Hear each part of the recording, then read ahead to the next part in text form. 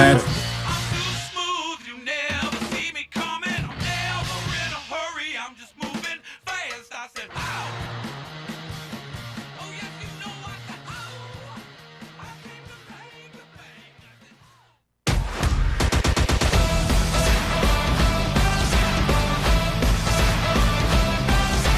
One, two, three, four, 10. 1, 2, 3. Test 1, 2, 3.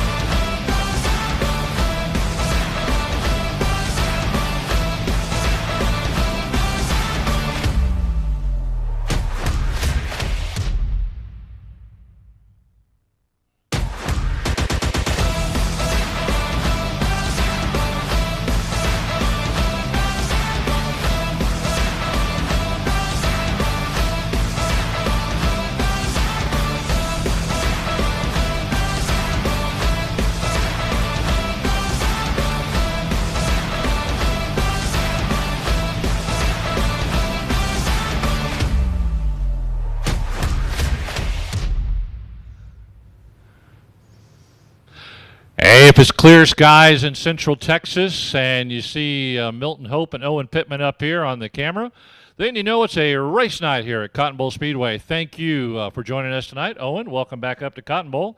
Yeah, glad to be here, Milton. Man, it's good to be at any racetrack in Texas after all the weather craziness that we had across this state. It has been terrible. I tell you what, racetrack's been raining out left and right. I know well. I've rained out a lot more than I've raced this year. You know, as a race promoter down there at Texana and Edna, this has been killing you. Just like Marianne, she's had the rainouts here as well. Got rained out last week. Yeah, pretty much every racetrack's had it this year. So we were lucky last year, and lucky in COVID. That don't sound right. But, yeah. We didn't rain out much. This year, we're getting paid back. It's funny, we got more races in during COVID than we did this year without COVID. But I tell you what, you are watching Race on Texas. You're watching it on Speed Pass. Thank you for dialing in tonight. If you know somebody who needs to watch this and can't make it out to the racetrack, Race on Texas and Speed Pass is the way to go. $39.99 a month gives you access to racetracks all across Texas, and you can watch them live and you can rewatch them during the month anytime you want. $39.99. Now, if you make Cotton Bowl Speedway your home track, half that money is going to come back to Cotton Bowl Speedway and help out in these unfortunate circumstances, just like what we talked about, these rainouts that affect Texana, Cotton Bowl Speedway, 37, the Rev that got rained out tonight. If you make that your home track, Cotton Bowl Speedway, half that money comes to the track, and it really helps on those rainouts, and that can pay dividends down the line.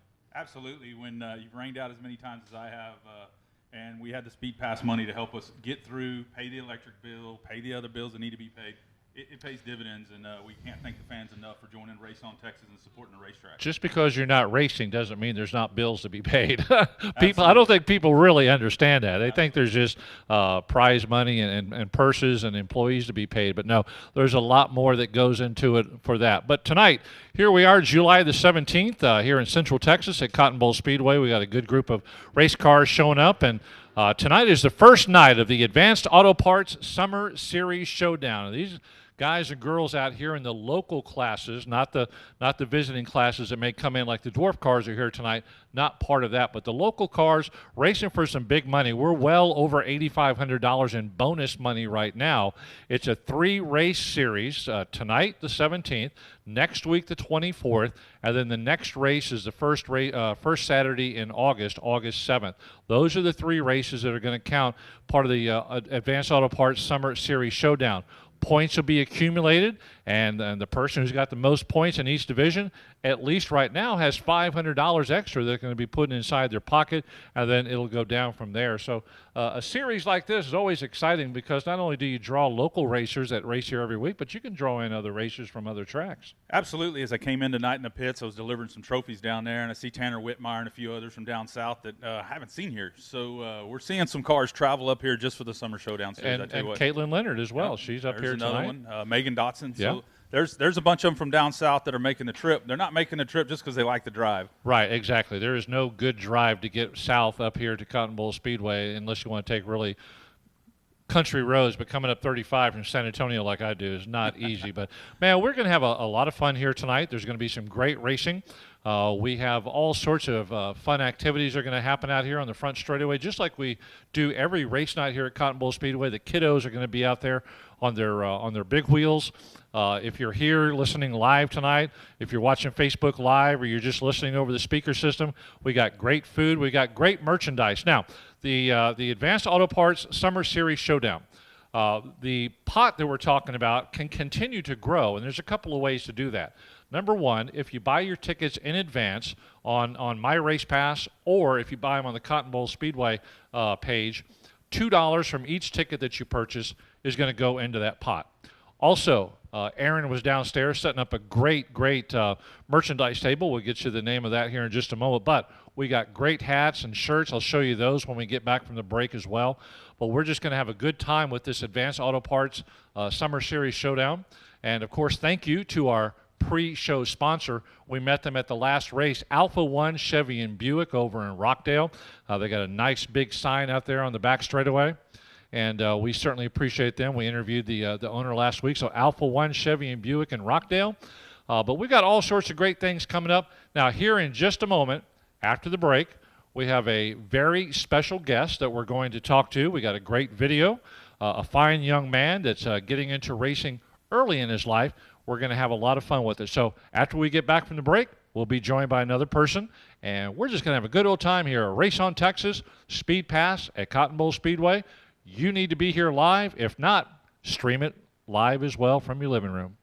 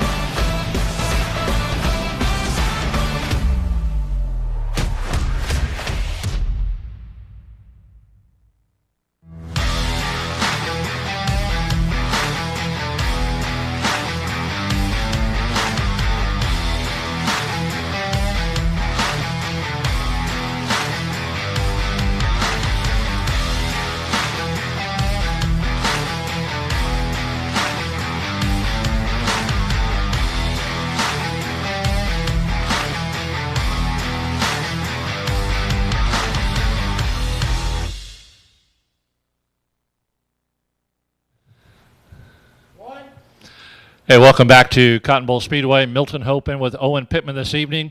We got the Advanced Auto Parts Summer Showdown Series. I was saying it backwards, and Owen wasn't going to correct me on camera, but that's okay. Advanced Auto Parts Summer Showdown Series. We're going to have a great time here tonight. But as you see right here, we've been joined by a young man, a young driver. He's already in his fire suit. He's going to be our Grand Marshal tonight. His name is Case James. His dad is Colt James. A lot of y'all may remember that name from racing around here. But before we talk to him, he's got a cool little video that we're going to take a look at. So roll the video, and we'll be back in just a moment to talk to Case James. Hey, I'm Case James, and I'm 9 years old, and I race quarter midgets. I started racing when I was 5 years old in Red Rookie.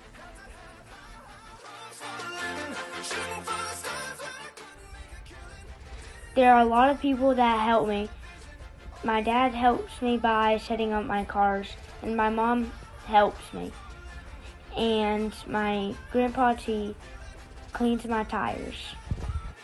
Some of my favorite tracks is Darlington, North Carolina, Texas, and Indy. Go make a legacy, manifest favorite thing about racing is winning and having fun.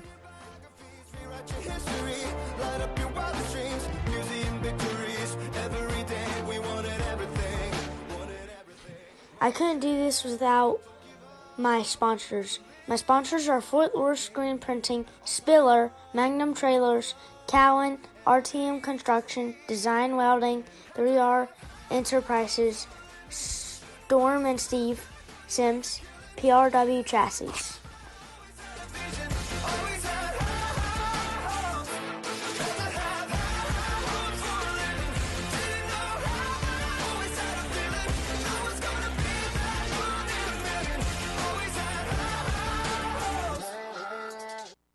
Yeah, welcome back to Race On Texas and Speed Pass. How about that video of Colt James? I knew I was going to do that. Case James, a fine young driver in his own right. And Case, tell me a little bit. How did you get into racing? What was it about racing that you liked? I saw my dad doing it, and I wanted to do it. You just wanted to do it. So Dad was really good. Are you going to be as good as your dad was? I hope. Good answer. Good answer. So you race in 4 different classes, 4 different divisions. What are those divisions? Light World Formula, Senior Honda, Senior AMO, and Light 160. All right. So out of 4 classes, 4 different divisions you race in, you have 4 different cars? Yes. Wow. Okay. So who spends time working on all that? That's a lot of work. Do you put in a lot of time on your cars during the week? Yeah, me and my dad work on them when we have time. Awesome. Well, certainly. And with school, I mean, you've got school, you've got homework. How much time do you actually get to work on the car? You get to practice, you get to race? Well, we really practice on the weekends when my dad's off. And I really only have like a few hours to work on the cars with my dad. So when you're not racing, what else do you do? Do you do what other sports are you involved in, if any? I don't do any other sports. I like to play outside and all that stuff. Do you play? I'm going to go old school. Do you play Army with your buddies? No. Told you no. What do you play? I play soccer at home, basketball, and baseball. Where do you live right now? I live in North Carolina. All right. So do you have any stats that you know of off the top of your head? I know I'm putting you on the spot there. Like how many wins do you think you've had so far in your career? Maybe like 50 or 80. Wow, that's a lot of wins. That's a wide spread right there. 50, 80. 50, 80. Who's close. counting? Yeah, so what's your favorite win? One of those has to stand out to you after all these wins. That's a lot of wins. And racing in 4 classes, I can see you can get a lot of wins. So what's your favorite win of all time? Texas. Texas as in Texas Motor Speedway, just up the road in Fort Worth? Yeah. All right. What was special about that race? That IndyCar was racing there that weekend. Okay, IndyCar was there the same weekend. Now, at your home track, you and I and Owen were talking earlier, and you said you have about 80 cars or so show up at your home track. When you are in the pits, do people come and talk to you? Are you famous? Do they come up and say, "Hey, Case James, can I have your autograph?" No, not that. Only sometimes. And how does that make you feel? Makes me feel happy. Awesome. So what's your plan? What do you have a plan? I'm sure your dad, he raced a lot. So y'all have a plan. Where are you headed in life with racing? Where's your end goal? I'm going to try to go to Pro Trucks and then go to Super Late Models. Super Late Models, very nice. Did what's your favorite? Pro Trucks? Pro Trucks. Then the Super yeah, Late Models. That's it. Make the jump. Go What about for these it. cars right behind you? You see these cars roaring around the track? You thought about that? I thought about it a little. Have you done any dirt track racing? No, not that much. I got you. So no dirt track racing. So Pro Truck, Super Late Models make sense on the asphalt. What's your favorite asphalt track close to home that y'all go watch at? Hickory. All right, Hickory. Nice. Very cool track. If you could race any place in the country right now, if you had to pick a spot and say, I want to race there, what do you have on your list of where you would like to race? I would like to go to Hickory first and run there. And what driver, who's your favorite? Who would you really like to meet as a driver? Bubba Pollard. Very good. Bubba Pollard, very good. Super late model ride. Yeah, super. We've had a great video with Case James, and Case is going to be our grand marshal tonight. I think you're going to be throwing some flags out there. Don't try to steal a car and try to drive it, but we'll get you out there as our grand marshal and stuff. But Case, thank you for joining us here on Race on Texas today and Speed Pass. And one final question. If you had to give some advice to boys and girls your age that would like to get into racing, what's one little piece of simple advice you would give them? Practice a lot and never give up. And find somebody with money, right? Okay. Well, Case, thank you very much for being here today. And, hey, it's not everybody can have Colt James as their dad. I mean, I was talking Colt James' name years ago at San Antonio Speedway. So, Case, you've got that fine lineage. Thank you for being here tonight. And I hope you guys enjoyed the video and the interview of 9-year-old Case James. But, hey, we're going to be back in a few moments. We got some other things to talk about right after this break. We'll see you on Speed Pass.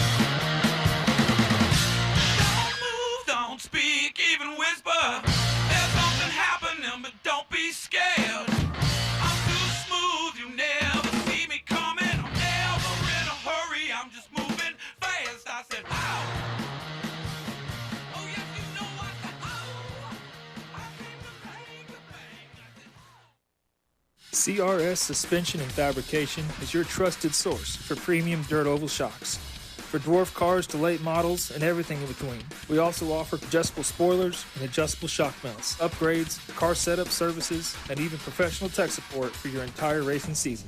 You either run CRS shocks or you get outran by them. Call us today, 254-933-CRS1.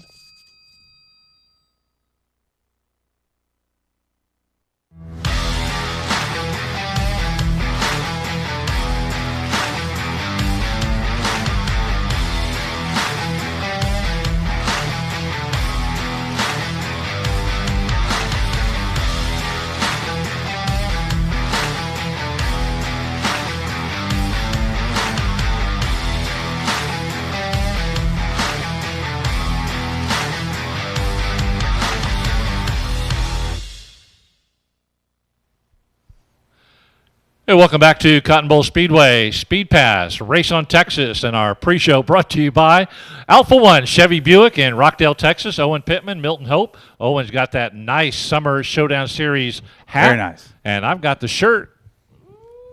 Look at that. Look at the back of that right there. And you can only get it right now if you're here at the track tonight because BFF merch will be open tomorrow night, you said?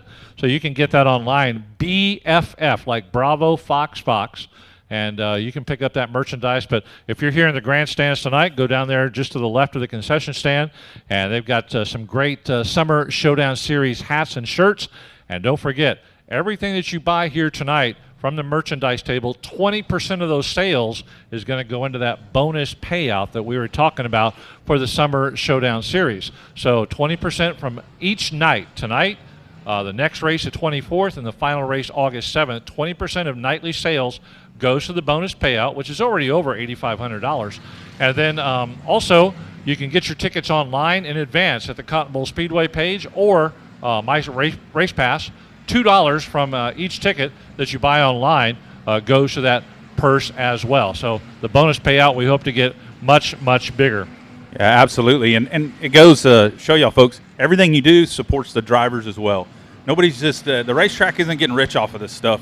They're putting money right to the drivers. So buy you something nice, get you something nice, and support your drivers. Yeah, most certainly. I mean, this is not about taking home money in people's back pockets. This is all for the drivers, and It's going to be a real They're going big. to take some money home. Yeah, they are. They're going to take some money home. The winner of the 3-race series and the winner of once they tabulate all the points from where they finish each night, that winner is going to get $500 in each of our classes, of our local classes here at the racetrack, not a visiting class. But man, it is just going to be it's going to be all sorts of excitement over these next 3 races.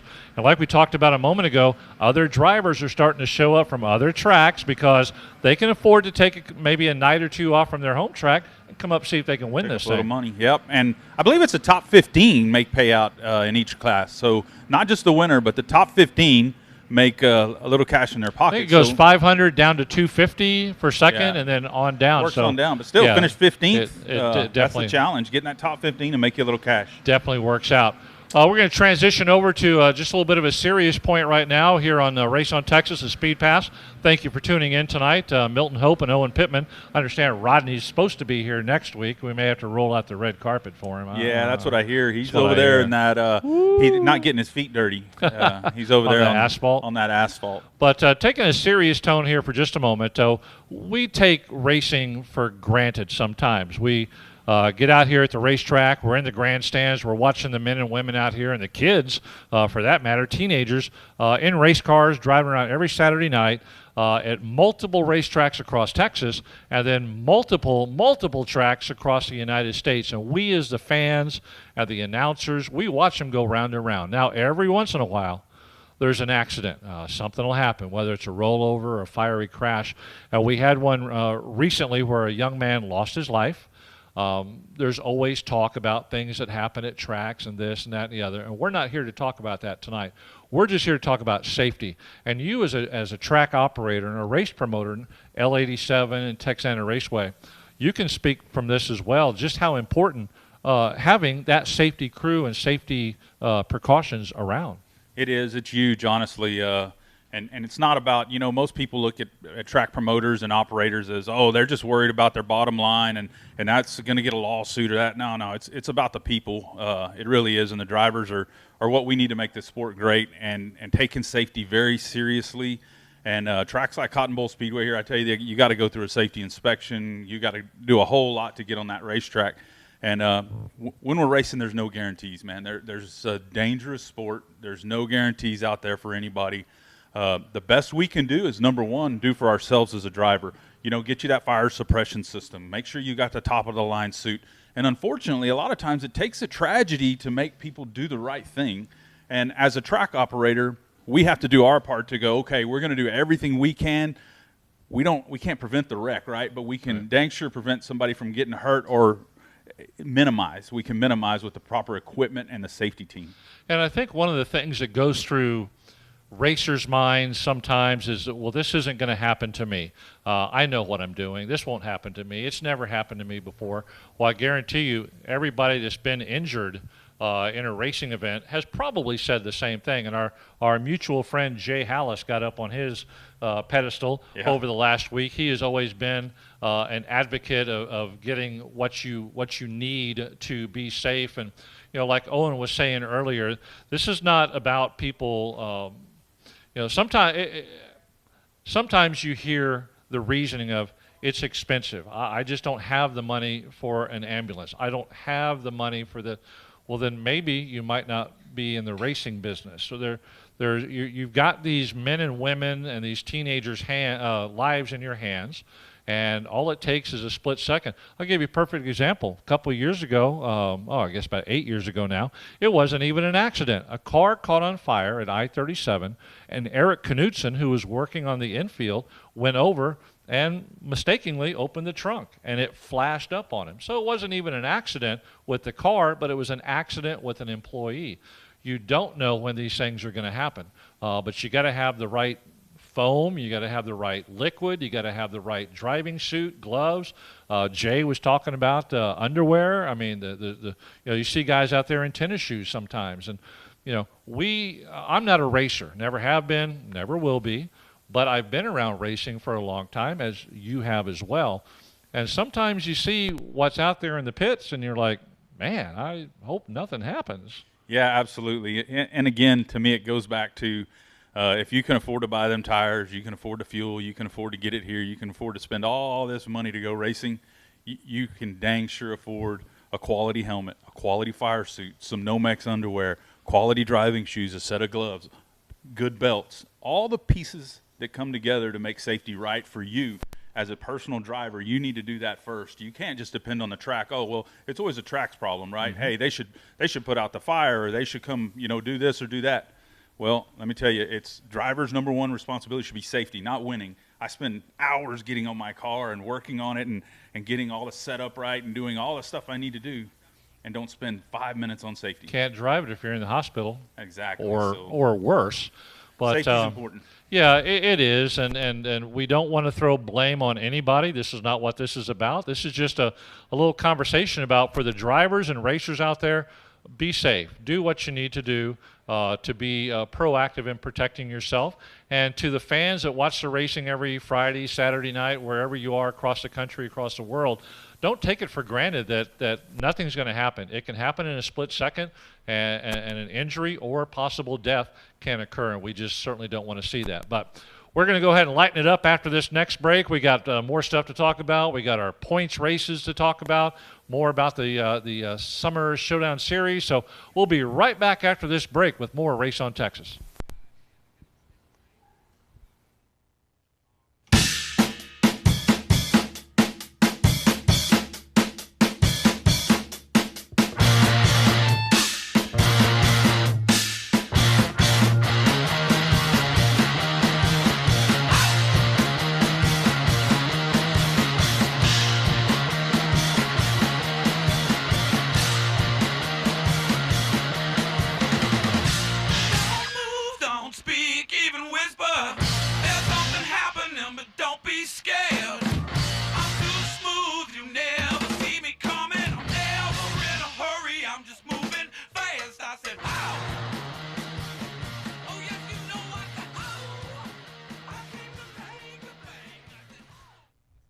CRS Suspension and Fabrication is your trusted source for premium dirt oval shocks. For dwarf cars to late models and everything in between. We also offer adjustable spoilers and adjustable shock mounts, upgrades, car setup services, and even professional tech support for your entire racing season. You either run CRS shocks or you get outran by them. Call us today, 254-933-CRS1.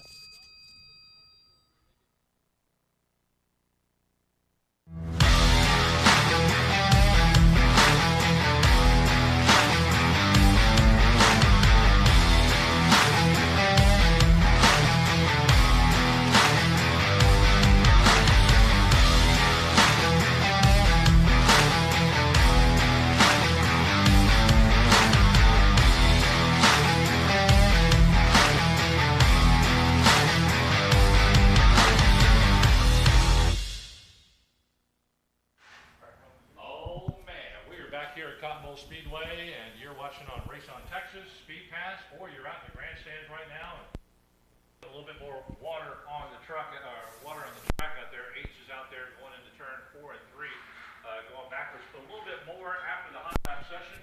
But we got the Summer Showdown Series, the Advanced Auto Parts Summer Showdown Series, and a lot of work behind the scenes has gone into this because we're getting a lot of money into the bonus bucket here to pay out to these drivers who are participating July 17th, which is tonight, July 20th, which is next week's race. And then our mic on. Oh, I thought it was. Milton. What? What How are do you you operate doing? this? I don't know. What are you doing? I thought you were a professional. Aaron, sit down here, man. Hey, Cotton Bowl Speedway, Race on Texas, Speed Pass. We caught back up real quick. H is putting some water out there on the track, and I guess during the hot laps it wasn't looking pretty good out there, so they're putting more water out there. But the Advanced Auto Parts Summer Showdown Series tonight, July 17th, next week, July 24th, and the third race of the series, August the 7th. And the man behind the scenes trying to put a lot of this stuff together right now, Aaron Brungot. And Aaron, you've been working pretty hard on this thing. I think it's good work, though. I cannot I cannot thank the sponsors for saying, "Hey, racing's here."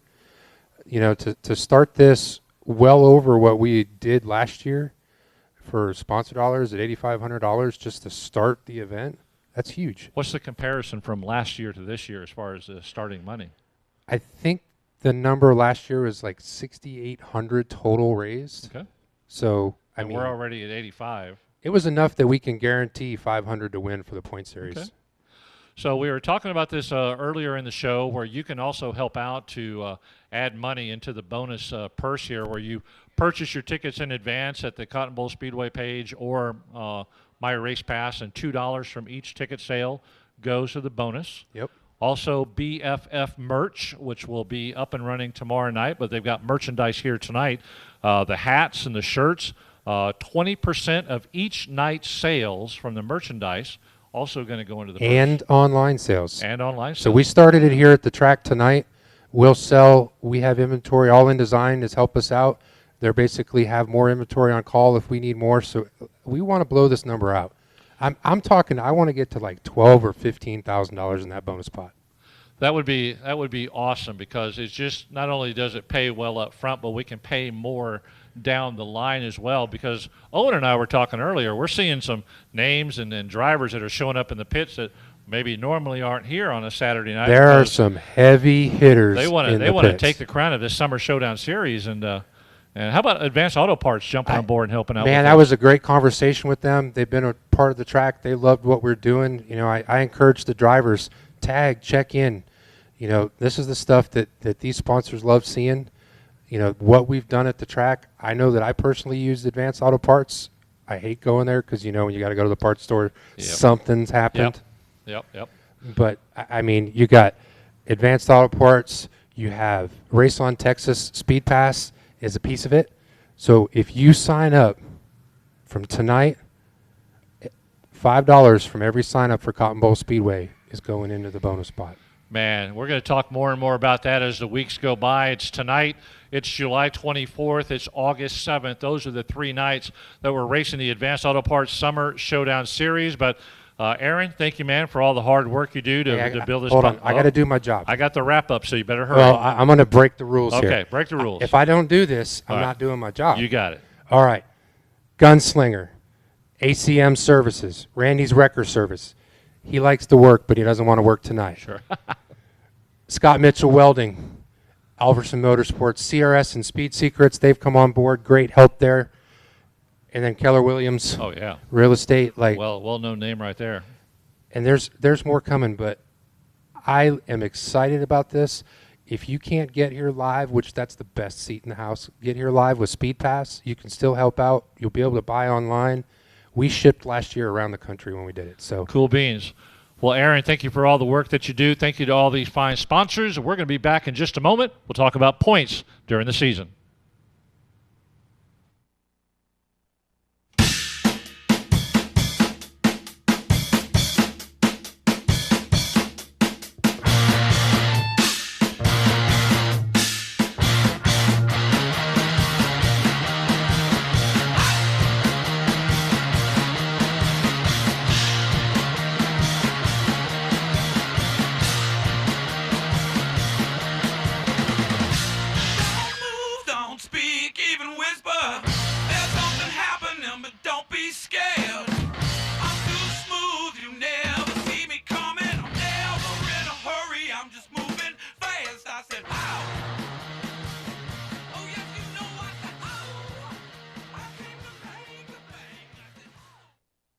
CRS Suspension and Fabrication is your trusted source for premium dirt oval shocks. For dwarf cars to late models and everything in between. We also offer adjustable spoilers and adjustable shock mounts, upgrades, car setup services, and even professional tech support for your entire racing season. You either run CRS shocks or you get outran by them. Call us today, 254-933-CRS1. All right, we're back on Race on Texas Speed Pass here at Cotton Bowl Speedway. It's a beautiful night here in Central Texas. H, come here. H, don't run away. Come here real quick. Come here. We got time to kill.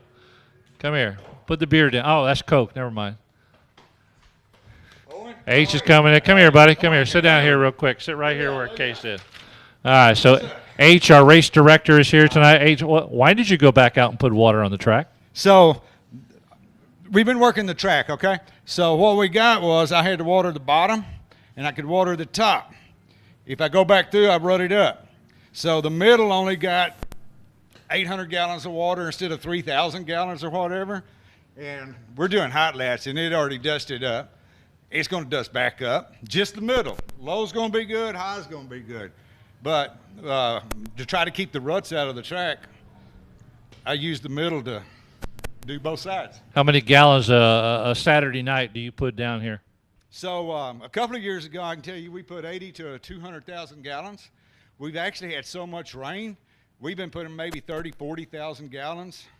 I probably put 15 loads, but the trick is I'm only putting 700 gallons in a 2,000 gallon truck trying to keep the ruts out of the track. So I probably don't have maybe 10,000 gallons, maybe not even that on the track because of so much rain. Yeah, Mother Nature's really screwed things up during this racing season, but it does help a little bit by saving on the water. It does. It does. Except in a situation like this, if I take the truck anywhere except the middle, I rut up the track. And the drivers really taught me, go straight. And you know that as far as don't wiggle that water truck because your ruts, at least if they're straight down the straightaway, we can keep our car straight. And not only is H up here driving the truck around and watering the track, but he's also the race director here. So sometimes when you hear us announcing the race and all of a sudden you hear a third voice, it's rather loud yelling at the drivers. It's H. It's H over our shoulder. H, thank you, man, for joining us. Go do what you need to do. Appreciate you, buddy. Hey, Milton, I don't know if you caught that, but it sounded real good to me when he says, hey, the bottom's really good and the top's really good. That means we got at least 2 grooves of racing tonight. At least. You know, what you didn't want to hear was, well, the top is dry, so everything's going to be around the bottom, boring, follow the leader. We got 2 grooves coming in here tonight. We're going to have a hell of a racetrack. And H is the old asphalt guy. He's still trying to figure out getting used to this dirt track thing, and he's really done a great job, and he's had a lot of help out here with Robert Stewart and Cody and just a whole bunch of other folks putting things on behind the scenes here to make it a great race night. Okay, right now let's go to the points, and we'll get our brand new graphics up on the TV screen, and let's start with the street stocks. And taking a look at the top 3 in street stocks, first place, number 9, Tommy Gurrell with 223 points. 75, Todd Roberts McAvoy at 220. And third place, 05 of Daniel Gaudette at 191 points. Let's move over to the Gunslinger factory stocks. Got Tim Homeyer sitting in first place. He's a mighty fine driver. He's been at your place sometimes. 8-star. He's at 234 points. Steve Sims second at 221. And Don Cron right behind him at 220. So we got a really good battle going for second and third right now. Moving over, Design Welding Sport Compacts. Boyfriend, girlfriend racing in this one. They are the top 2. The 29K, Dylan Kowalik at 222 points, closely followed by his young girlfriend, 14T, Taylor Stewart at 213, and then a rookie driver, number 57, Jake Hall at 210. So we got a pretty good battle going right there. Moving down to the Magnum IMCA Modifieds. Not surprised here. I wasn't sure after the showing that Chris Morris had at our last race if it was going to be a tie or he would jump over Derek Scott Jr. So it's a tie right now. Tied at first, 01 Derek Scott Jr., 94 Chris Morris at 227, and then further back in third, the 163 of Hardy Henderson. So Derek Scott Jr. and Chris Morris, quite the battle here. Moving to the IMCA Southern Sport Modifieds. 717, first place, G.W. Egbert at 231 points. James Hanish, a very familiar name, at 224 in second. And at 209 points, Joe Maple. He's in third at 231 points. And then our last class, the Browning IMCA Stock Cars. Another Egbert pulling away with this one, first place. Number 70, George Egbert III. He's at 235. Then we got a pretty close race here for second and third. 29, Marcus Harcrow, currently sitting in second at 219. And in third place, Jason Batt, driving the 9 IMCA stock car at 217. Now, even though those were the top 3, Owen, we've got some pretty close races in some of the classes for third, fourth, and fifth. But these top 3 here, let me pull this back up again. We're both familiar. Tim Homeyer doing a great job. Anywhere he goes. Tough. And then Dylan Kowalik and Taylor Stewart, the boyfriend, girlfriend, the lovebirds out there. They were told not to make any contact with each other Makes sense. out on the racetrack. They're young. But the one, though, Derek Scott Jr. and Chris Morris, they are tied for first in the Magnum IMCA Modifieds. Now, last race, a couple of weeks ago, Derek Scott Jr. had the lead because Chris Morris had an off night the week prior to that, and they just flip-flopped first and second. Then last race, Chris Morris had a great outing, and Derek Scott was okay, but it pulled Chris back up to the tie. So we have got That's a great race. that's going to be some great racing, especially going into tonight with the Summer Showdown Series, but with the points lead at stake as well. Absolutely. Those two are great competitors. It's going to be great to watch that all evening. I'll tell you what, Milton, I was just going over what we have so far. Right now there's 107 entries here. Oh, okay. I'll take it. And there's only shown as one stock car, so I know that's not correct. Yeah. We usually average 15, 16, so I expect that number to climb rapidly. yeah. We're at 34 Gunslinger factory stocks tonight, Man. so we're running B mains. We're deep in it tonight with the factory stocks. Dwarf cars, always great here. 21 of them tonight. 21 already signed in, and then 23 Southern Sport mods. So lots of cars. This is going to be some great action here, Cotton Bowl Speedway tonight. Okay, here's my advice for the drivers who may be watching. I'm going to get home at about 3 o'clock in the morning. Then I'm going to Utah and Las Vegas. So we need some good, clean racing tonight because I need an early start for Utah tomorrow because I'm going to go play golf. That's exactly what I'm going to do. But, hey, you're talking about 107 cars, and we've got some great classes, some great drivers. I'm looking forward to some great racing out here. This is going to be Absolutely. side by side. I hope you didn't jinx us because in Memorial I Day, know it. right around there, you came to my track at Texana and you announced, you I told was me I want to leaving get out for and go play Arkansas. golf. I know it. And you know what we did? We raced till 1 in the morning as it rained right before the show started. We just had a giant mess. Thanks a lot. And here you go again. That night we raced until 2 and I left, and then you raced I had to till finish like it out 5 in the myself. morning. I wasn't quite that late, But look, I let you off the hook. look at this Central Beautiful Texas skies, man. yeah. We're ready to go tonight. We missed it last week here. We were all cranked up and ready to get that Summer Showdown Series underway. But we'll do it tonight. Mother Nature's going to be kind to us this week.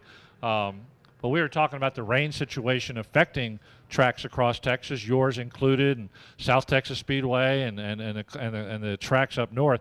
And this is where Race on Texas, the Speed Pass helps out. You'll hear us say it a lot, is if you make Cotton Bowl Speedway your home track and you pay that $39.99 a month, half that money's coming back, and it helps in those rainouts because it's not just the purse that they pay and concessions and stuff, but they got to pay electric bills and property bills and everything else that goes with this. So that money that you pay, $39.99, making Cotton Bowl Speedway your home track, that definitely pays out when half of it comes back to the track. Yeah, it's huge. Speed Pass is huge, and the other key to it is to know that you're not only going to help the track, and when it rains out, you don't get nothing for that. No, you got lots of other tracks to watch. So plenty of racing on Speed Pass every weekend. I watch it all the time. I watched it last night. Well, we've got Case James here today. We talked to him earlier in the pre-race show. Pre-race show, of course, brought to you by Alpha One Chevy and Buick in Rockdale, Texas. And we can't thank Alpha One Chevy and Buick out of Rockdale to help us out. So we're going to take a quick break. We'll be back with our final thoughts and get ready for some great racing at Cotton Bowl Speedway right after this break.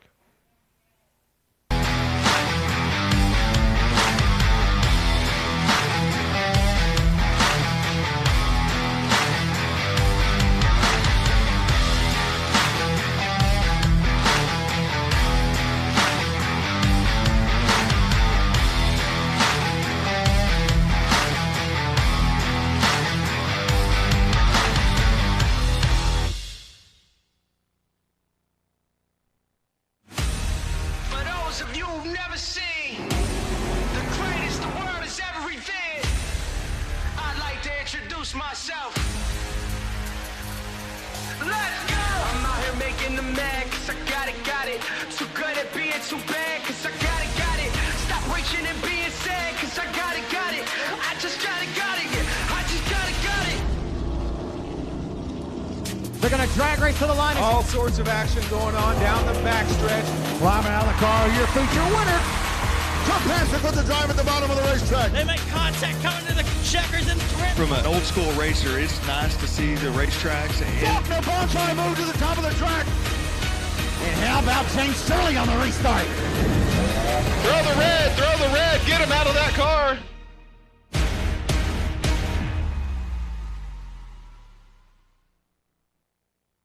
CRS Suspension and Fabrication is your trusted source for premium dirt oval shocks. For dwarf cars to late models and everything in between. We also offer adjustable spoilers and adjustable shock mounts, upgrades, car setup services, and even professional tech support for your entire racing season. You either run CRS shocks or you get outran by them. Call us today, 254-933-CRS1.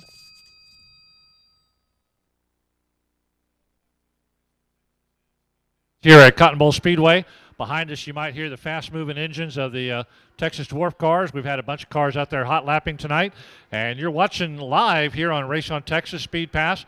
If you know somebody who really loves racing and they don't have Speed Pass, you need to email them or call them. If not tonight, for the next races coming up for the rest of the year. $39.99. They can catch races from all over Texas and rewatch them whenever they want. But we were talking about numbers of cars that we have already. Give us an update, Owen, on what we got right now. 116 and climbing. So 144 is the record here for Cotton Bowl Speedway, 144 cars. We're at 116 and climbing. They haven't keyed in all of the drivers yet into my race pass. So as that continues to climb, we could see the record broken possibly tonight. And I wouldn't doubt it for the Summer Showdown Series. What a great time. Yeah, that's going to be great. And you know what? Even if we don't break it tonight, with the great talk that we've had about this, Race 2 and Race 3 on July 24th and August 7th, more and more people will come in. But if we're at 116 and they're still keying them in right now, we're going to be real close to that 144 tonight. That's going to be great, and lots of cars, lots of action, B-mains. We're talking a really good start to the Summer Showdown Series. This is going to be a lot of fun. Thank you to the Advanced Auto Parts folks for jumping on and being the main sponsor of the Advanced Auto Parts Summer Showdown Series. Man, we can't thank you enough, and all the other sponsors that have jumped on. We've talked about points. We've got some great points battle going on. We also met a fine young man, a 9-year-old, Case James, a quarter midget driver. He's raced all over raced all over the country, and his favorite one was Texas Motor Speedway because the Indy cars were there, and he wants to go to the trucks and the super late models. And well, we talked to H about watering the track. We talked about points. So I tell you what, man, we are chock full of information. We're ready for some great racing action tonight. Rumor has it that some guy named Rodney Rodriguez is going to be here next week while I'm on vacation. He'll be in here. Joe Spillman. Joe Spillman. I'm not sure. We'll have to get the step stool back up for Joe. I'm not sure who's here next week. Out race directing, flagging at 37 tonight. I think he is tonight. But we want to thank you guys for tuning into the pre-race show tonight, brought to you by Alpha One Chevy and Buick over in Rockdale. We appreciate you if you can't be here live. Thank you for watching online. We're going to go to some final commercials. You'll see us live calling some races coming up next on Race on Texas. It started as a dream in the backyard of Charles and Vanjie McLemore. 45 years later, Magnum Trailers is a premier builder of custom trailers and authorized dealer of industry-leading brands. From gooseneck flatbeds to dump, tilt, and utility trailers, car haulers, cargo trailers, and watercraft trailers, you won't find a better selection. We build the best and repair the rest. And because we're in Texas Hill Country, come see us for deer blinds, deer feeders, and barbecues too.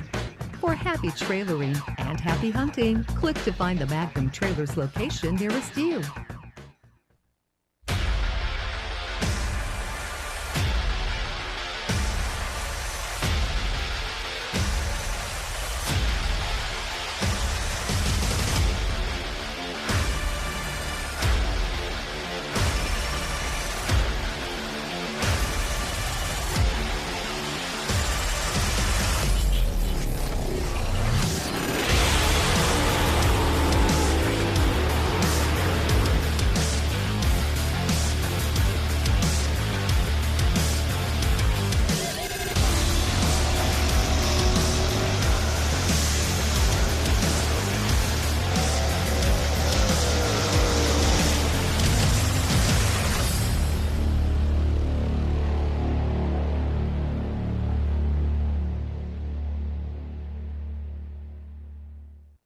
Moments meant to be remembered are the perfect time for that perfect gift. And Craig's Jewelry in Bastrop is the destination for commemorating the most special times in our lives. From watches, rings, pendants, and charms, to to bracelets, earrings, and personalized gifts. As always, we offer fast in-house engraving to add that personal touch to any special gift. Mark your most precious moments with Craig's Jewelry in Bastrop, and let us help you and your family celebrate those special times. Wheel to wheel, battle for the race lead. New race lead down the back stretch. Here comes Jamie Perfect.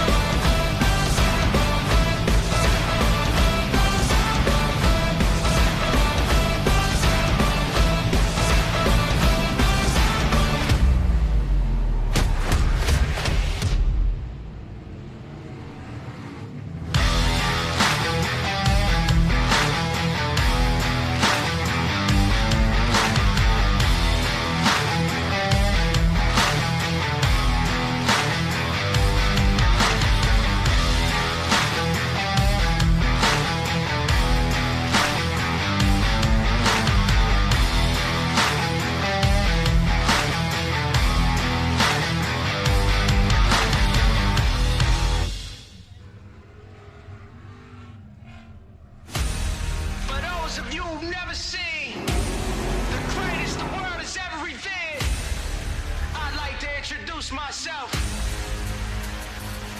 Let's go! I'm out here making them mad, cause I got it. Too good at being too bad, cause I got it. Stop reaching and being sad, cause I got it. I just got it, yeah. I just got it. They're going to drag race to the line. All sorts of action going on down the backstretch. Climbing out of the car, your feature winner. Tough pass to put the drive at the bottom of the racetrack. They make contact coming to the checkers and thread. From an old school racer, it's nice to see the racetracks. Faulkner Ball trying to move to the top of the track. And how about James Shirley on the restart? Throw the red, get him out of that car.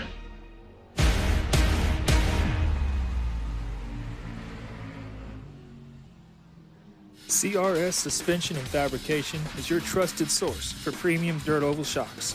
For dwarf cars to late models and everything in between. We also offer adjustable spoilers and adjustable shock mounts, upgrades, car setup services, and even professional tech support for your entire racing season.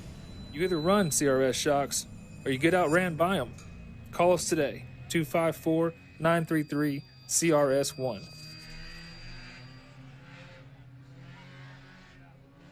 It started as a dream in the backyard of Charles and Vanjie McLemore.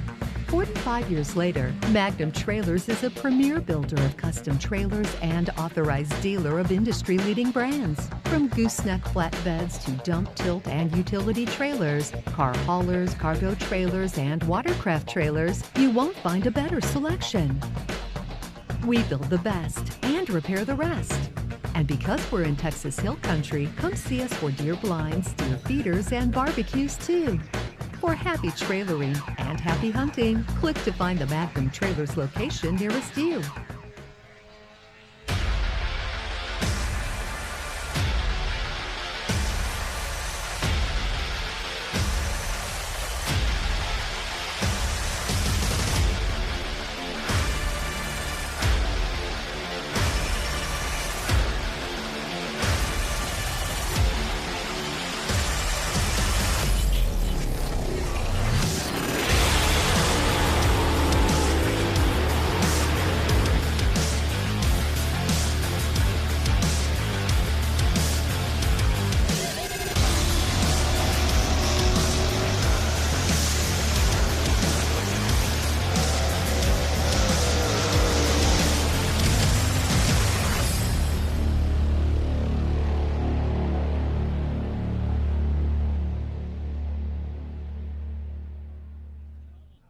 Moments meant to be remembered are the perfect time for that perfect gift. And Craig's Jewelry in Bastrop is the destination for commemorating the most special times in our lives. From watches, rings, pendants, and charms, to bracelets, earrings, and personalized gifts. As always, we offer fast in-house engraving to add that personal touch to any special gift. Mark your most precious moments with Craig's Jewelry in Bastrop and let us help you and your family celebrate those special times. Wheel to wheel, battle for the race lead. New race lead down the backstretch. Here comes Training Perfect.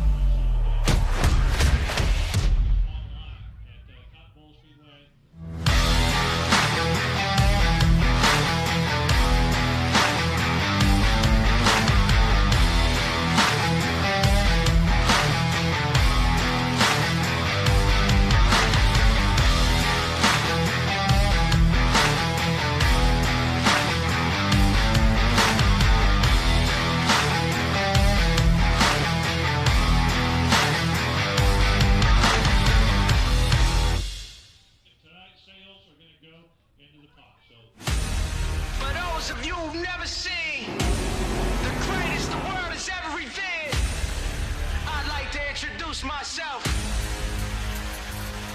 Let's go! I'm out here making them mad, cause I got it. Too good at being too bad, cause I got it. Stop reaching and being sad, cause I got it. I just got it, yeah. I just got it. They're going to drag race to the line. All sorts of action going on down the backstretch. Climbing out of the car, your feature winner. Took past it with the drive at the bottom of the racetrack. They make contact coming to the checkers and the twin. From an old school racer, it's nice to see the racetracks. Faulkner Bonchai move to the top of the track. And how about James Shirley on the restart? Throw the red, get him out of that car.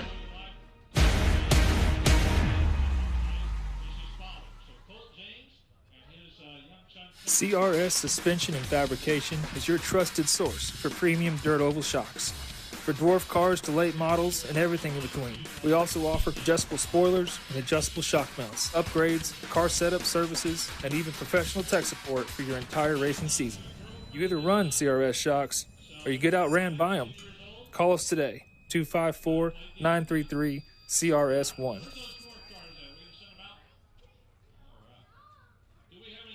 It started as a dream in the backyard of Charles and Vanjie McLemore. 45 years later, Magnum Trailers is a premier builder of custom trailers and authorized dealer of industry-leading brands. From gooseneck flatbeds to dump, tilt, and utility trailers, car haulers, cargo trailers, and watercraft trailers, you won't find a better selection. We build the best and repair the rest. And because we're in Texas Hill Country, come see us for deer blinds, deer feeders, and barbecues too. For happy trailering and happy hunting, click to find the Magnum Trailers location nearest you.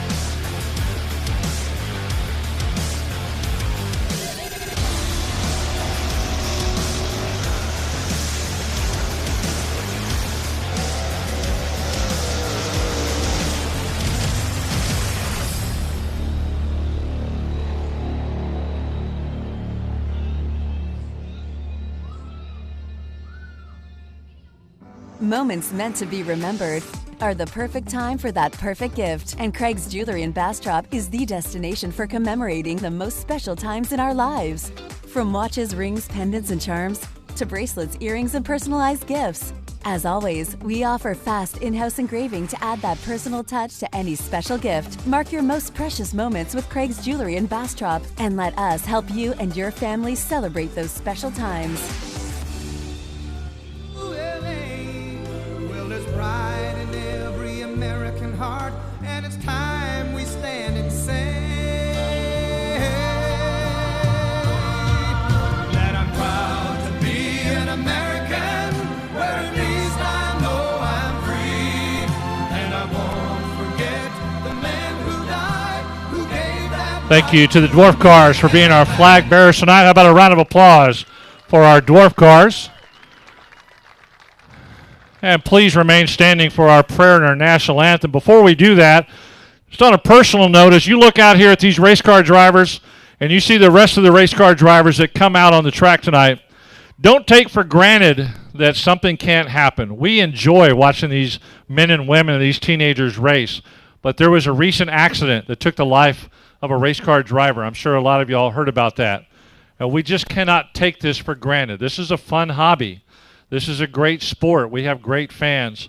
But let's not forget that these are automobiles and these are humans inside those cars. And we just want to be very, very thankful for all the safety precautions that they take. Our kind and gracious Heavenly Father, we thank you for this gathering today here in Central Texas. Thank you for the beautiful weather.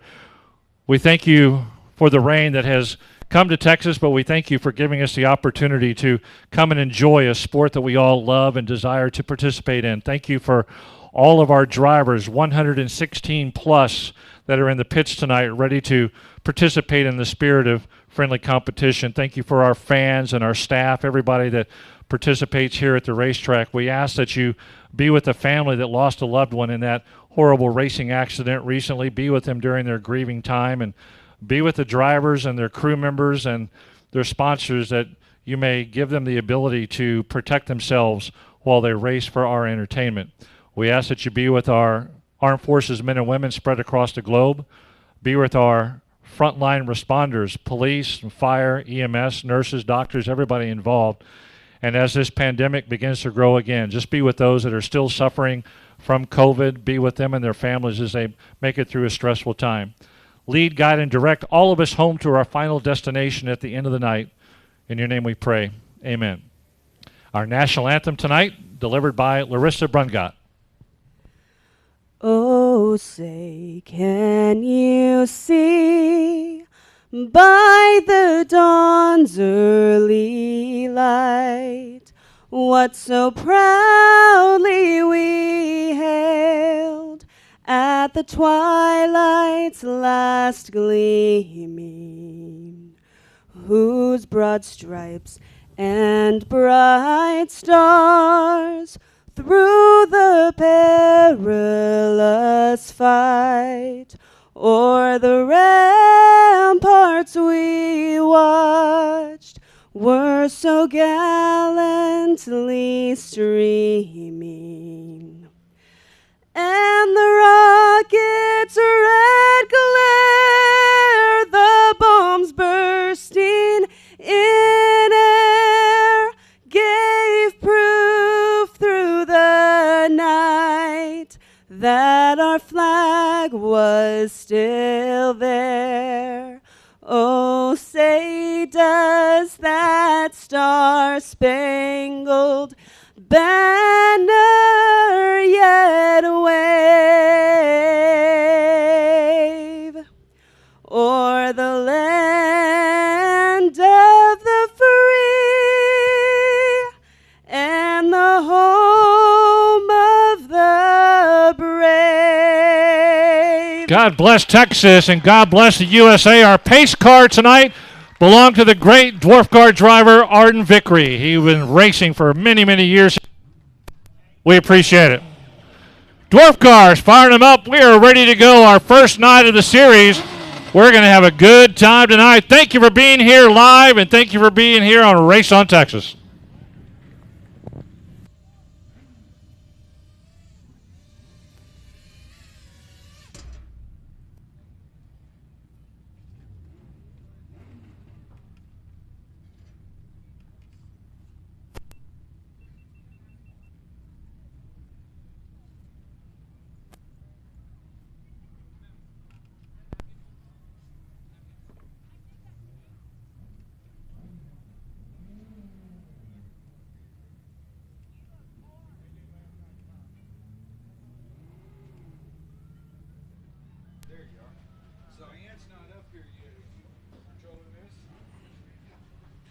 All right, 129 entries so far, folks. The number continues to climb as we're trying to get all the cars in My Race Pass so we can get all the lineups done.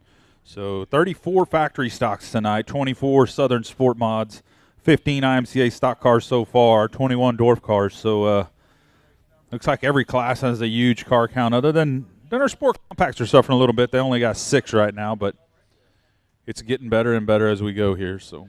Yeah, just a little bit of a late start tonight as the track needed some more water during the hot laps. Threw up some dust there, so we threw some more water out there to make it a good racing condition. So just running a little late as we try to get the best racing service possible. Yeah, absolutely. I tell you what, as H explained earlier in the interview, it was a little dusty through the center because as he got so much rain, so much deep moisture. The water truck tends to rut the track up, and we don't want ruts. We want smooth racing service, and that's what he's worked hard on. So, but he got a lot of moisture up top, a lot of moisture on the bottom. You know what that means, right? We're going to have 2 grooves of racing around the top and the bottom. The middle might be a little tricky, so should be good.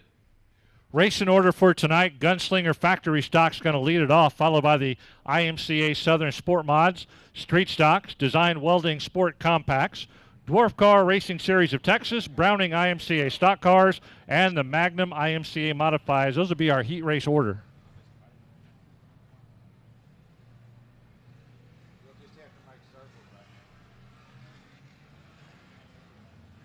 All right, got some drivers already on the track here.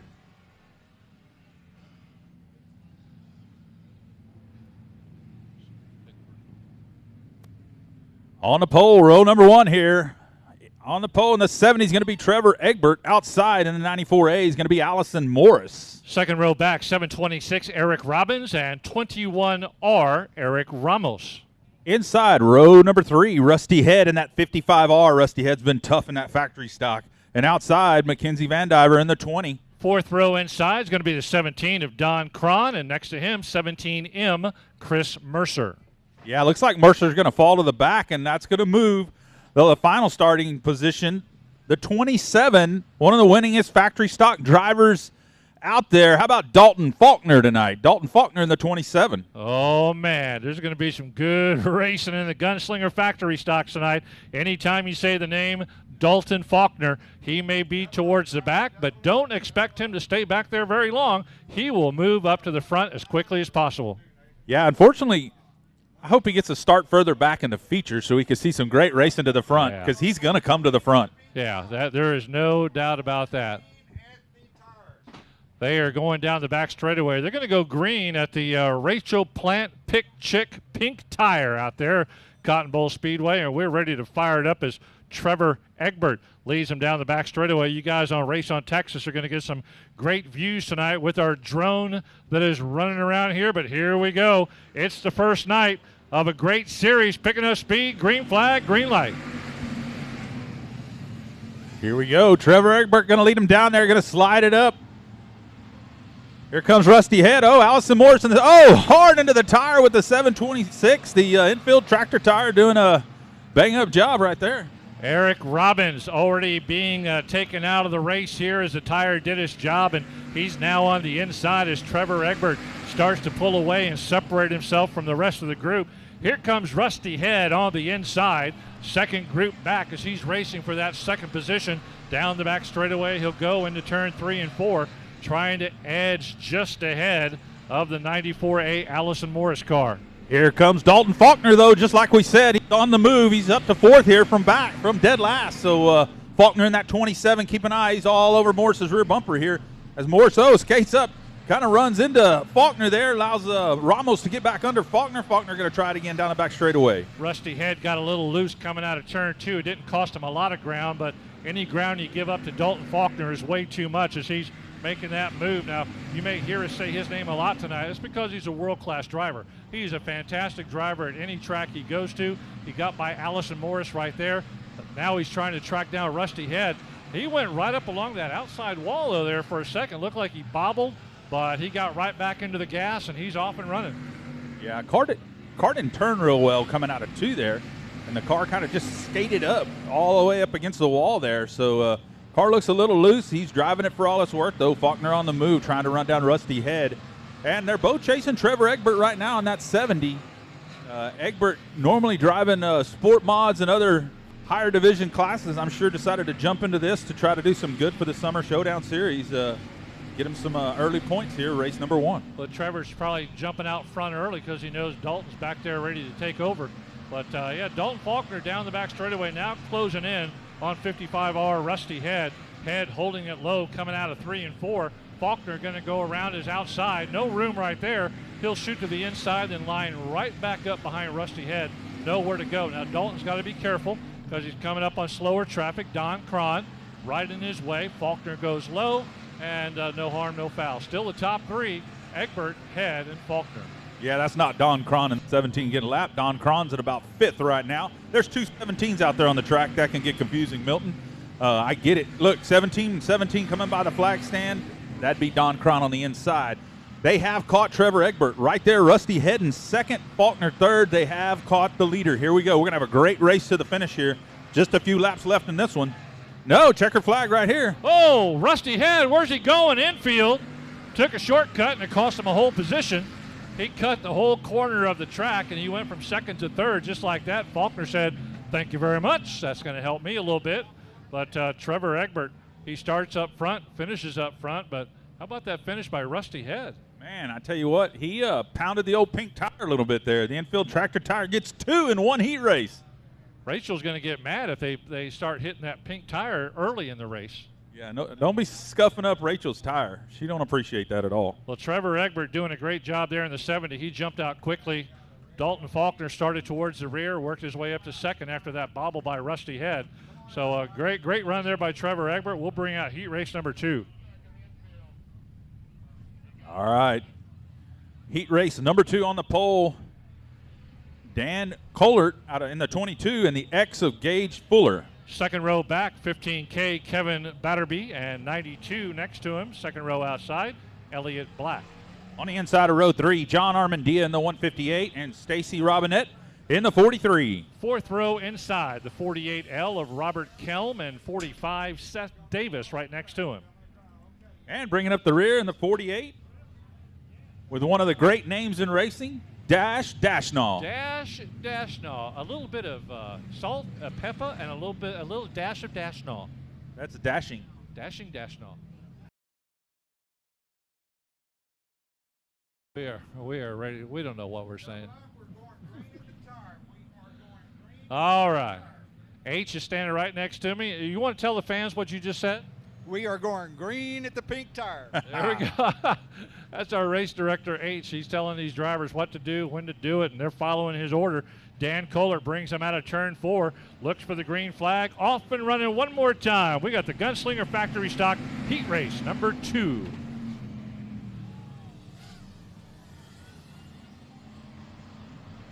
Coming out of turn 2, we got the X car, Gage Fuller, already jumping out to the lead as he goes by the 15K of Kevin Batterby. Mixing up positions already early in the race, first time by.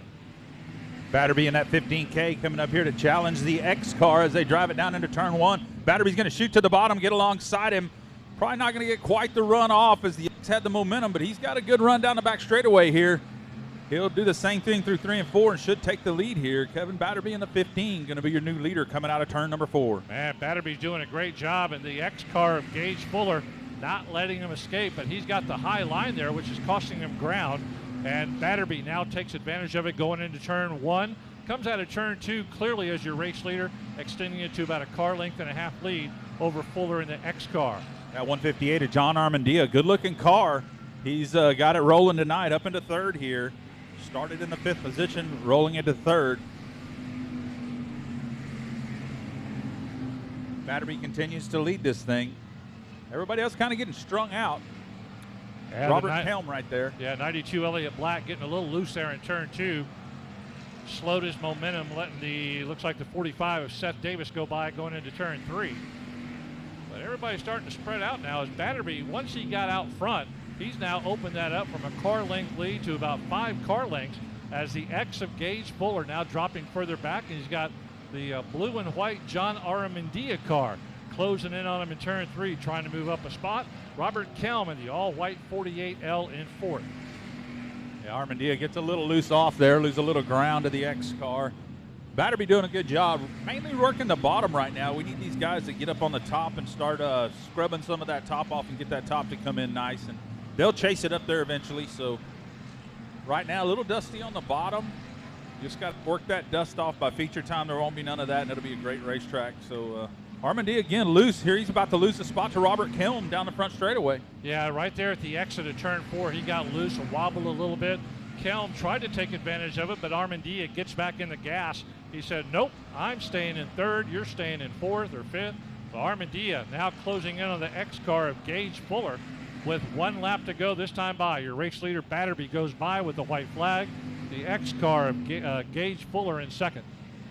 Yeah, white flag, 1 lap left here. Just a walk in the park for Batterby.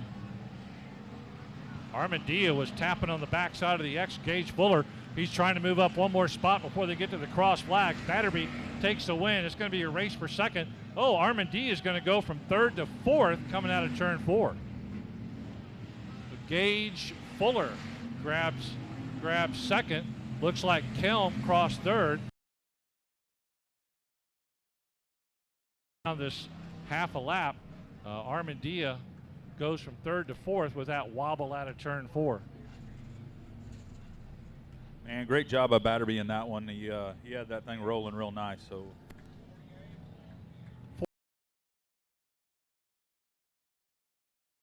Cotton Bowl Speedway tonight. Certainly look forward to having a grand time tonight here as we've got over 100. Man, we are excited about tonight's events. Heat race number 3 for our Gunslinger Factory stocks. On the pole, the 33M Mason Doherty. And outside in that 8-star, your current points leader, going to be Tim Homeyer. 2nd row inside, 133 Megan Dotson, and next to her, 41 Dylan Elasco. The 33K on the inside of row number 3 is Shelby Black. Outside in the 33 is going to be Kurt Ellis. We got 2 33s on that one there, Milton. Great. And the 27T back row inside, Curtis Twardeski, and 24 Brady Ricks. Yeah, so good group here for the Gunslinger Factory Stock Heat Race number 3. Keep an eye on that 41, starting behind Homeyer, Dylan Elasco. Elasco is always tough. That is a car built by Dalton Faulkner, so they are teammates, Faulkner and the 27 and the 41 of Elasco, so they travel everywhere together. So see if he can keep on the bumper of Tim Homeyer here. Let's see what we got. Lights are out around the track, roaring out of turn 4. Mason Doherty leads them to the flag stand, and you folks on Race on Texas getting a great view from our drone tonight, going into turn 1 and 2, staying right behind that group of cars as they exit into the back straightaway. What a great shot. Thank you to our drone footage on Race on Texas. Yeah, Homeyer taking the early lead as expected. Your points leader, he's always tough at Cotton Bowl Speedway. We got Brady Ricks working the infield line, doing the old agricultural version. That never works real well if you're down there in the grass, but some problems for Brady Ricks there in that 24 car. Down the back, Homeyer.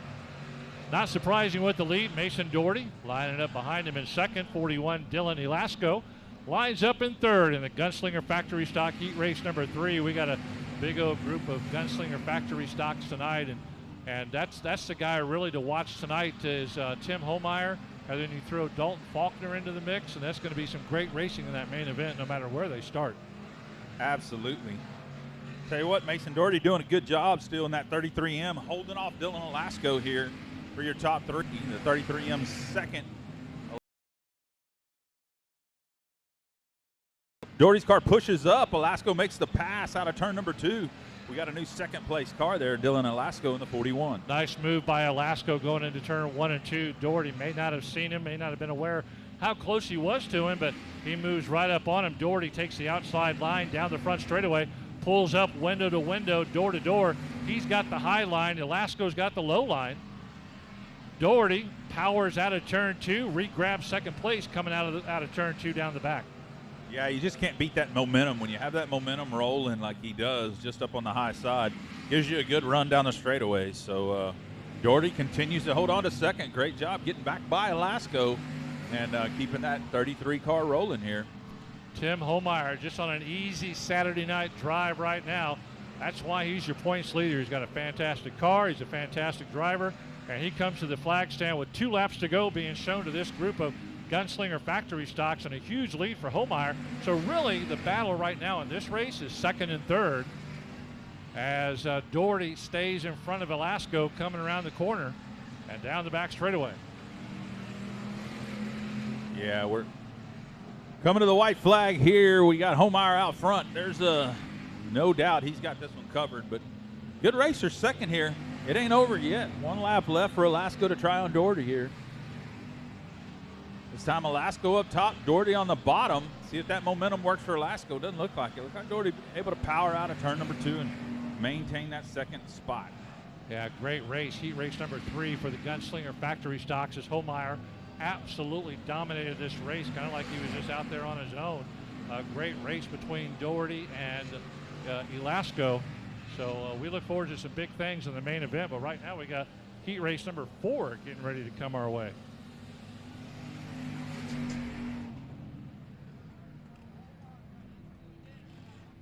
Man, thank you for being here tonight, and man, we're going to have some great racing action. Be sure to head downstairs and pick up some great merchandise to support our Showdown series. It's going to be great. 20% of all sales at the merchandise booth tonight is going to go into the bonus pot. So looking forward to a big, big pot to be paid out later on.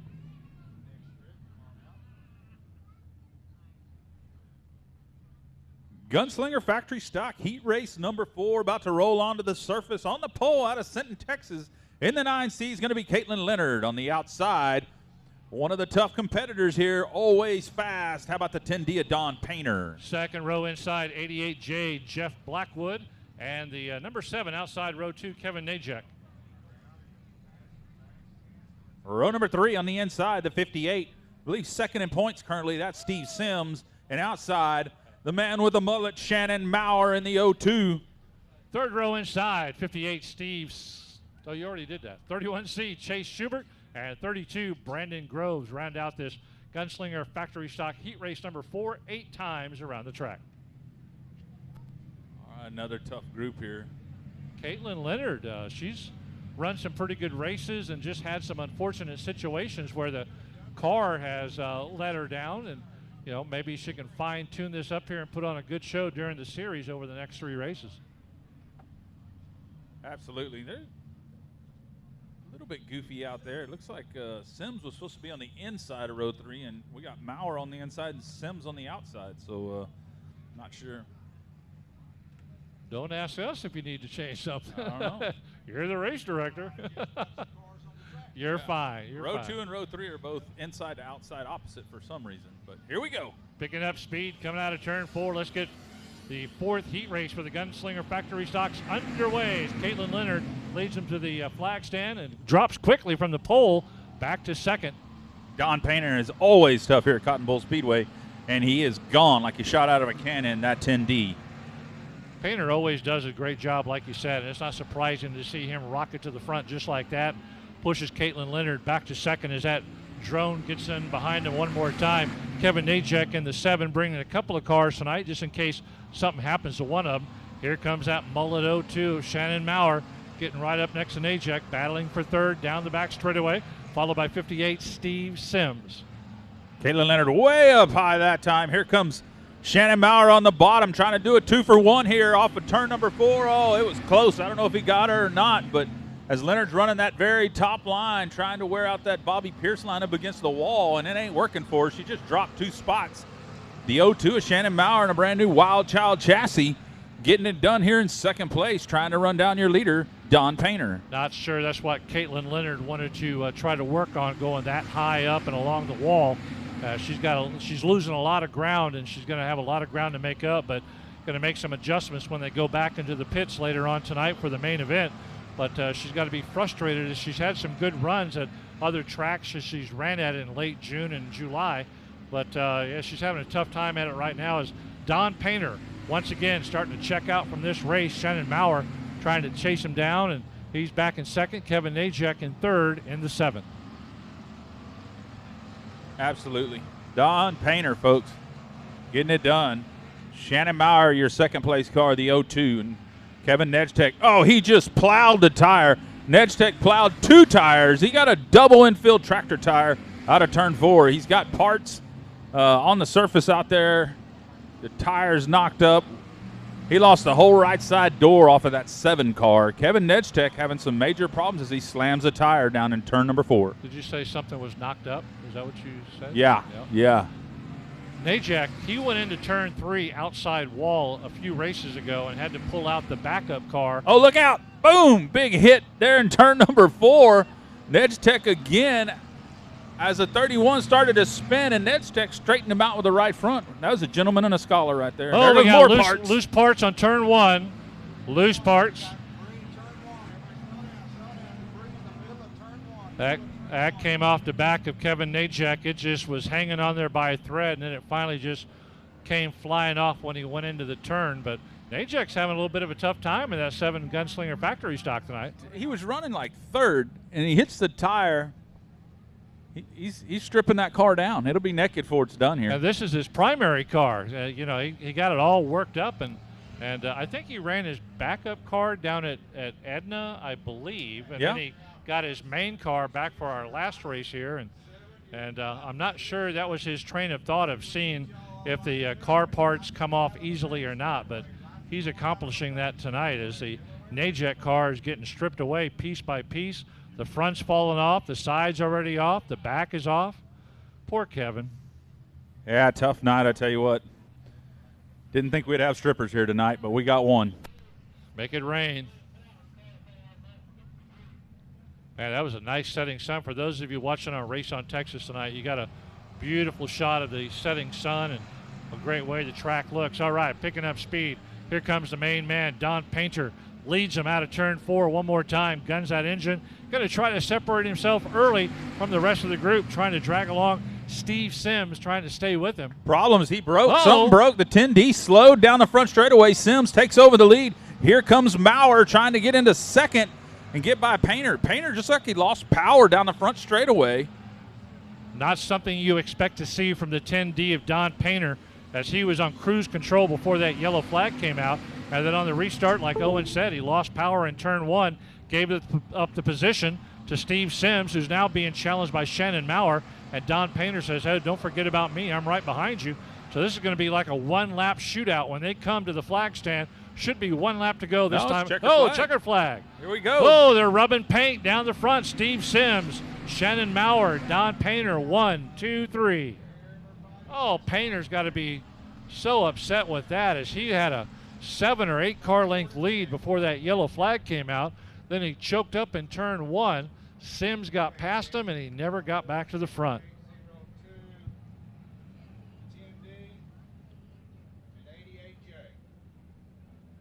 Next up should be our IMCA Southern Sport Mods. I believe we have 23 or 24 here tonight. Good group.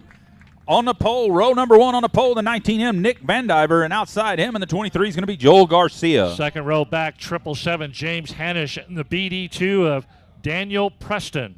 Row 3, the 51 VT of Larry Baggett, and the 22M, Anthony Gordon. 54M, Todd McLemore, and 231, Joe Maple, all ready to do battle. 24 cars registered, 3 heat races of 8 cars each. It looks like going to be a good time with the IMCA Southern Sport Mods. Good group. I tell you what, good group. Sport Mods have kind of faded. You know, factory stock's gotten so huge, folks. Now we're going to see some great racing out of a big field of Sport Mods tonight. Excited to have it. It was so funny over the past 2 years to watch the factory stock group grow, and you see a lot of modified and sport mod drivers going down and getting a factory stock to race in that a huge group. I know a racetrack here in Texas canceled the modifieds this week because they couldn't get enough, but they got a lot of factory stock. So, yeah, the factory stock is running good, but right now IMCA Southern Sport Mods coming out of 3 and 4, coming towards Nathan Lavender in the flag stand. Nick Vandiver leads them across. Here we go. Green flag, green light.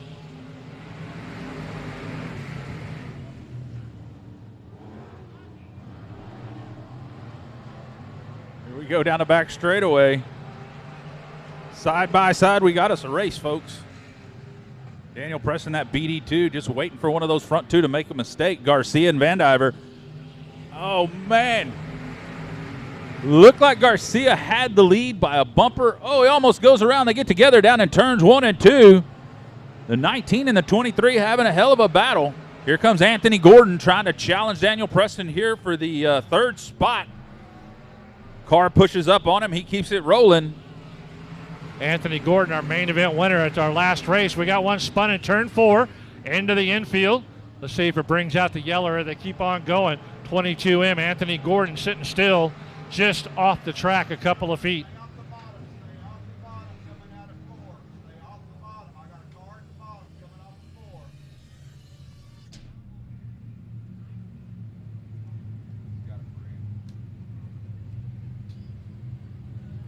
Anthony Gordon with that spin, our main event winner. Last race. What'd y'all see? What'd y'all see? I didn't see more.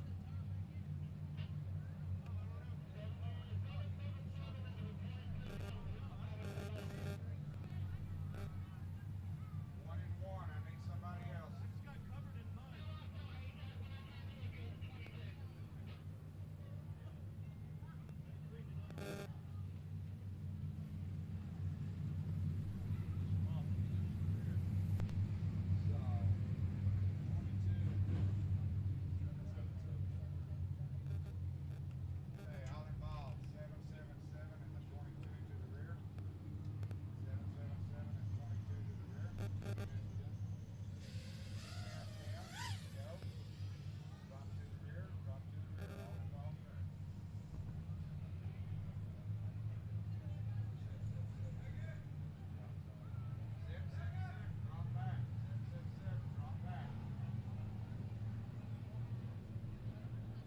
A correction on that. Gordon was the winner at 2 races ago. David Leger Jr., our winner at the last race. G.W. Egbert finishing up in 2nd. And Hanisch finished up in 3rd in the IMCA Southern Sport Modified feature race here at Cotton Bowl Speedway at our last race. Looks like we're going to send Anthony Gordon and the 777 of James Hanisch to the back, all involved in that turn 4 incident. 2 complete, 6 to go. Lights are out around the track. Picking up speed coming out of turn 4. Flagman Nathan Lavender keeps an eye on him one more time. Here we go. Green, green, green on the restart. 19M, Nick Van Diver. Jumping out to the early lead, coming out of turn 2 and down the back straightaway. Daniel Preston on the outside in the BD2 here, trying to take over 2nd from Joel Garcia. He gets it done. McLemore way up high, Hanisch up high. We got a great battle back here amongst a bunch of cars. Van Diver trying to run away and hide out front. Daniel Preston trying to track him down here in that BD2 ride.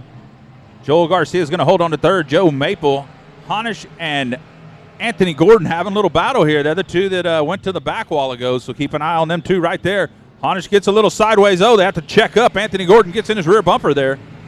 I'm not going to say that there's going to be more contact between those 2 cars, but I'm saying there may be more contact between those 2 cars. Just knowing the drivers there. Oh, we got Todd McLemore backing off the pace there in turn 1 and 2. Coming into the infield. Problems for McLemore. I don't like his music anyway. Daniel Preston running down that 19. That BD2 has got it rolling tonight. Keep an eye on Daniel Preston in the BD2 all the way out of Corpus Christi, Texas to come run with him tonight. Here he comes. Joe Maple moving up into 3rd. Is that who that is? Here comes Maple. Maple's in the 23. That's correct. I guess it'd be the 231 where, again, have a couple 23s out there. Maple's up into 3rd, and Joel Garcia in the other 23 would be in 4th. Push for more obvious numbers to help out everybody. Hanisch and Gordon not really making any move after they went to the back. Rather surprising there as white flag comes out. 1 lap to go as they go into turn 1 and 2. Daniel Preston, he slides way up into turn 1. That's going to cost him some ground as he guns it down the back straightaway and tries to close it. Let's watch him in 3 and 4. He goes high up there one more time. That's not going to help as he has to drive more ground than your race winner. Here they come. Nick Mandiver in the 19M going to be your winner. Daniel Preston finishing up in second in the BD2.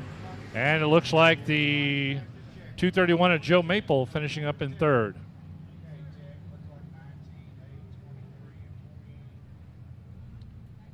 Well, not a lot of action there. It was just surprising to see, as well as Hanish and Gordon, as good of drivers as they are and how they've been driving over the past month or so, they were not able to get back going and move up a couple of positions over those final 6 laps.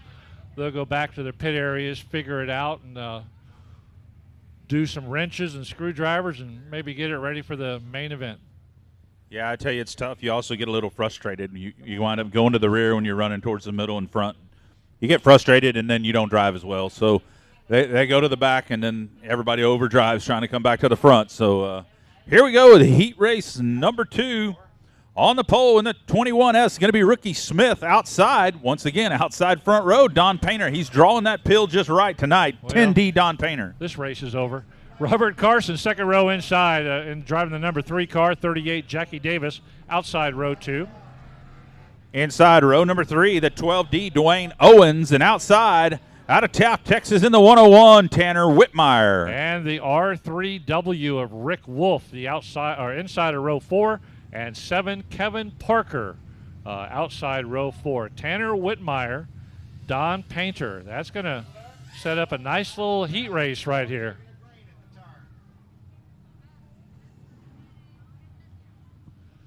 Southern Sport Modifieds have another heat race, and then they'll be followed by the street stocks. The Rookie Smith on the pole, Don Painter next to him. Let's see if Don jumps out to that quick early lead like he did in the last factory stock that he drove. And this is going to be, so watch the 101 of Tanner Whitmire. That's the one to keep an eye on as well, as he'll start to make some moves early in this race. Game positions. Coming out of turn 4, here they come. Don Painter, front row, green flag, green light, off and running, Southern Sport Mods. Ricky Smith in the 21S going to lead him down into turn number 1, take the lead. Whitmire drops to the bottom, Painter to the top. The 38's right there in the 3. Davis. Oh, look out. 38 going to go around there. 38, Jackie Davis spins a solo spin out there. Collects another car as the Whitmire in the 101. Yeah, Tanner Whitmire had absolutely nowhere to go. As the 38 spun in front of him, Whitmire had no room, no area to get around him and just got gathered up in it.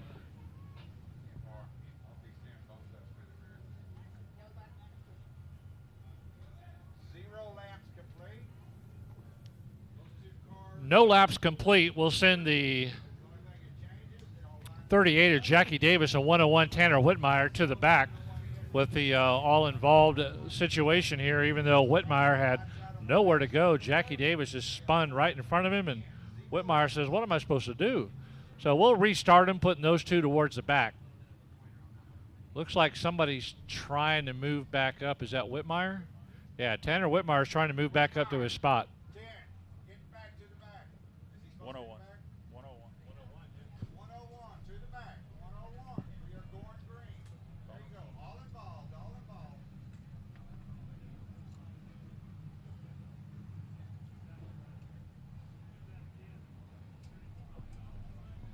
All right, green flag, green light coming out of turn 4. Nathan Lavender gives it to him. Coming down the front straightaway, no laps complete. Complete restart with the 38 of Davis and Tanner Whitmire. Oh, Rookie Smith goes around. We got problems. Turn 1. Watch out.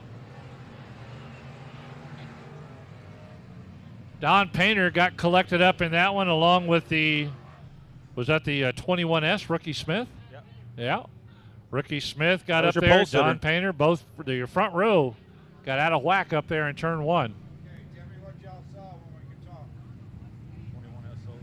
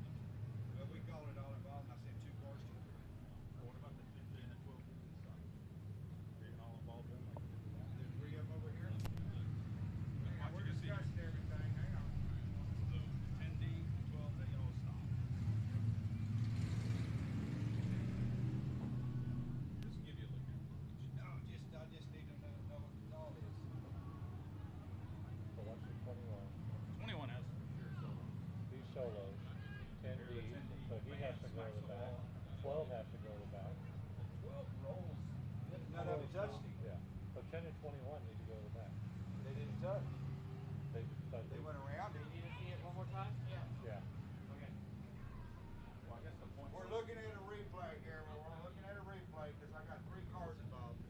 Yeah, just to give you a heads up, we're taking a replay look on Race on Texas to get an idea on what actually happened up there, who's involved, and who's going to the back. Yes. So watch 10. So it's not involved. Those 2 hit down there. All right? It is hit, but that's they did. 21 has to. Yeah, 21 has. 21 has to the rear. And what we're discussing up here, it's all involved. So 21 has to the rear. 272. 10D and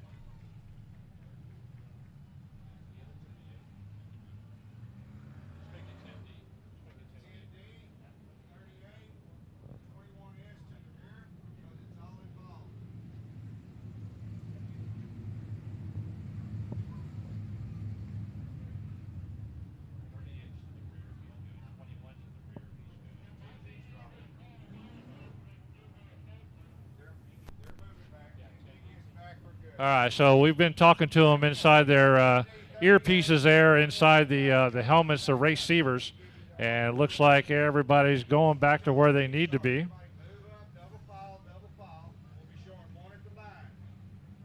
No laps complete. No laps complete. We'll double them up. Going to show them one.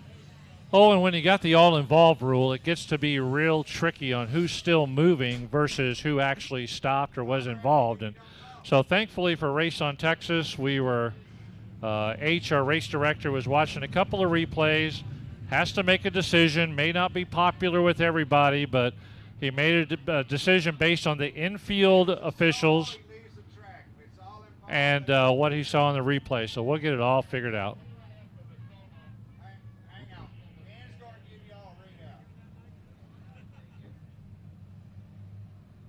All right, still working our lineup here, folks. Give us just a minute. We got a interesting situation here with a lot of cars going to the rear at different times. A lot of cars need to get realigned. So they're calling out the lineup right now. Yeah, I mean, those cars that were started up front are now technically almost in the back, and then the middle has moved up to the front. It's just all sorts of craziness in this second heat race for the IMCA Southern Sport Mods.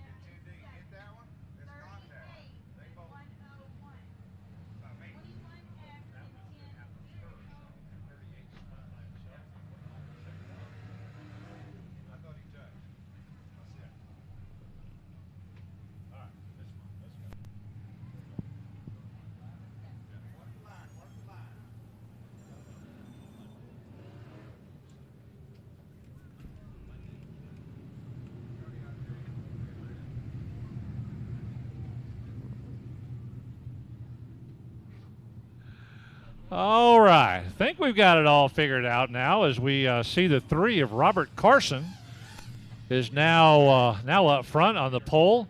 No laps complete. And we've got 8 laps to go in the IMCA Southern Sport Mod heat race number 2. Man, this has been an interesting start to this heat race.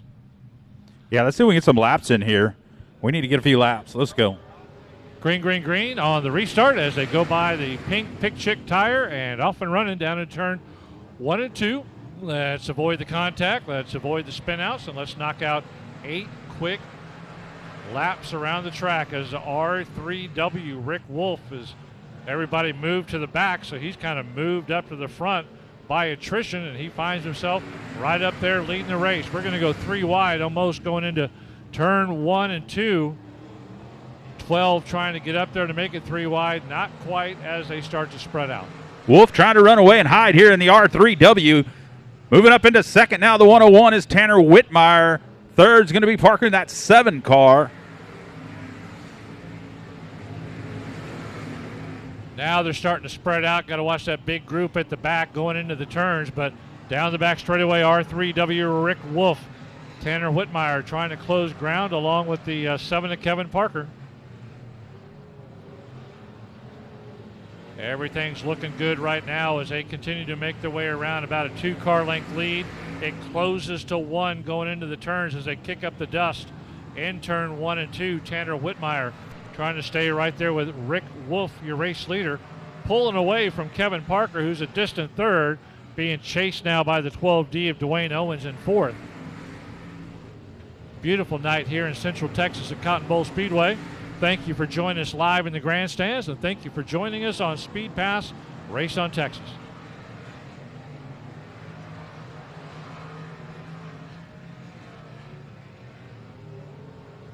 Here comes a battle for the lead. Wolf continues to lead here in that R3W. Whitmire going to move to the top now and try something different. Try to get a big run off of turn number 2 here. Not this time.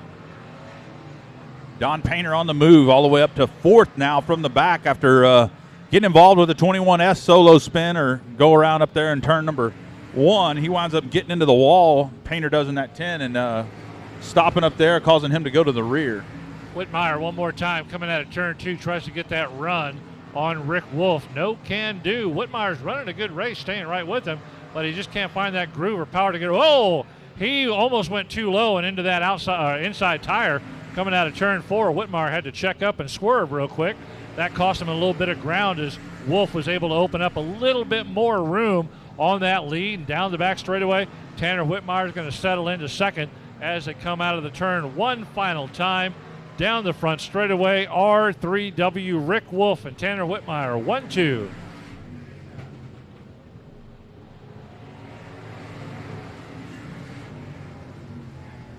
Well, once they got going, they ran 8 complete laps. It's just a matter of getting these guys going. But that's heat race number 2. We're going to move on to IMCA Southern Sport Mod heat race number 3.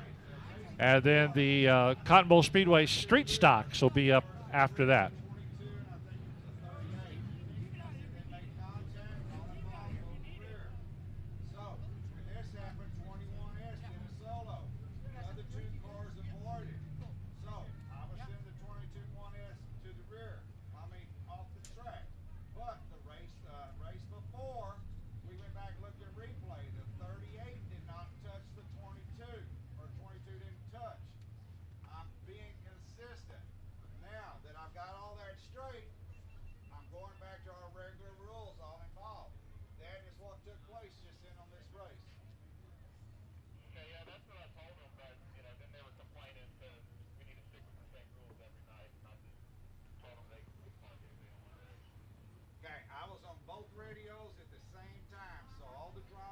All right, so the IMCA Southern Sport Modified heat race number 3, 8 laps coming your way, and all of them are going to transfer, I believe. I think we got some B mains coming up in some of the classes tonight.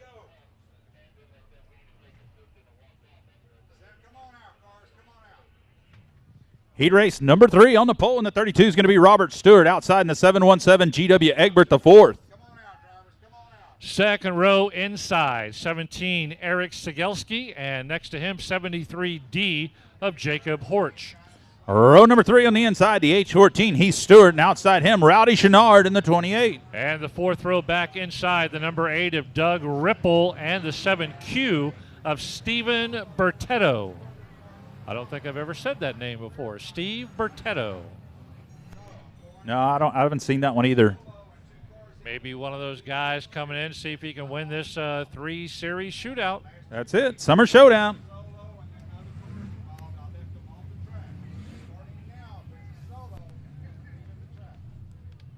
Tough group right here. Your front row is a tough group.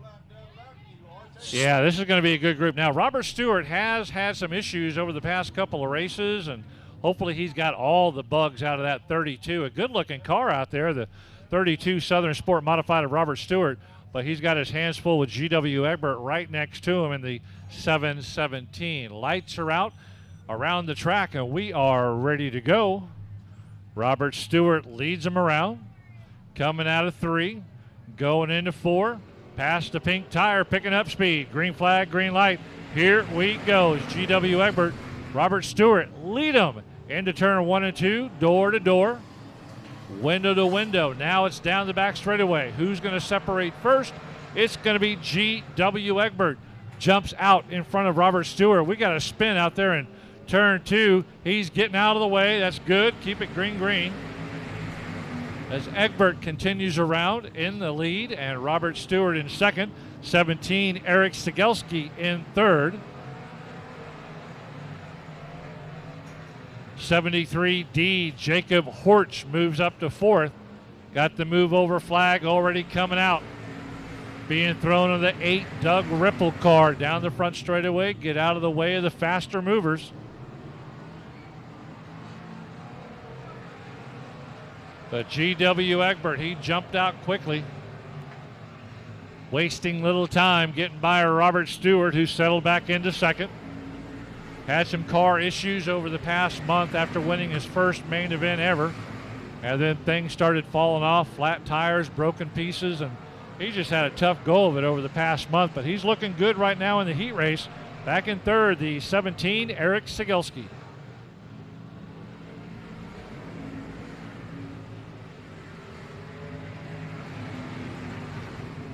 G.W. Egbert continues to lead here. Tough competitor. Central Texas, one of Central Texas' best and toughest racing families, the Egberts. I tell you what. The 32 Robert Stewart almost plows the infield tractor tire there, has to make evasive maneuver, loses a ton of ground to G.W. Egbert there. That is going to leave a bigger gap between himself and Robert Stewart. And you were talking about the Egbert family. I mean, anytime they get in a race car at any track in Texas, they are going to be a formidable competitor, and right now GW doing a great job in that 717. Stewart just holding his line in second. Everybody getting spread out. It's about a 5-car length, 10 car lengths now between first and second, and about 7 between second and third. They're all spreading out. Heath Stewart a distant fourth as the white flag comes out. 1 to go. Yeah, that one infield tractor tire just past the apex of 3 and 4, the one that Kevin Nedgetech slammed into, seems to be causing everybody a lot of grief tonight. Not sure if it's just a little far out, so when they're rolling through that turn, apexing the car, they want to hit it because they got to go by it and then turn the car hard down. So seems that tire's maybe either placed a little far out or it's just a challenge for some reason tonight. Yeah, that's the one that Tanner Whitmire almost went into in his heat race, that second to last lap, and he had to swerve at the last second. And Robert Stewart, we've seen it one after the other. They just about pound that infield tractor tire.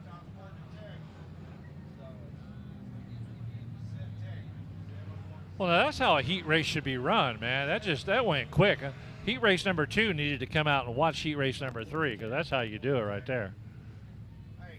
Street stocks, street stocks, street stocks.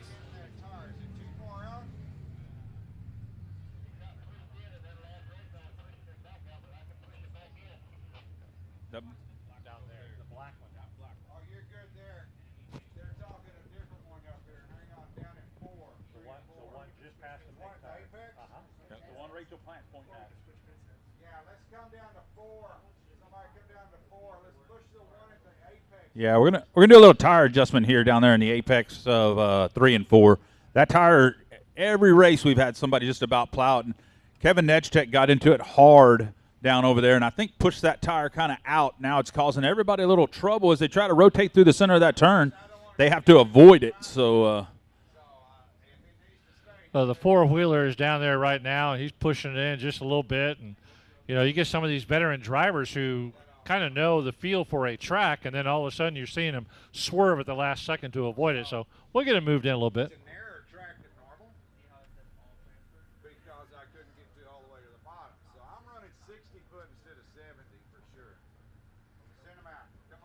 all right. Next up, Street Stocks heat number 1. On the pole, always fast. Number 68, Wade White, outside. One of the toughest competitors this season here in the straight stock division, the 23 of C.J. Gray. Second row inside, 75, Todd Roberts McAvoy, and the 10E of Ryan Ellis. Row number 3 on the inside, Gerald Johnson in the 09, and Travis Talley in the 19. And the back row all by himself, the 25F of Robert Fox. So a 7-car group of the Cotton Bowl Speedway street stocks. The first of 2 heat races for the street stocks tonight. Got 14 street stocks registered at the back gate, 7 each, as long as they all make it. But street stocks always putting on a good show. Like you said, Wade White always doing a fantastic job. Yeah, he's tough. One of Waco's toughest competitors, making his way over to Cotton Bowl tonight. Waco runs outlaw street stock rules, so the rules don't always marry up very well. I guess Wade decided to make a few changes to fit into the Cotton Bowl rules and come over and join us tonight. So glad to see him. He's got some red lights. Is that some red lights on the front of that thing? Yeah, got the red lights there. But I think he raced with them the last time he was here. Right? Complained about it. I say we talked about it, but Wade White definitely. I know it's an interesting looking car out there. Seeing those beady eyes coming around turn 4. Here they come at you as the green light goes up. Wade White leads this group down the front. C.J. Gray with a good jump here.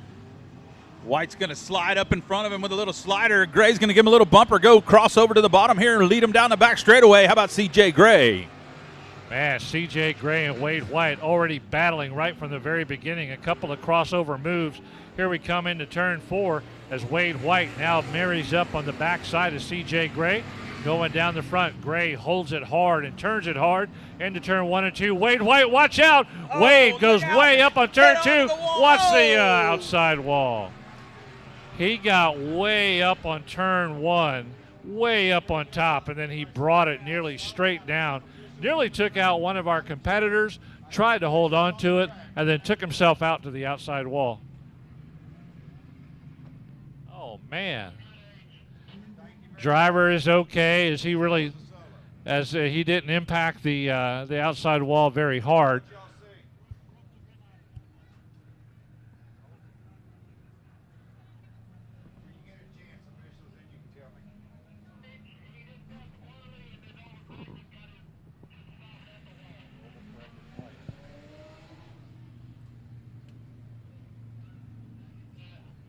Yeah, he got wild up there in turn number 1, went way up on top, overcorrected, nearly brought it straight down onto the track like a missile, avoided hitting one of our other cars, and then he overcorrected coming out of turn 2 and put himself right up to the outside wall. Doesn't look any worse for wear, though, Owen. Is he still moving forward?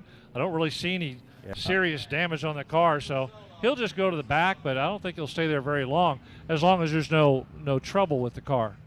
Yeah, but single solo, you're exit the track. Single solo, you're done for the night. So not for the night, for the heat race. For the heat race. So race. he's going to park it.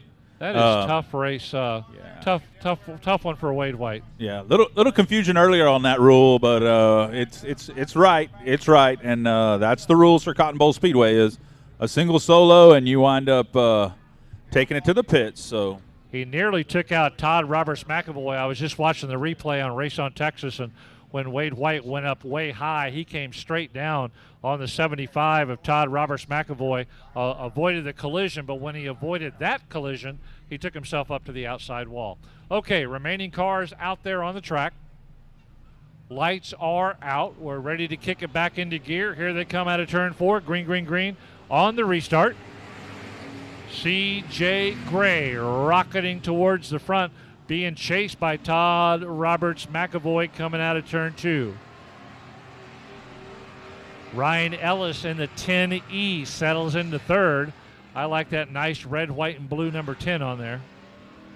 I like that car in general, just old school look to it. You know, everything nowadays is all fancy. Don't even look like cars half the time. They've done so much to them. That looks like an old Chevelle, old Nova type car. Just getting out there, getting it done. You got to like that Ellis ride. C.J. Gray handling this race fairly easy as the first couple of laps go down. Gray down the front straightaway. Todd Roberts McAvoy sitting in second. Ellis in third. as everybody's starting to stretch around the 3/8 mile track here at Cotton Bowl Speedway on a beautiful Central Texas night as the sun's going down, the lights are coming on the track, and it's just throwing a beautiful sheen out there. For those of you at home watching our Race on Texas and you get that certain view from the drone, you can just see how beautiful it is tonight. Ellis starting to throw some smoke out of the back of that. No, I'm sorry, that's the 19 of Travis Talley throwing some smoke out of the back of that car. Not really a player in this race right now.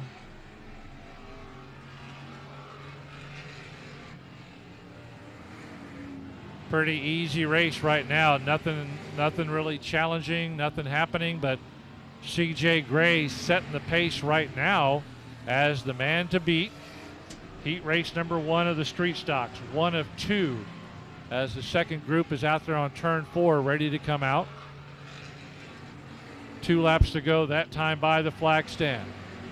White flag next time by. CJ Gray with an easy race out there on a Saturday night. Now that Wade White had to exit the track after the solo spin, not much competition out there to challenge CJ Gray. But here we go, 1 lap to go, this time by CJ Gray. Yeah, the 23 car looking really good tonight. CJ Gray got Todd Roberts McAvoy there in second. I believe he's second or third in points as well. So he's been running up front. So your winner. Yep, that'll wrap it up right there. Cross-checkered flag, CJ Gray. Todd Roberts McAvoy with the second place finish as we get ready to send out heat race number 2 coming out in just a moment. Hey, thanks a lot for being here tonight in the grandstands of Cotton Bowl Speedway. Be sure to head on downstairs to the great concession stand, great food, great drink that you can pick up, take back to your seat, and enjoy some great racing tonight. Also, be sure to go over to the souvenir stand and pick up some of that great Summer Series Showdown shirts and hats to take part in. Did I say it right? Yeah, absolutely. You said great a lot. That was a lot of great stuff. All right, we're ready for heat number 2 of the street stock division. Shane Lander in the 64L going to bring us to the pole here outside. Rodney Twardarski in the 27. Inside row 2, 22M, Anthony Gordon. Number 1, Dale Caswell right next to him. Row 3, your multi-time champion in the number 9, Tommy Gurrell. And Daniel Gaudette in the 05 will be starting outside row number 3. And the 7th car in the mix, the 2D, bringing up the back, Darrell Cox. Rounds out the Cotton Bowl Speedway Street Stock heat race number 2. Already yelling at cars out there to hammer it down. Catch them, catch up.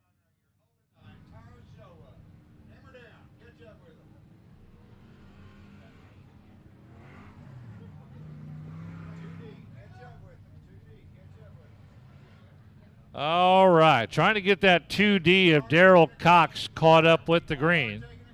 Lights are out, no matter whether he's there or not. 64L, Shane Lander leading him around. Lights are out, Nathan Lavender in the flag stand. Keeping an eye on him, and here we go. Green flag, green light. Street stock, heat race number 2. And everybody goes by Shane Lander like he's sitting still. Yeah, he left the anchor out. I don't think he pulled that sucker in, but keep an eye on Anthony Gordon here, Twardarski and Gurrell. They're all right there. We're going to have a hell of a race here.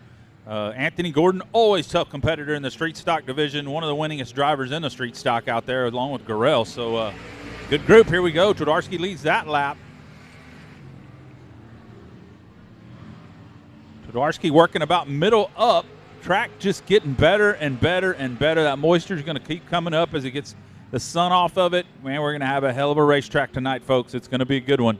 Anthony Gordon doing all he can, but I tell you what, that 27 is rolling. Twardarski showing his way around here. He knows the way well, and he's showing how. Here we go. Going to lead him down the back straightaway. Anthony Gordon, I don't know that he's got anything for Twardarski tonight. It's going to take a mistake if he wants to buy that 27. Darrell Rhodes was your main event winner last time we raced here. Tommy Gurrell finished in second. Todd Roberts McAvoy in third.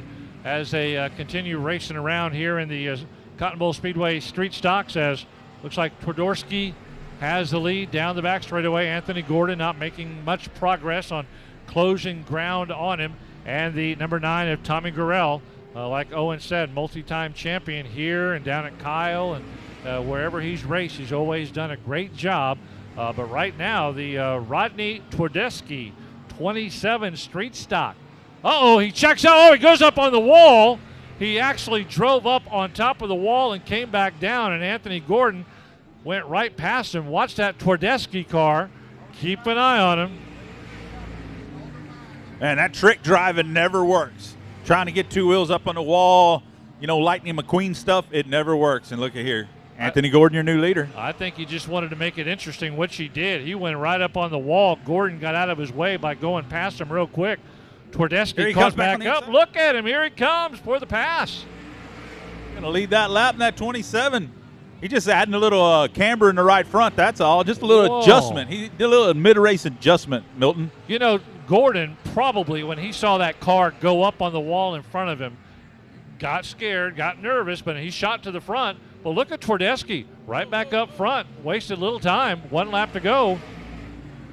Good golly. Great job driving by Twardesky to hold control of that car after making solid contact with the outside wall. Yeah, I don't think Anthony Gordon got scared, but I bet Anthony Gordon thought he's done. He's going to be parking that thing after that.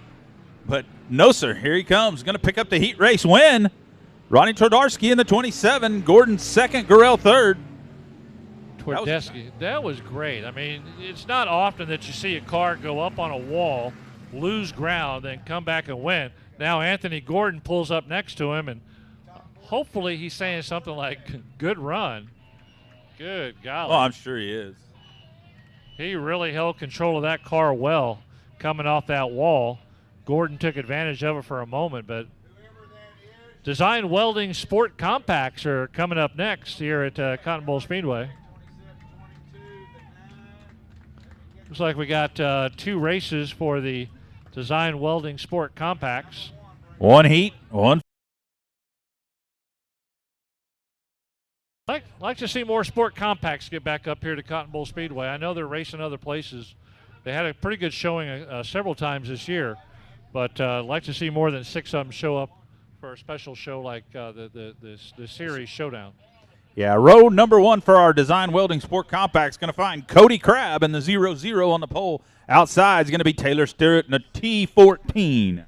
Second row inside, 11, David Najek, and 23 to his right, Wyatt Jones. Row 3, our final row.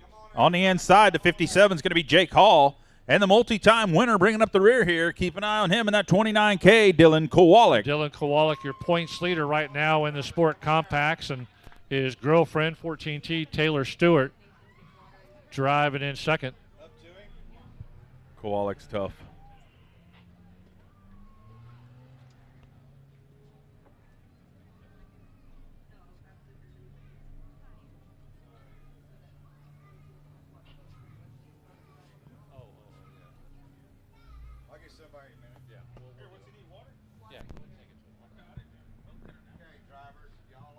All right, Design Welding, Sport Compacts, ready to go. 6-car shootout. Rookie driver Jake Hall in the 57.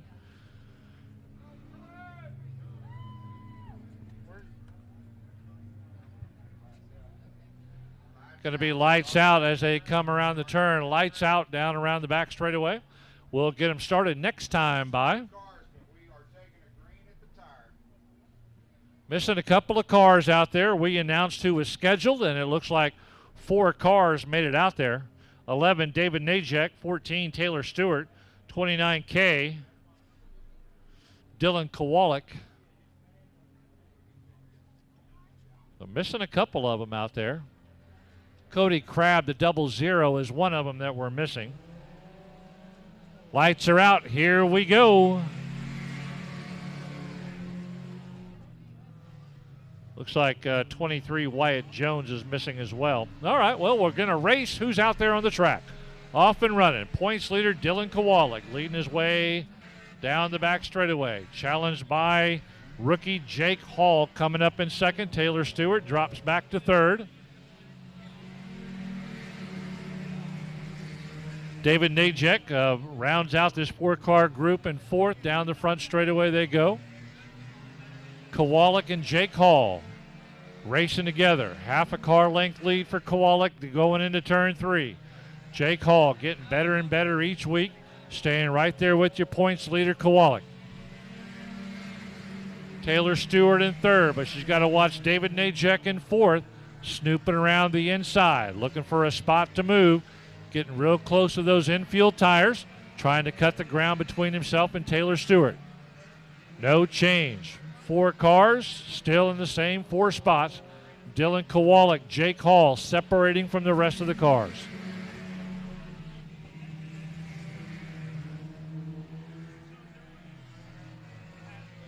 Kowalik's got to be careful. Jake Hall ready to jump on any situation where Kowalik may make a mistake. Rookie driver Jake Hall, 57, staying right there with Kowalik. Not letting him get too far ahead. The other 2 cars, Taylor Stewart, David Najek falling further and further back. They go into 1 as your leaders go down the back straightaway into 3. Jake Hall looks around the outside of Dylan Kowalik this time in between 3 and 4. Down the front straightaway, no change. Hall's got the right idea but doesn't have the horsepower to get by Kowalik. Kowalik's tough, no doubt about it. Now Jake Hall dropping off the pace just a little bit as Kowalik and Hall were about a car length separated. Now Kowalik starting to separate just a little bit more. Hall dropping back about 2, 3, 4 car lengths going down the front straightaway.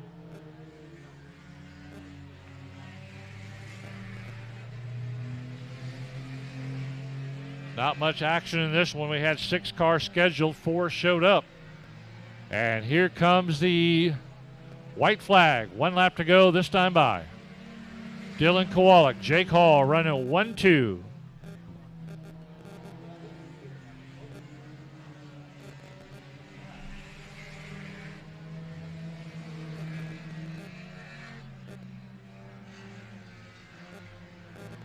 And here they come as they pass the checkered flags in the flag stand. Dylan Kowalik, Jake Hall, 1-2.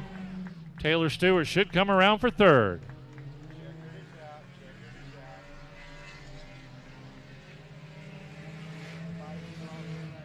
Everybody's taking the checker. Need all 4 of you to go to tech. Need all of you to go to tech. Okay, tech 29. All 4.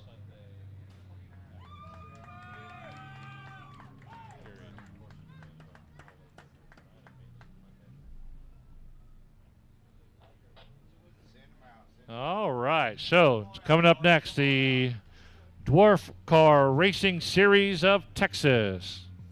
All right, dwarf car time. This should be good. We got a lot of dwarf cars tonight. 3 heats, good solid heats.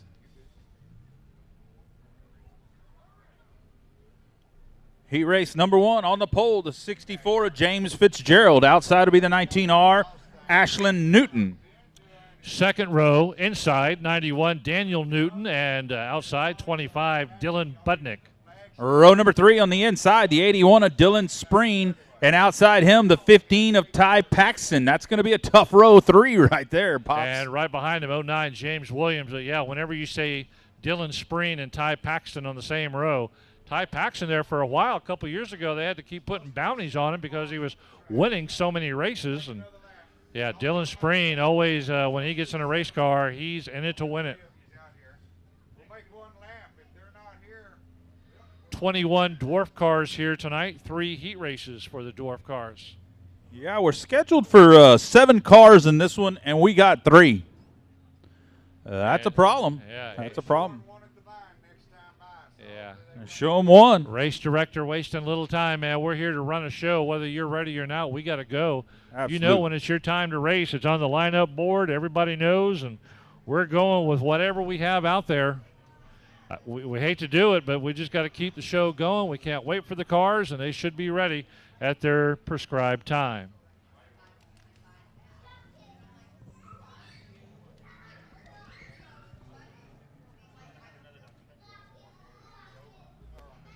We're going to show them one more time around. And then we're going racing, whether there's 3 or 4 cars or 5 cars. Here comes a 4th running out here real quick. 19, Ashlyn Newton is out there along with 91, Daniel Newton. 09, James Williams out there as well.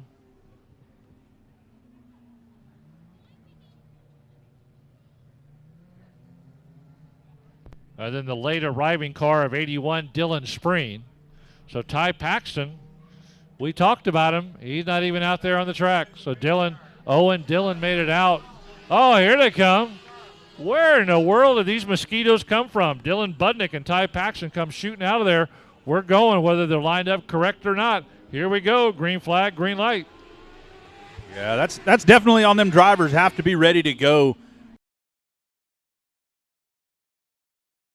Yes, to Cotton Bowl Speedway, they have to respect the track and be as efficient and ready to go at all times. Yeah, Dylan Budnick comes shooting right up front.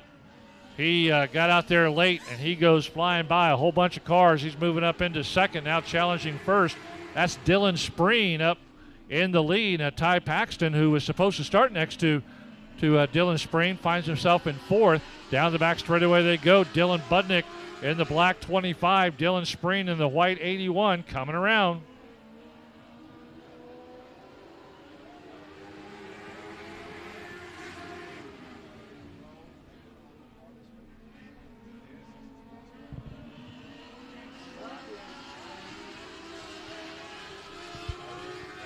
Spreen continues to lead here. Budnick going to give him a run coming out of turn number 4. Budnick going to lead this lap in the 25 car.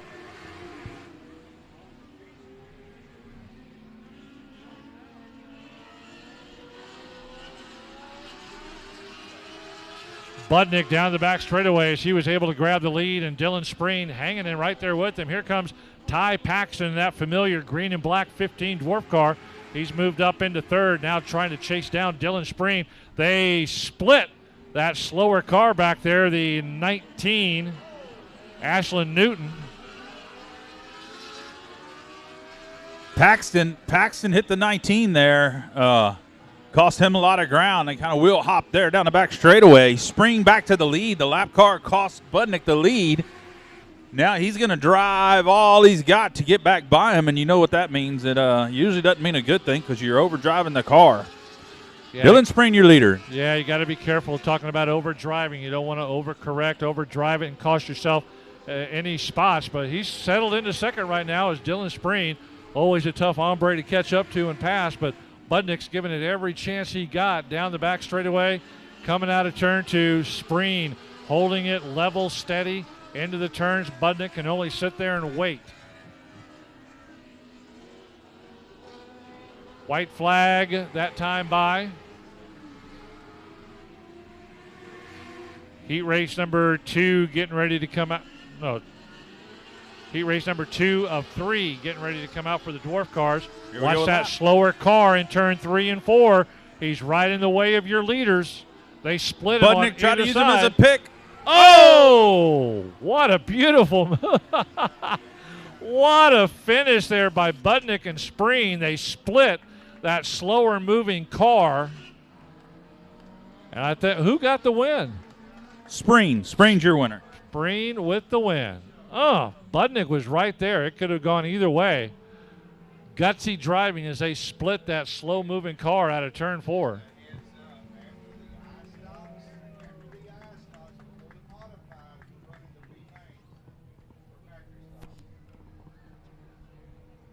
Heat number 2 coming out next. On the pole is going to be the 24, Colby Urbanowski. Outside will be the 6, Jacob Josso. Second row inside, 03, Drew Stark. 08, Daniel Long. Outside row 2.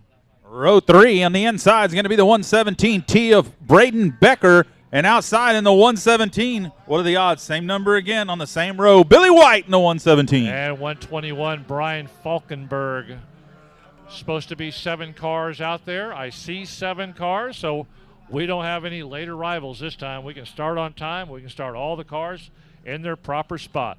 117T and 117 on the same row. Thank you, Dwarf Cars. Appreciate you. I don't know how many times tonight we've already had this same car numbers on the same row, folks. So 117 and 117T.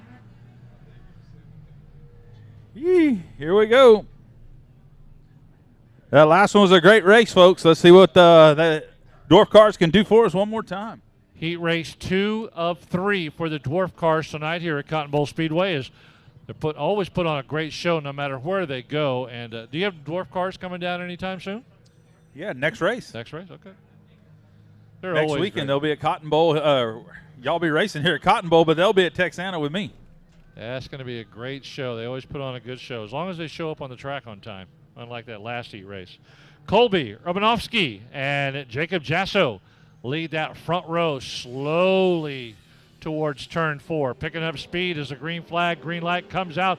Here we go, heat race number 2, Dwarf Cars. Urbanovsky blast off like a missile. Yeah, keep an eye on that 117T, the red truck-looking one. Oh, Braden Becker, he's been fast. And the 03 is always tough, so good group here. See what they got. See if they can put on a race half as good as the last one. Here we go. 21 Dwarf Cars here tonight for that main event. Should be very exciting. Neat thing about the Dwarf Cars, most of the time when they spin out, they just turn and keep on going. So we hope for some great action here tonight from the Dwarf Car Racing Series of Texas as they go into turn 3 and 4. Here comes your race leader out of turn 4 by the pink tire. 24 Urbanovsky into turn 1 and 2. Free and clear. Leading the 03 of Drew Stark out of the turn. Stark now being challenged.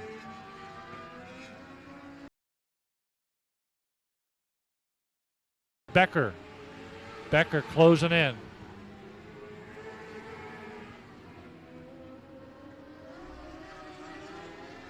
Yeah, good little racer second here. Here comes Becker on the inside of Stark in that 117, the red car.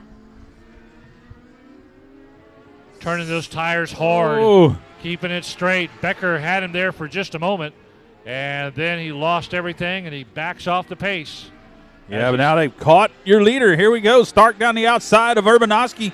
They're going to run him almost into the wall here.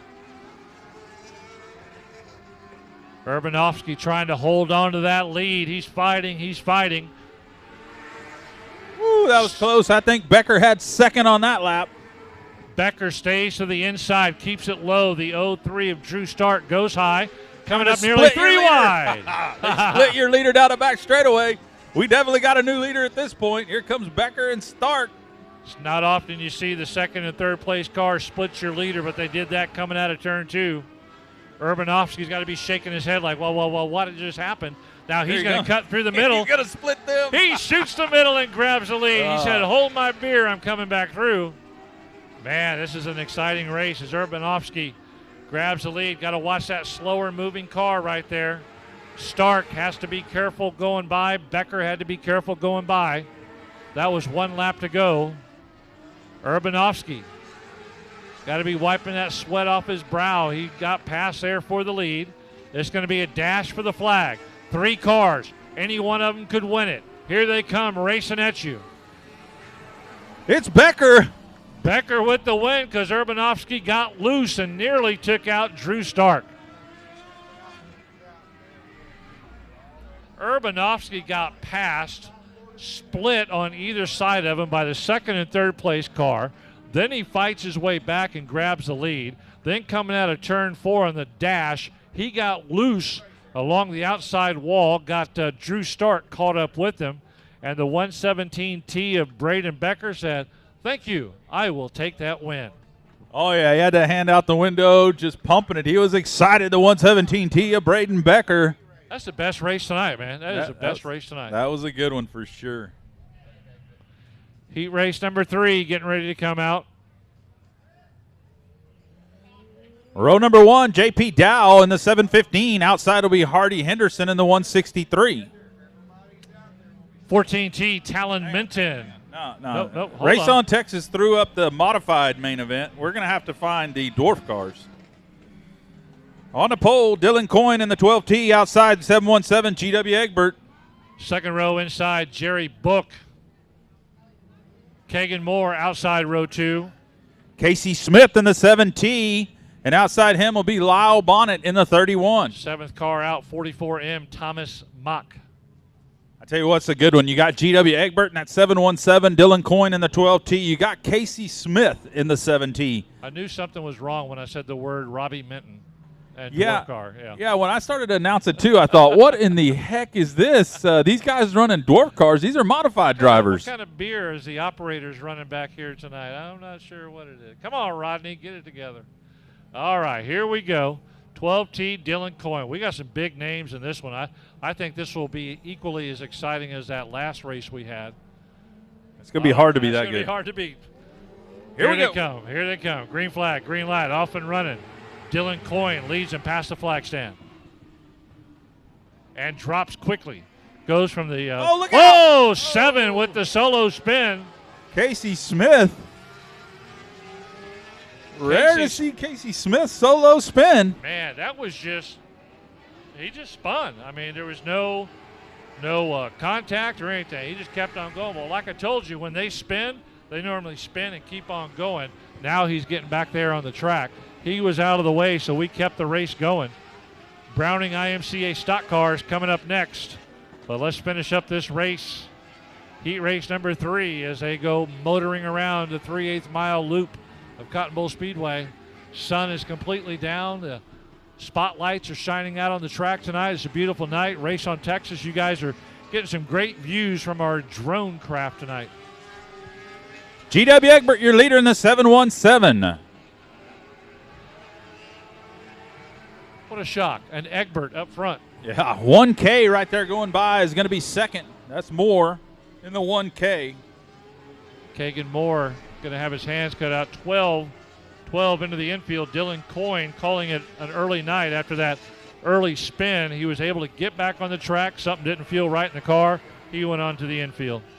Lyle Bonnet now in third there. That 31 car is your third place car. So Egbert way out front. You got a little racer second here between Keegan Moore and Lyle Bonnet. Yeah, Egbert, once he gets out front, tough guy to catch. So we got that 1K Kagan Moore.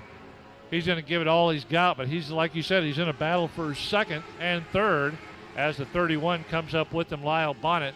Bonnet not really challenging too close right now, about a 4 or 5 car length lead down the back straightaway for second place for Kagan Moore.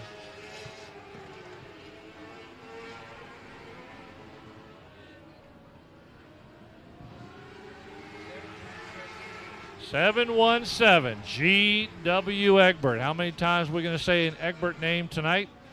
Probably several times, as they, like we said, come from a great racing family, and GW's got the lead in this one. Doesn't look like he's going to give it up. Nathan Lavender, your flag man, keeping it on and giving him 2 laps to go this time by. White flag next time to go. Browning IMCA stock cars up next, and then they'll be followed by the Magnum IMCA modifieds. We should have a B main coming up before the modified. So stock cars, B main for the factory stocks, and then the modifieds.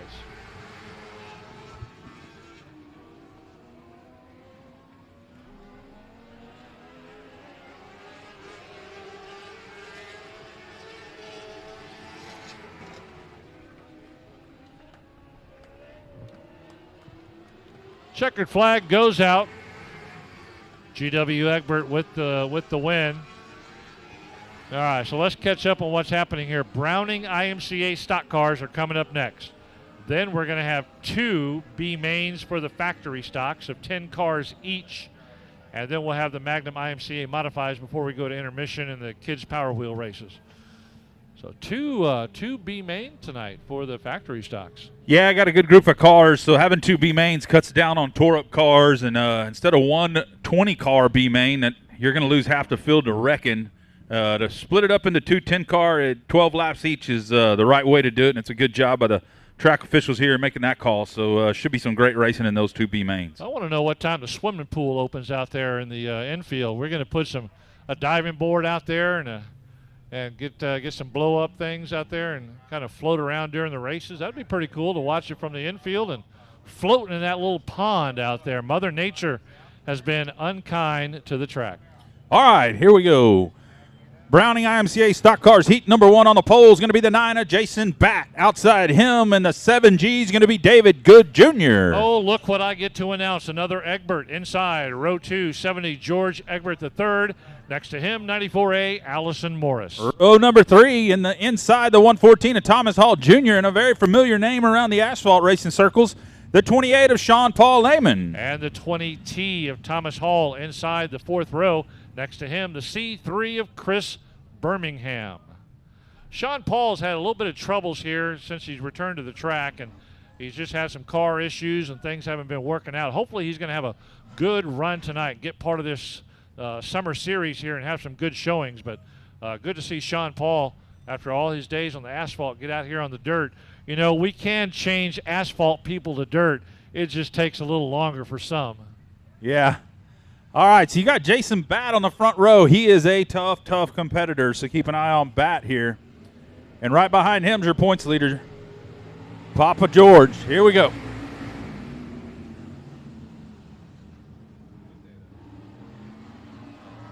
Off and running they go, down the back straightaway, trying to filter out where they're going to line up at. Into turn 3 and 4. Coming around, oh, watch out, watch the 7 car as he checked up there, 717. Watch him. Allison Morris, a little contact there. No harm, no foul. Little rubbing there down around the turns.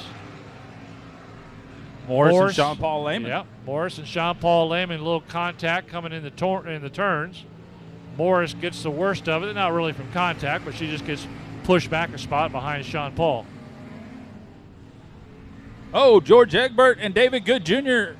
Sr., I think, getting it hard and together there. Going to let the 114 by. Jason Batt just walking away with it here. Hall Jr. in that 114. Thomas Hall up to second. As David Good Jr., and Papa Egbert having a little extracurricular activity. Here comes Egbert in the 70. Going to make a run down the back straightaway, take over second place. Egbert on the low side, trying to move up one more spot.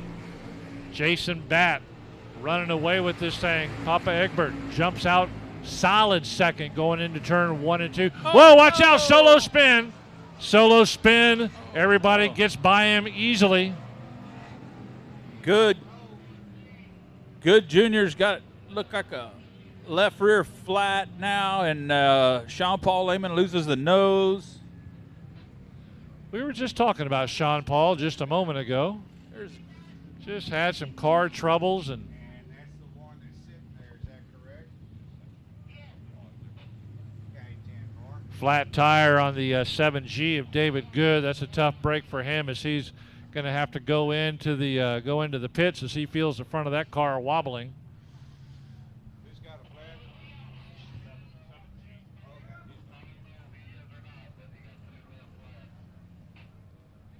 We'll get it all sorted out.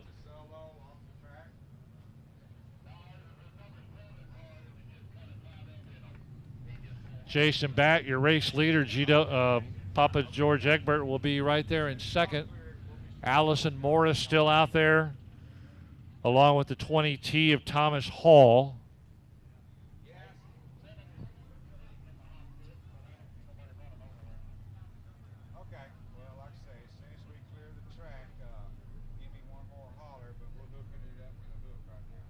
Looks like Thomas Hall with that solo spin out there in turn 1 collected Sean Paul Lehman. Lehman tried to dodge him and swerve and avoid the contact, but he had no extra room to move.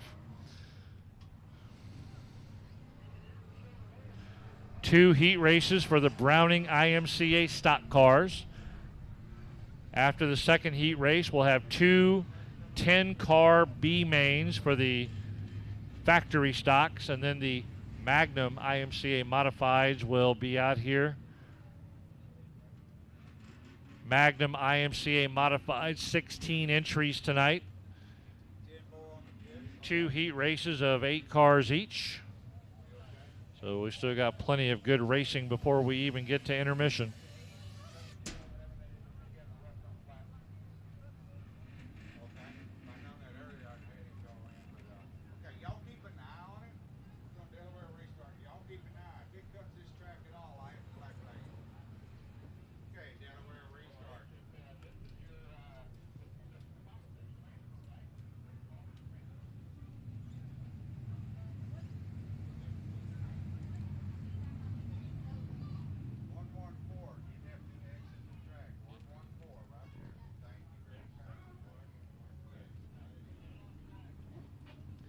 114, Thomas Hall, the solo spin, so he's off the track during the heat race, and we'll get them lined back up where they need to be. Jason Batt knows exactly where he needs to be. Jason Batt, your race leader.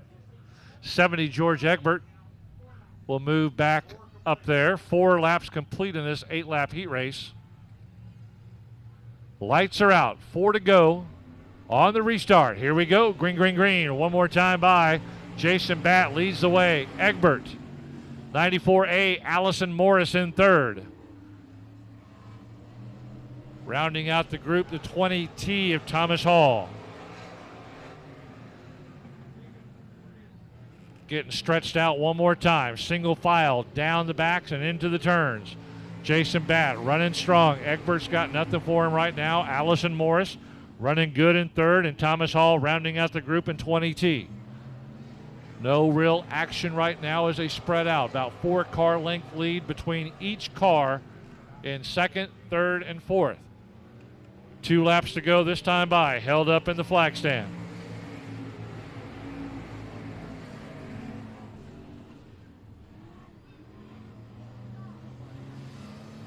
Nobody is really competing to move up into any other position, so if all goes according to plan, here is the white flag this time by, and Jason Batt started on the pole.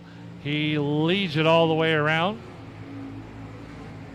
Batt coming towards the first place finish with the 70 of George Egbert in second as they go into turn 3 and 4 one last time. Pretty easy race.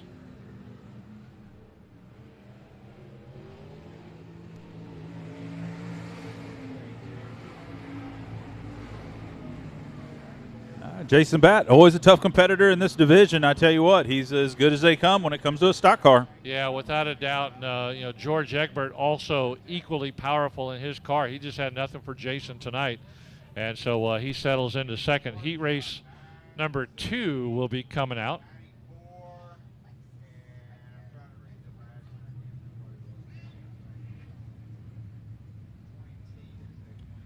Okay, before we get to the next race, if I could have your attention, please, in the grandstands. If you drive a black Lexus NX200T, your license plate is NVT 5986. Your lights are on in the parking lot, and the car is still running. So your car is running, your lights are on, and nobody's home. Get on back out. Hope you got a spare key to get inside. Hey, you always leave the getaway car running, Milton. I'll take you home for vacation money, that's for sure. It's a Lexus, got to be nice. Doesn't have to be. I've seen some Lexus out there. Yeah, that's a good point. Heat race number 2. Heat race number 2, Browning IMCA stock cars. On the pole, the 0 of 10, Tim Carmen. Outside is going to be the 29 of Marcus Harcrow. Second row inside, 23, C.J. Gray, and 01T, Tracy Scherner. Ken Polanski in the 4K, inside row number 3, in the 81's Ryan Childress. And the 33M of Mason Doherty, already racing one time tonight. And same with C.J. Gray, so they got a feel for the track already. So this is going to be a good 8-lap heat race. Heat race number 2 for the Browning IMCA stock cars is Tim Carmen and Marcus Harcrow. Lead them around turn 4, looking for that green flag and green light. Here they come, picking up speed. See if C.J. Gray has anything like he had in that street stock.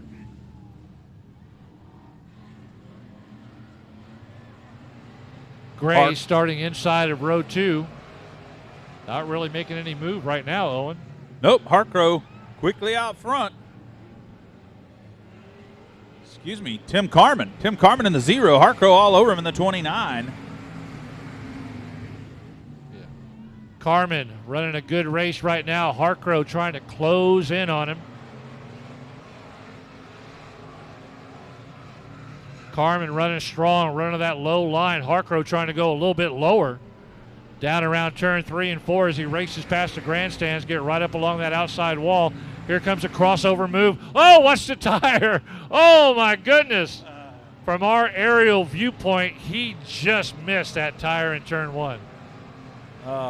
That was great stuff. So here we go. Carmen and Harcrow having a great race for the lead as they come out of grandstands.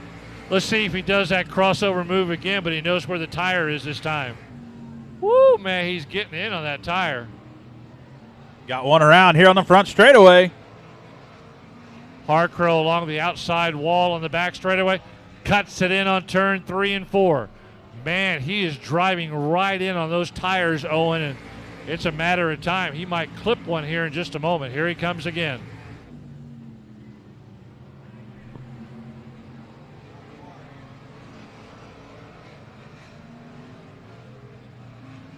Harcrow one more time in 3 and 4, looking for an opening. Just a little contact. Didn't see much there, but Harcrow just cannot get past him right now as that 0 of Tim Carmen running a great race out there, holding off a very good driver in Marcus Harcrow. Harcrow goes up along the walls and then tries to cross over. He tries it again, but there's just not enough room and power. Coming out of turn 4, tries it again. 2 to go. We got a great race for the lead here, folks. 2 to go.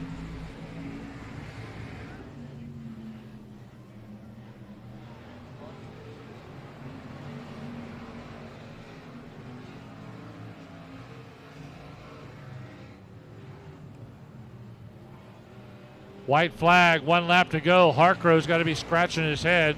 What does he have to do to get by the 0 of Tim Carmen? And I'm not sure there's going to be an answer in this heat race as Carmen now opening up a little bit larger lead down the back straightaway. I think Harcrow may have outdrove his car and all of its ability in this heat race. Yeah. I've kind of been watching our infield driver down there telling Schroner that she's number 1, Tracy's number 1 every time he comes by.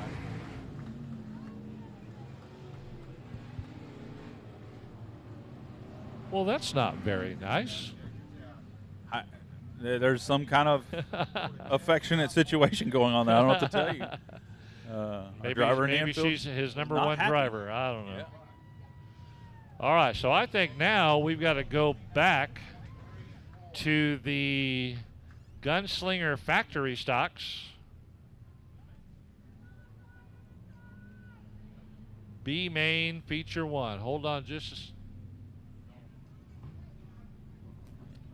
So, like you were saying earlier, it's a wise decision to do 2 10-car B mains instead of wadding up potentially 20 cars in 1 B main.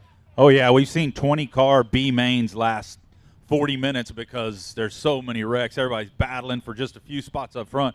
When you limit it down to 10 cars, it gives everybody an opportunity to have a lot better situation. Having a little conversation. Yeah, I see the 01 is stopping down there to find out what the issue is and why he may have been waving a single digit over at her, but I guess they'll get it all worked out. He used both hands, so it wasn't really a single digit. Okay. He used both hands. All right, we'll see if we can clear this car. We'll get to our factory stock lineup here. You ready to go, Milton? On the pole is going to be the 21R, Eric Ramos. Outside him is going to be the 27T, Curtis Twidarski. Second row inside, 17, Don Cron, and 33K, Shelby Black. Row 3, Mackenzie Van Diver, and the 20 and the 33 is Kurt Ellis. Fourth row back on the inside, the 94A of Allison Morris, and next to her will be number 24, Brady Ricks. Row 5, the inside, Chris Mercer in the 17M, and Eric Robbins in the 726. And the last scheduled driver in the race, the 133 of Megan Dotson, the first of 2 12-lap B features for the factory stocks. We'll follow this up with our IMCA Modifieds. Our Magnum IMCA Modifieds will wrap up our heat races and move us straight to intermission and then features. Top 6 are going to transfer from each B main to the main event. Let's keep the show going. Got a little bit of a late start, but we're running fairly quickly right now. Top 6. Here we go, top 6. All right, they are all out on the track.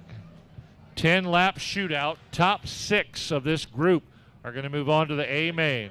Ramos and Twardeski, front row. Cron and Black, second row. Van Diver and Ellis, third row. Morris and Ricks, fourth row. Mercer, Robbins, fifth row. And Megan Dotson in the 133. Scheduled.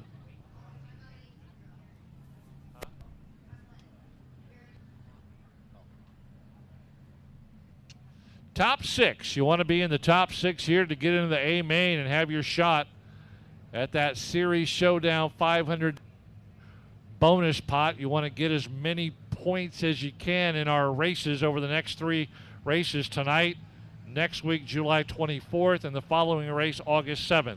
Lights are out. Here they come racing at you. Green flag, green light. We are going B main. B main number 1 as they start to separate themselves out. 21R, Eric Ramos takes them down the back straightaway. 27, Twardesky staying right with them, coming out of the turn. The front 7 cars still tightly packed together.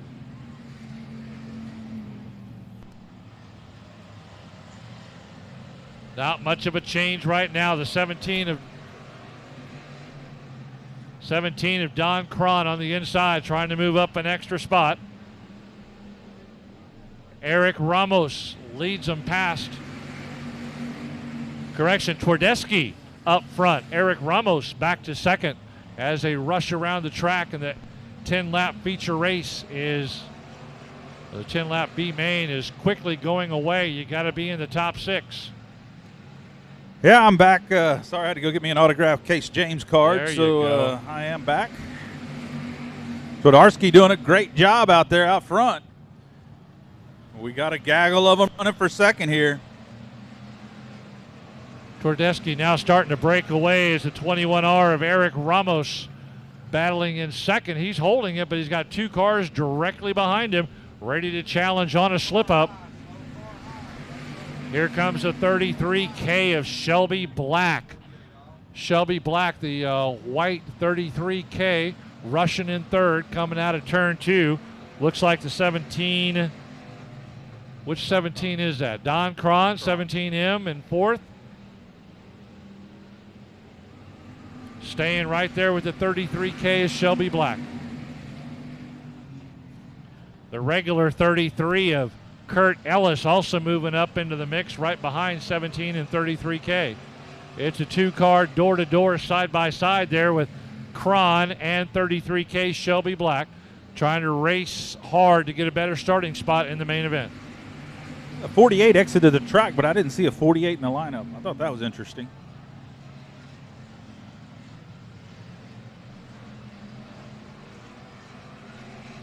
Laps are clicking away. Twardarski and Ramos. Ramos starting to reel him back in a little bit.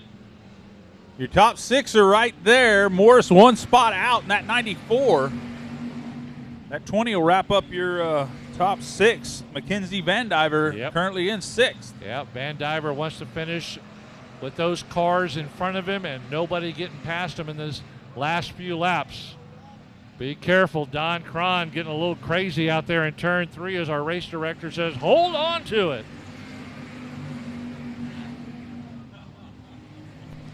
It's all good. Here we go. We got a battle for the lead. Here comes the 21 of Ramos on the inside of Twardarski. And they got lap traffic in front of them with just a few laps to go. It's going to get interesting right here, folks. Keep an eye on your lead. They are showing him the move over flag for the 17. Now, does he move low or high or hold your line? Hopefully, just hold your line. Let him go. Yeah, got to hold that line right there because if he would have moved over, that would have caused all sorts of mayhem that we're trying to avoid. And everything worked out perfectly as he stayed high along the outside wall, and that let Twardesky and Ramos go past him safely. Don Cron starting to reel him in, though. Keep an eye on that third place car. Twardarski gets a little loose off coming down the front straightaway. Don Cron trying to run down Ramos here. Ramos out of the Corpus Christi area doing a good job with that 21 car to hang on to second place right now. Yeah, Ramos really has to watch it, even though he's going to finish in the top 6. It looks like he wants to have as good a starting position as possible in that A feature, and his finishing spot here will help determine that with 1 lap to go. Twardesky, 27T, Curtis Twardesky with the lead. Easy drive right now. Ramos currently has his hands full with Don Cron there. The 233s are doing battles. Got to watch it. We'll have a 66 if we ain't careful. And it looks like 20 Mackenzie Van Diver is going to finish in that 6th transfer spot there. So Mackenzie Van Diver is the last car to qualify in this B main, and we'll make the show.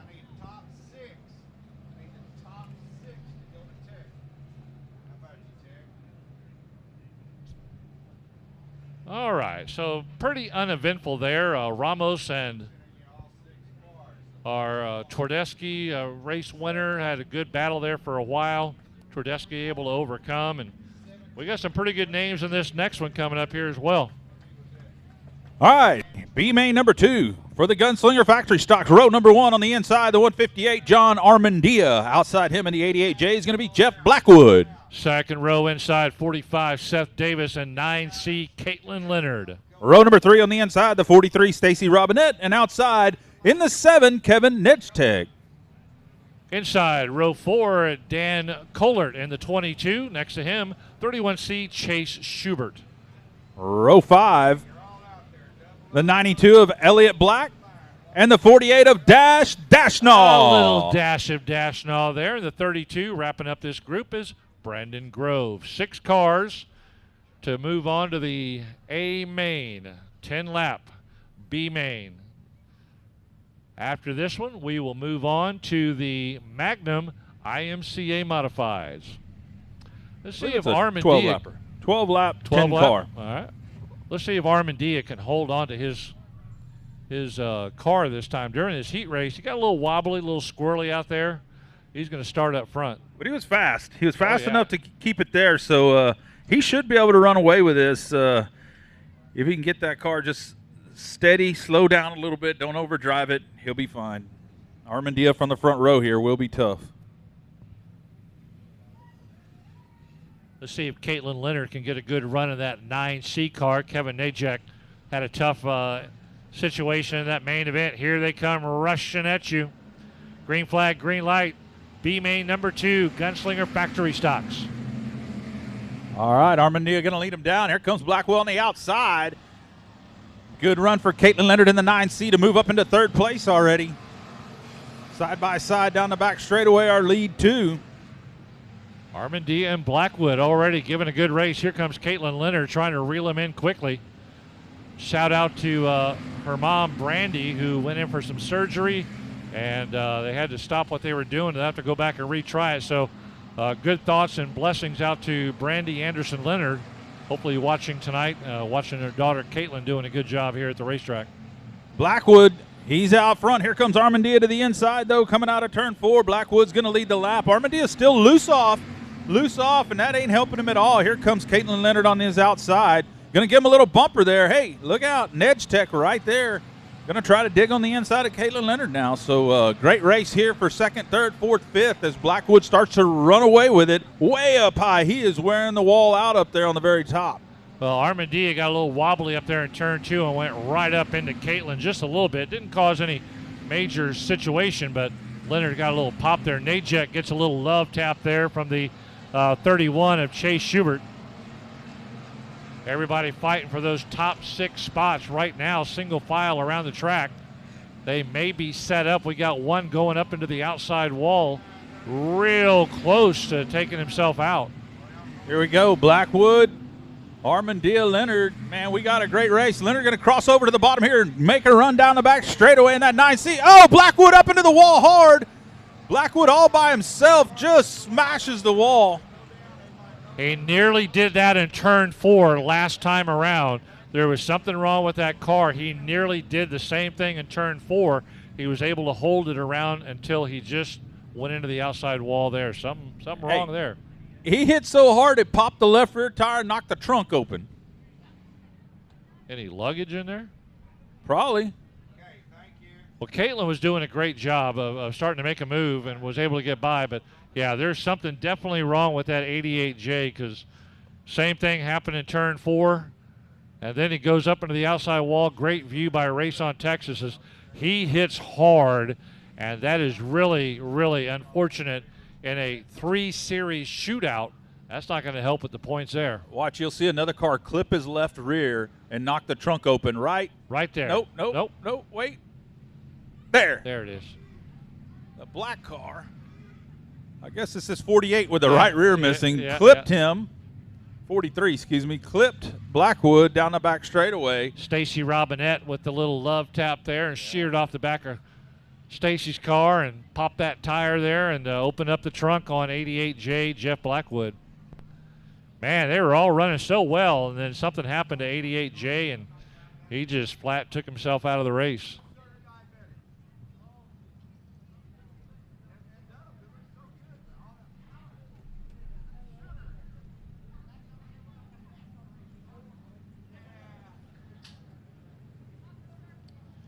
Gunslinger Factory Stocks, B main, number 2, top 6 are going to move on. IMCA, the Magnum IMCA Modifieds getting ready to come out. Hey, be sure to stop downstairs at the merchandise table for some great series Showdown gear, man. They got some good hats. They got T-shirts. And remember, 20% of all the sales tonight will go into the bonus pot. Next week, July the 24th, do the same thing. Buy merchandise, and 20% of sales will go into the bonus pot as well. And then August the 17th, or August the 7th, the third night of the series, buy your merchandise, 20% of that nightly sales as well. Buy your tickets online at My Race Pass or Cotton Bowl's page. $2 from each ticket you buy goes into that bonus pot as well. Thank you to all those sponsors, too, that got it up to $8,500 very quickly. We're shooting for $10,000, $12,000, $15,000 would be nice. Aaron's got big aspects for that. He wants to make it nice.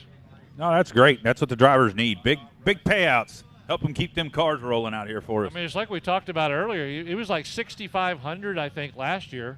And then that was at the end of the series, and already we're just starting. He's already at $8,500. Yeah, that's pretty incredible. All right, only a couple of laps complete under our belt there. Blackwood is out. Is that going to put Caitlin Leonard up front, and John Armandia behind her, along with Kevin Nijek. 4 laps complete in this 12-lap B main. Well, we got a fire on the Armandia car. Watch the sparks.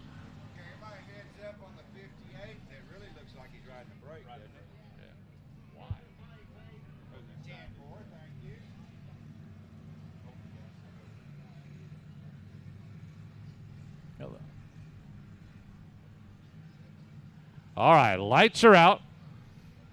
Caitlin Leonard finds herself in the catbird seat. There she goes. Green flag, green light on the restart.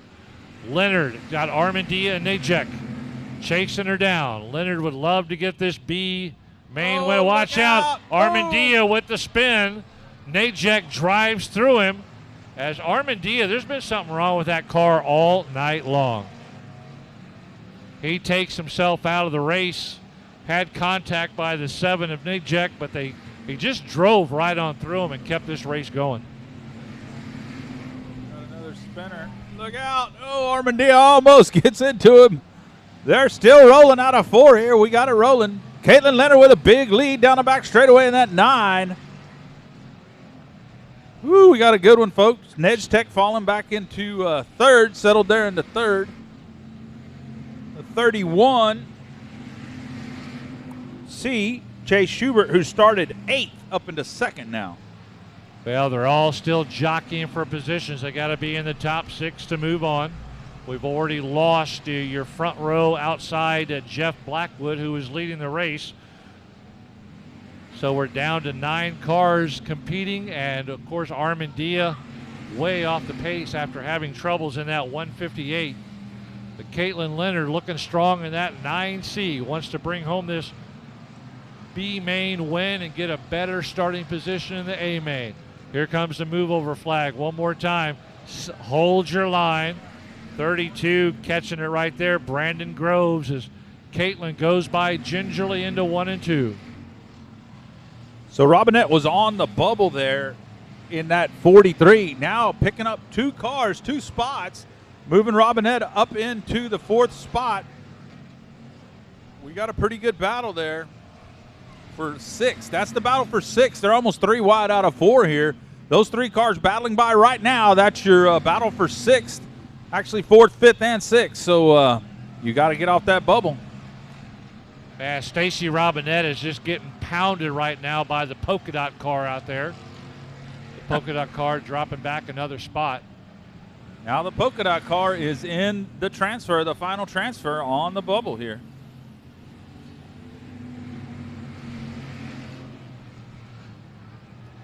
Polka dot car got a name, Milton?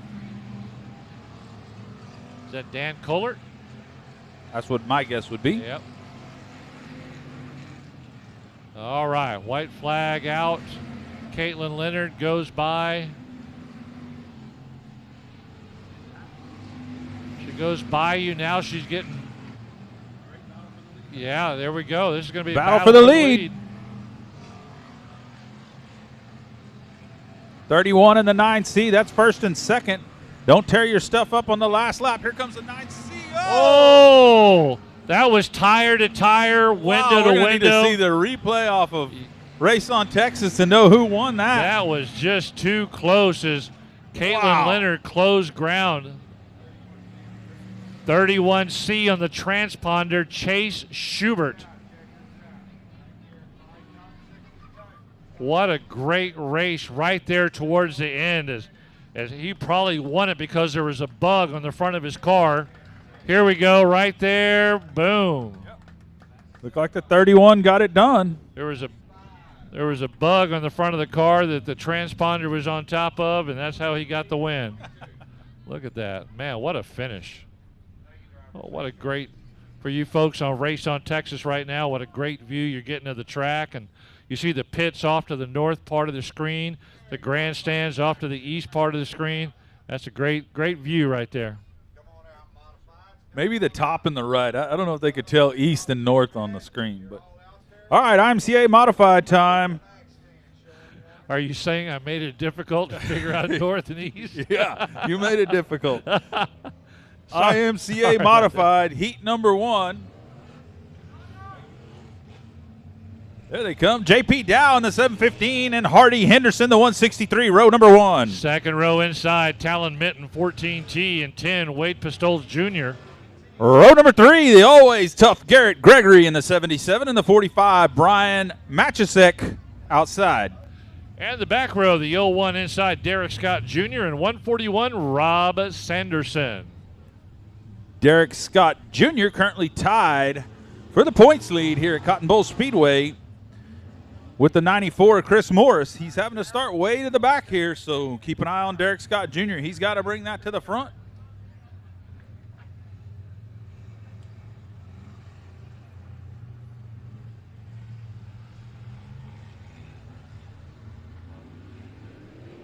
Lights are out. Here we go. Green flag, green light, off and running modifieds. Sponsored by Magnum. Going into the turn. Here we go. JP Dowell leading them down the back straightaway. Hardy Henderson up in the points race this year at Cotton Bowl Speedway, doing a great job hanging in there. Henderson, your 2020 track champion. 7:15, JP Dow hugging that low side of the track, trying to cut down as much property as he doesn't have to race, keep it low, stays with it, coming out of the turn and down the front straightaway.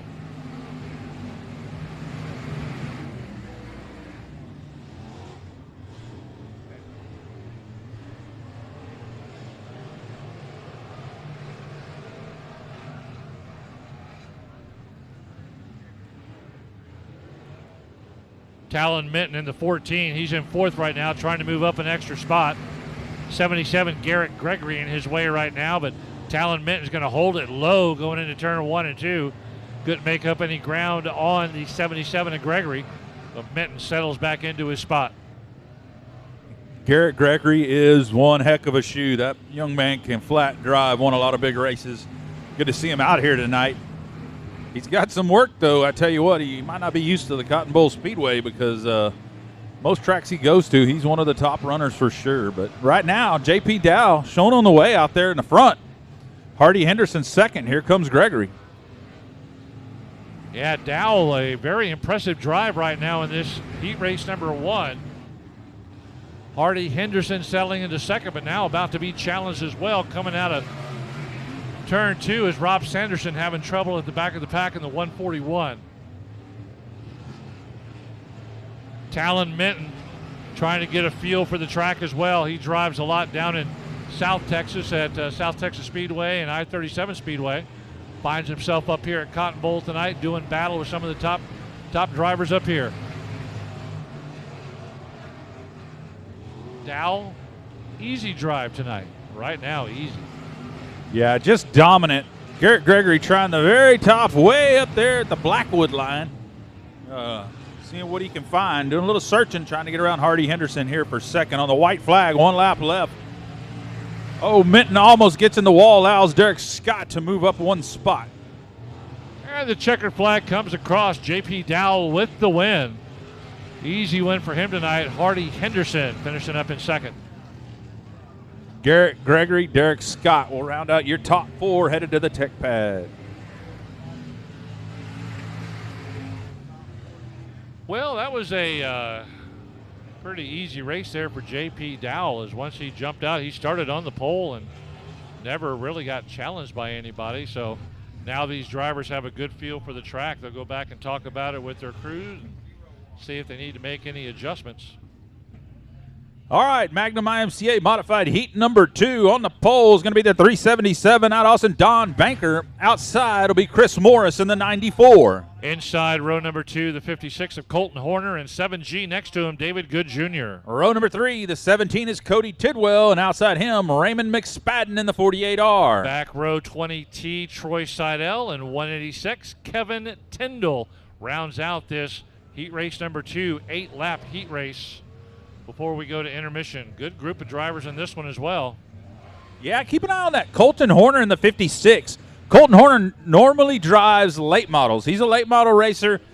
He's been running all over. He's made some Lucas Oil shows and actually made the mains. He's a good little driver when it comes to the late models. Let's see what he's got here in a modified. Much less tire. A lot harder to drive than the late model potentially. Not as fast, so we'll see. Hey, you got Don Banker and Chris Morris up there on the front. Those are 2 hot topics right there, man. They are really, really good drivers. Chris Morris, good showing at our last race here. Went from second, had a good enough showing to move up to a tie for first with Derek Scott Jr. Lights are out. Last heat race of the night before we get to intermission and move on to main events. Picking up speed, Don Banker leads him out of turn 4. Green flag, green light, drags Chris Morris with him, who jumps out to the front quickly. Goes Morris into turn 1 and 2.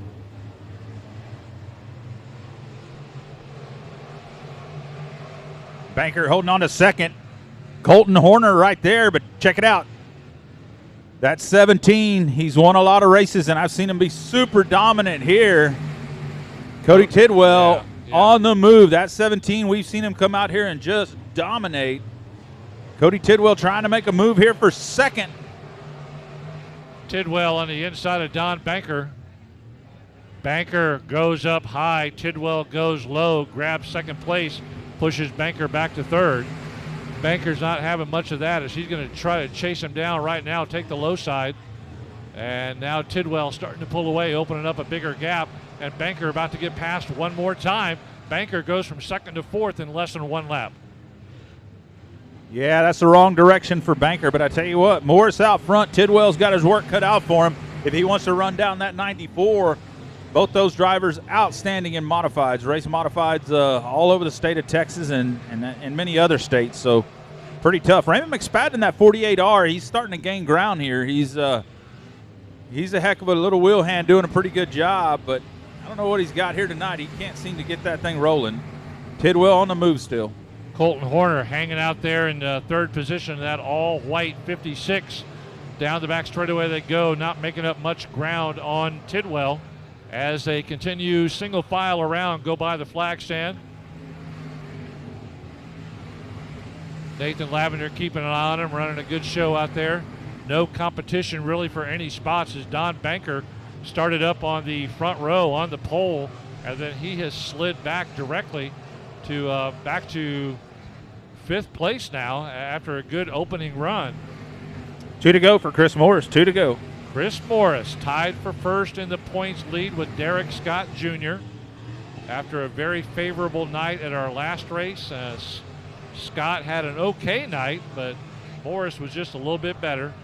Got the points and moved back into a tie. 1 lap to go. Chris Morris. That guy knows how to drive when he's out front. He's got a good crew, good car, good driver.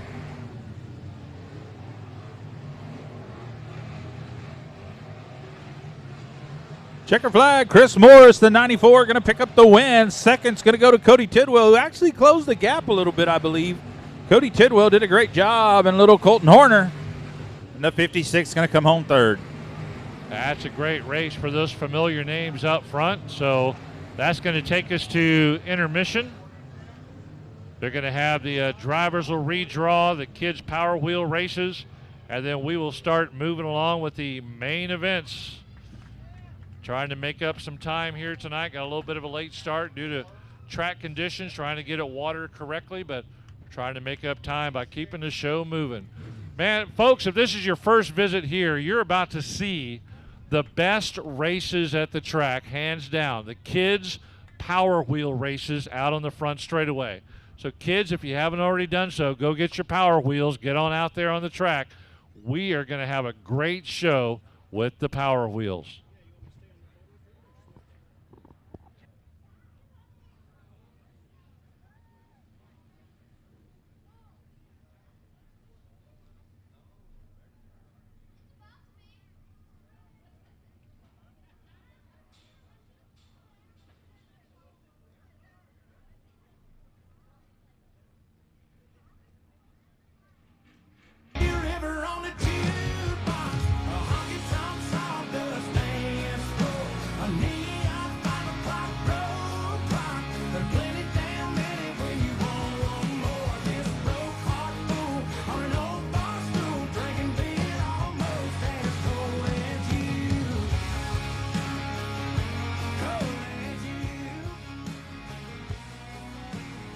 Hey, also race fans, as you enjoy your intermission here tonight,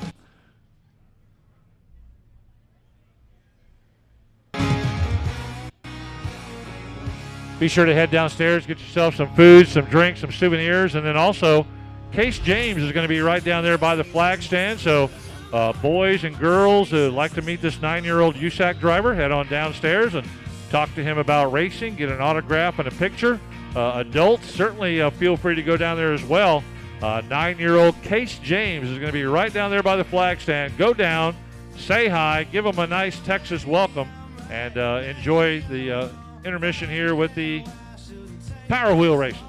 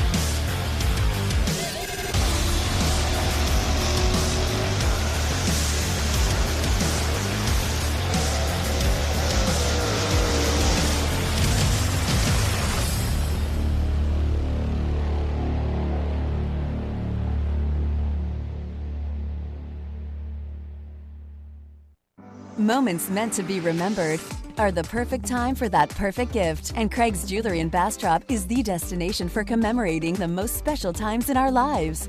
From watches, rings, pendants, and charms, to bracelets, earrings, and personalized gifts. As always, we offer fast in-house engraving to add that personal touch to any special gift. Mark your most precious moments with Craig's Jewelry in Bastrop, and let us help you and your family celebrate those special times. Wheel to wheel, battle for the race lead. New race lead down the back stretch. Here comes Training Perfect.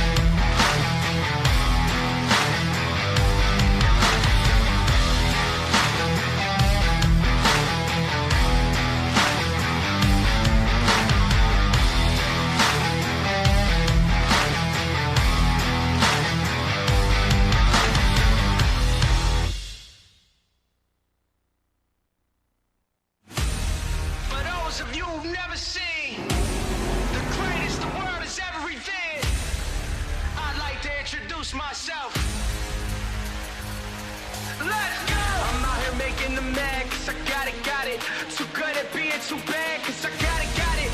Stop reaching and being sad, cause I got it. I just got it, yeah. I just got it. They're going to drag race to the line. All sorts of action going on down the backstretch. Climbing out of the car, your feature winner. Chuck Patrick with the drive at the bottom of the racetrack. They make contact coming to the checkers and the trip. From an old school racer, it's nice to see the racetracks. Faulkner Bond trying to move to the top of the track. And how about James Shirley on the restart? Throw the red, get him out of that car.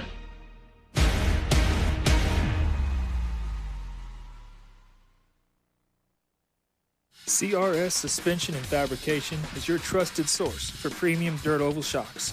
For dwarf cars to late models and everything in between. We also offer adjustable spoilers and adjustable shock mounts, upgrades, car setup services, and even professional tech support for your entire racing season. You either run CRS shocks or you get outran by them. Call us today, 254-933-CRS1.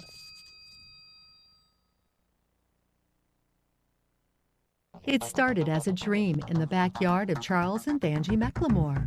45 years later, Magnum Trailers is a premier builder of custom trailers and authorized dealer of industry-leading brands. From gooseneck flatbeds to dump, tilt, and utility trailers, car haulers, cargo trailers, and watercraft trailers, you won't find a better selection.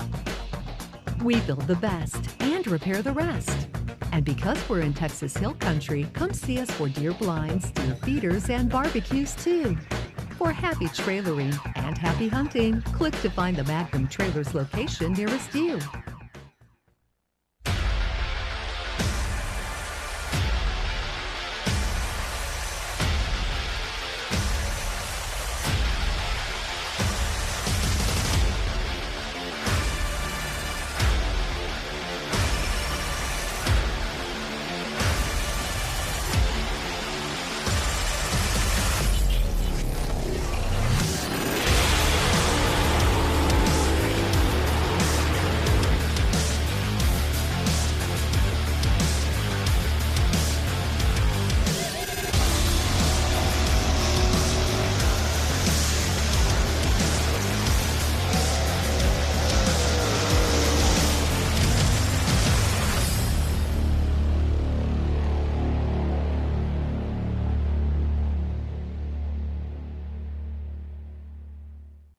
Moments meant to be remembered are the perfect time for that perfect gift. And Craig's Jewelry in Bastrop is the destination for commemorating the most special times in our lives. From watches, rings, pendants, and charms, to bracelets, earrings, and personalized gifts. As always, we offer fast in-house engraving to add that personal touch to any special gift. Mark your most precious moments with Craig's Jewelry in Bastrop and let us help you and your family celebrate those special times. Wheel to wheel, battle for the race lead. New race lead down the backstretch. Here comes Brady Burner.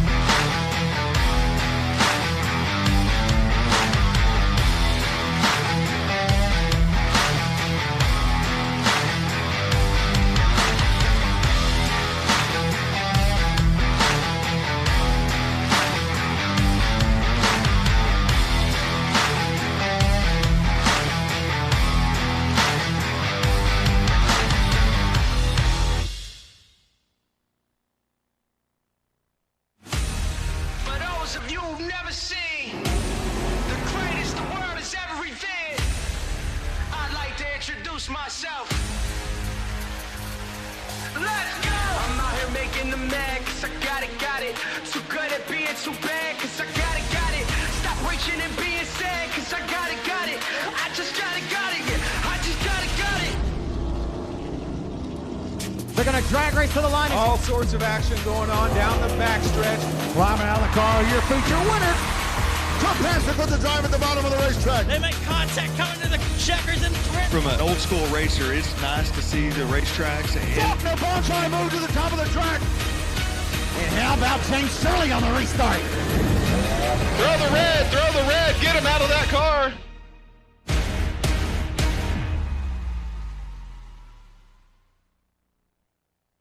CRS Suspension and Fabrication is your trusted source for premium dirt oval shocks. For dwarf cars to late models and everything in between. We also offer adjustable spoilers and adjustable shock mounts, upgrades, car setup services, and even professional tech support for your entire racing season. You either run CRS shocks or you get outran by them. Call us today, 254-933-CRS1.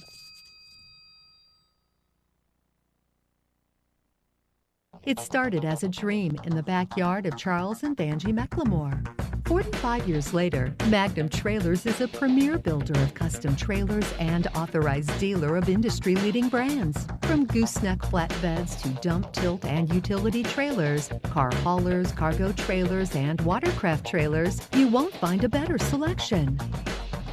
We build the best and repair the rest. And because we're in Texas Hill Country, come see us for deer blinds, deer feeders, and barbecues too. For happy trailering and happy hunting, click to find the Magnum Trailers location nearest.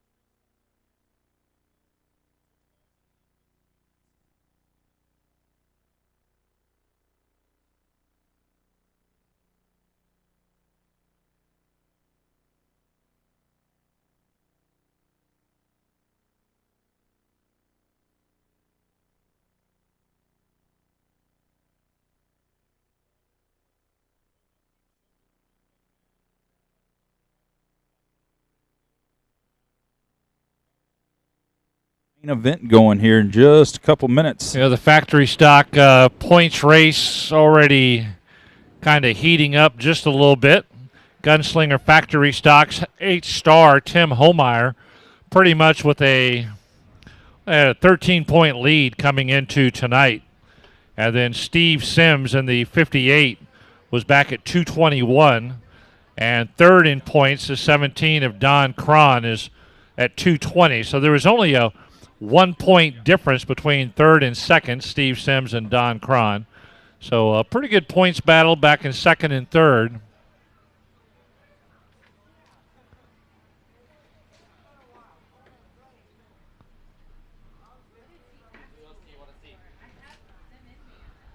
What else do we got? We got Homeyer, Sims, Cron, and then Kevin Najek is 14 points behind Cron, so Najek is in fourth.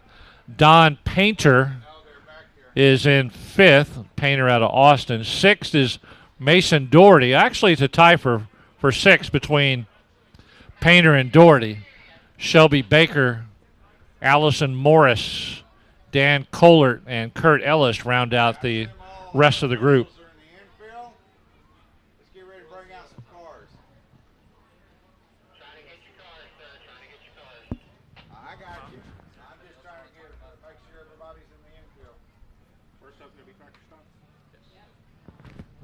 Factory stocks will be our first main event to roll out tonight.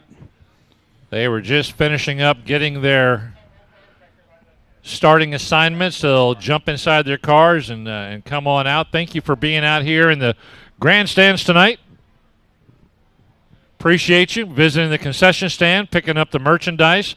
If you didn't get any merchandise tonight, I think starting tomorrow night you can go to BFF Merch, and they'll mail it to you as well. I'm sure there's some shipping and handling, but pick up your Series Showdown hats and shirts and wear them back out next week, July the 24th. Some guy named Rodney Rodriguez is supposed to be here next Saturday. That guy's a legend. Apparently we're able to wrestle him away from wherever he's been.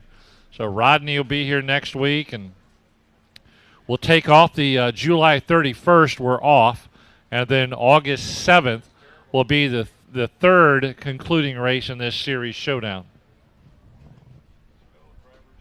What does BFF stand for, Milton? That's a great question. I could make something up, but we'd have to hit the pause button. Oh. But it's BFF merchandise. Just merch, M-E-R-C-H. Oh, just merch? B like boy, F like fox, and then merch, M-E-R-C-H. BFF. I doubt it's Boy Fox merch. No, it's not, but it's just, phonetically speaking. Best Friends Forever merch?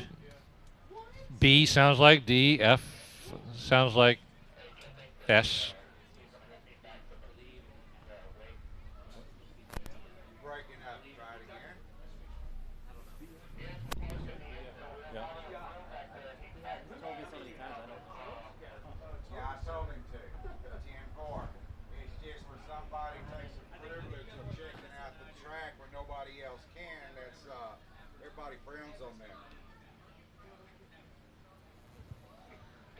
We ended up with 131 cars tonight, folks. Man. 131. We fell a little short from our record, but 131, I tell you what, in 2021, we've seen car counts dwindle over 2020 overall. So Cotton Bowl continues to maintain one of the best car counts of any track in the state of Texas. So you fans are lucky. I'll tell you, too, there's a couple of tracks probably racing tonight. I know I-37 is, and there's a few cars that have come up here on their off night. They've come up here and raced. So because they're racing tonight, we probably lost, 8 or 9 cars. So we could be at it next week, that's for sure. Yeah.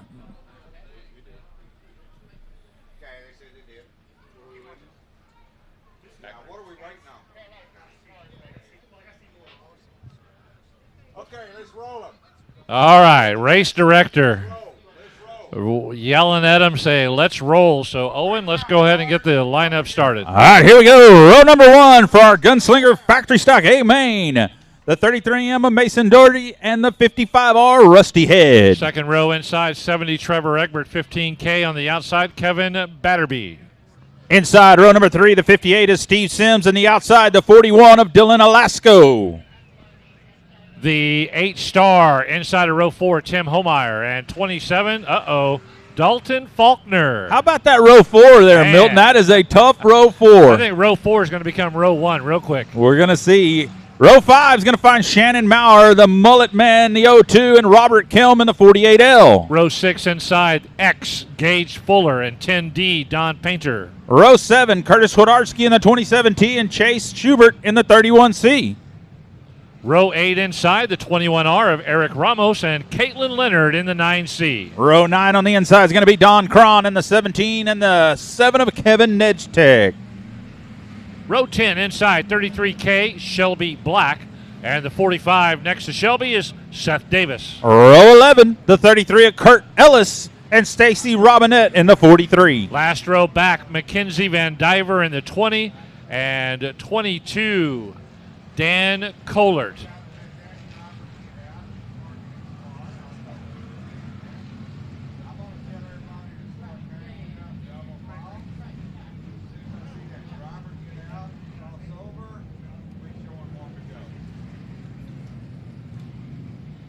All right, there's another race car driver that is pre-positioning his car, so when he finishes racing in the first class he's driving in, he can just pull into the infield and swap out cars and kind of speed things along a little bit. So Anthony Gordon's done it.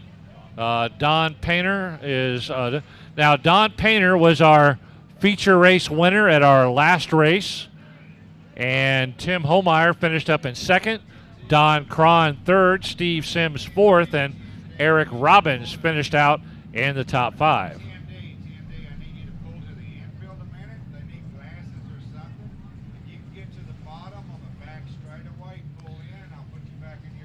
They're calling for 10D Don Painter to pull into the infield for just a moment for some sort of fix of something. Said something about some glasses. Is he racing without glasses? Oh, no. Yeah, when you forget your spectacles and you go out on the racetrack, you got issues, I guess. Yeah. 10D Don Painter will get his spot back, and we will be ready to go. A 20-lap main event for these fast-moving gunslinger factory stocks. All sorts of excitement getting ready to come our way as we are main event racing the rest of the way out. IMCA Southern Sport Modifieds are on deck. Yeah, here we go. How about that row 4? Tim Homeyer and Dalton Faulkner. Woo-wee. We're going to have a good one tonight. All right, good. Keep an eye on Egbert in that 70 as well. Don't forget about Trevor Edbert was fast in that 70, so there's one's going to give a lot of competition to those behind him. So it's going to get interesting. Yeah, Don Painter starting on the outside of row 6. He was our main event winner at our last race, but he's going to have his work cut out for him to repeat with all that fantastic talent in front of him. Mason Doherty always runs strong. Rusty Head looking for a good run, but man, like you said, we got Egbert, we got Sims, we got Elasco, can't forget about him. Yep. And then, of course, Homeyer and Faulkner on the same row. The lights are out. We are ready to go 20-lap racing here at Cotton Bowl Speedway. Look at that good-looking group of factory stocks coming around the 3/8 mile oval here at Cotton Bowl. Here we go. Here we go. Picking up first main event of the night. Here we go. Green flag, green light. Off and running as Doherty tries to grab that initial lead right out of the slot.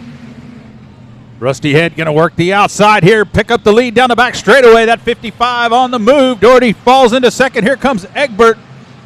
Right now, log jam back where Faulkner and Homeyer are at, so we're all jammed up here. Lap number 1 going to go to Rusty Head. Rusty Head looking strong right there at the very beginning. Doherty backs up into second.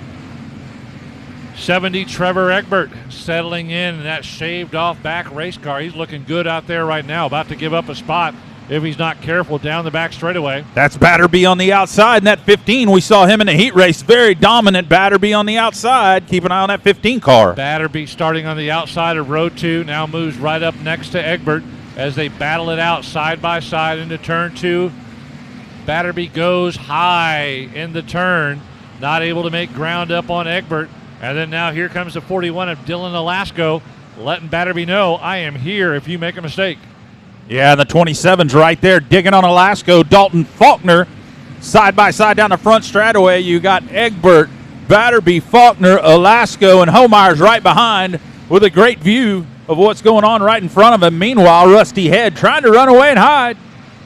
Homeyer back in 7th right now, not really making up any ground right now. It's early in the race, I know that, but Homeyer normally gets to the front as quickly as possible, but there's a lot of talent out there.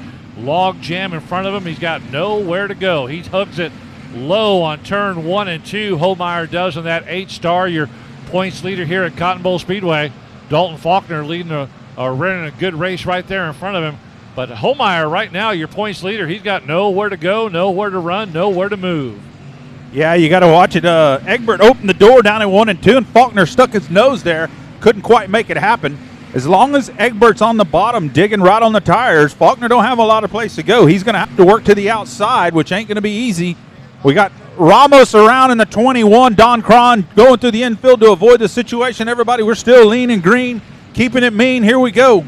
Faulkner trying to do battle right there with the 15 car down the back straightaway into the turns, turn 1 and 2.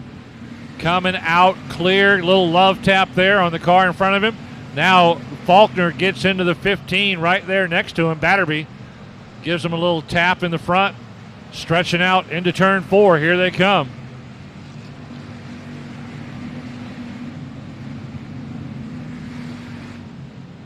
Mason Doherty still running a pretty good race out there in that 33M. He's running strong, staying out there. Egbert, you got Faulkner up on the high side now in turn 3 and 4.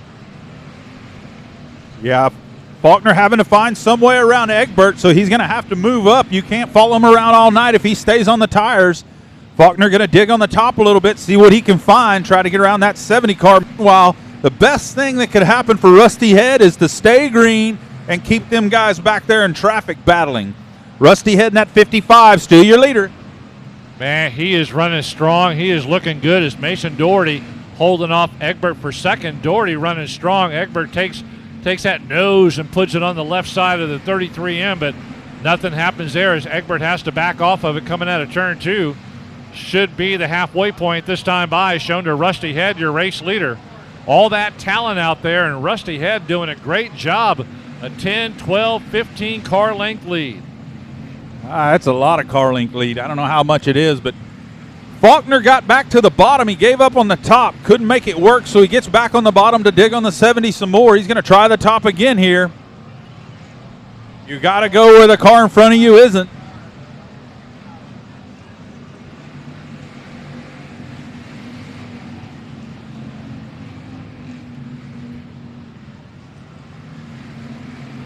Down the back straightaway, Rusty Head into 3 and 4.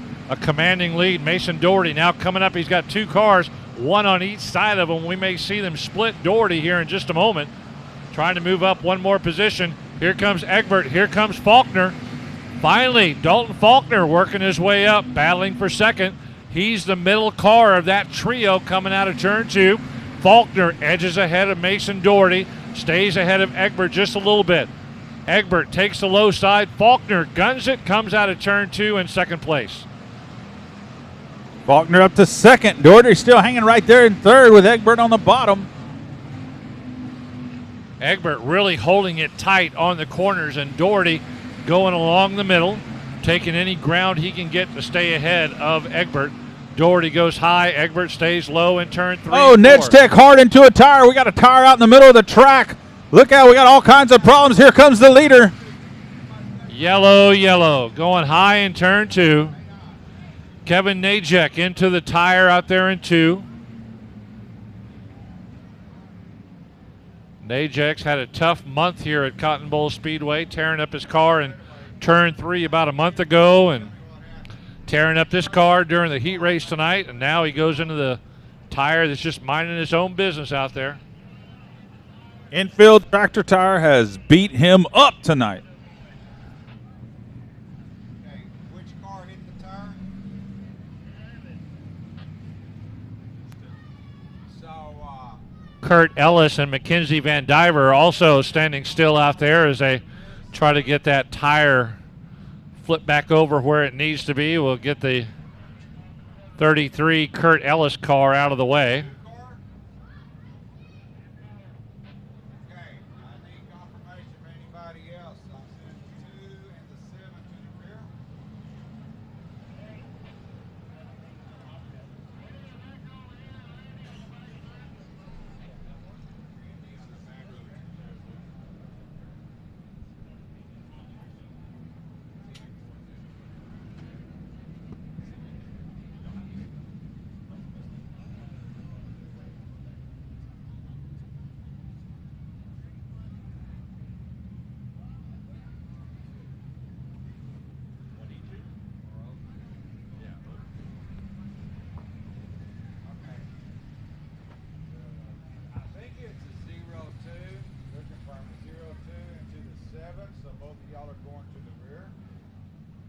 So it looks like the 02 is Shannon Maurer, and the 7 of Kevin Najek are going to be given the official word to head to the back of the pack.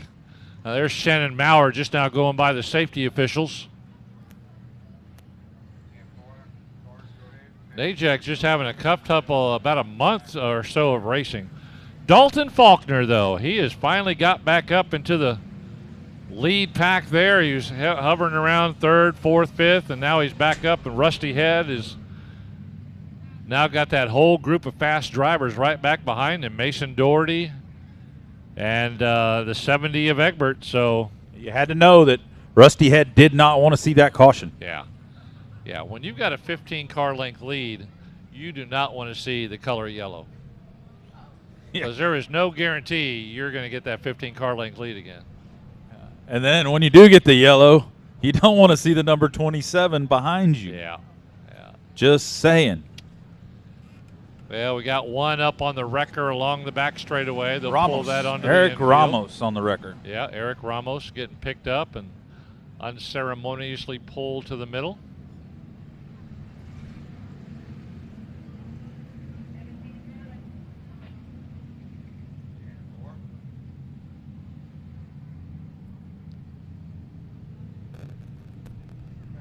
Watch it. Oh, my goodness. 33 is not even paying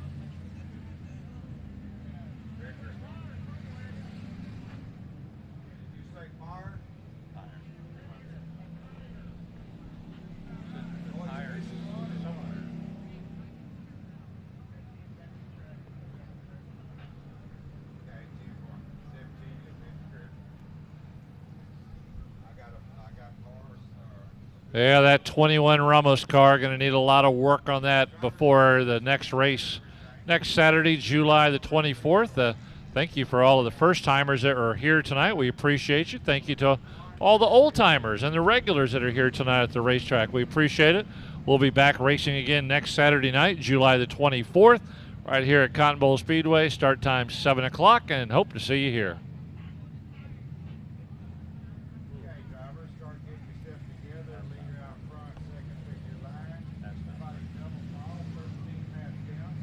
Ramos looking at that thing like, oh, man, you got to be kidding me. Look like broke axle on the right rear maybe and right front, heavy damage. Not sure what he got into other than the backstretch wall, but he hit pretty hard.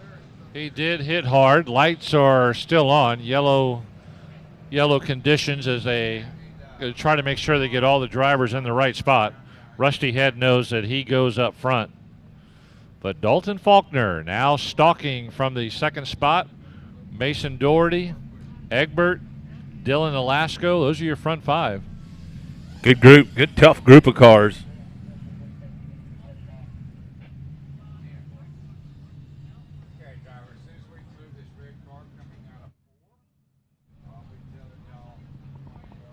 What do you fans think about our factory stock race so far? How about that? How many of y'all think Faulkner's about to take the lead here in just a minute? How many going for Rusty Head?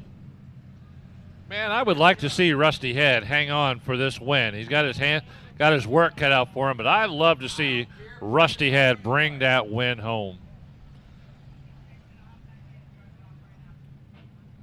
He's holding up the show and he's on TV, looking pretty bad out there.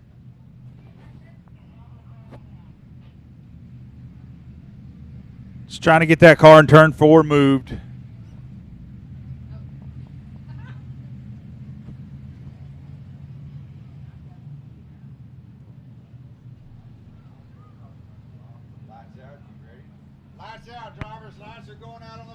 Lights are going out on the back straightaway.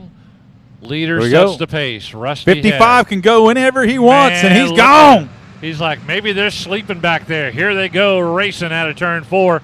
Rusty Boom. Head, your race leader. Dalton Faulkner into Mason Doherty. Just a little bit going into turn 4. Yeah, those little bumps like that, though, can cost you a race. They can knock that front end out, give you a flat tire. You got to be careful there as the 27 kind of pushed up into the 33 on that restart. Rusty Head out front, Dalton Faulkner second. Here comes Trevor Egbert once again. Hammond Doherty having a great race for third place. Here we go. Side by side down the front straightaway. Holmeyer, here comes Holmeyer. Tim Holmeyer, your points leader at Cotton Bowl Speedway, trying to move up, trying to get by Egbert there at the bottom of turn 2. Holmeyer trying to drive that low line.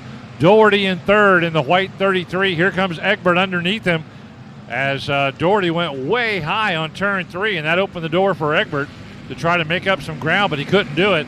Meanwhile, Tim Holmeyer, he is sniffing around the inside of Egbert there, trying to figure out, look for some power, look for some a spot where he can get some traction and shoot past him, but Egbert has shut the door on him every single time. Rusty Head blowing the tires off of that thing.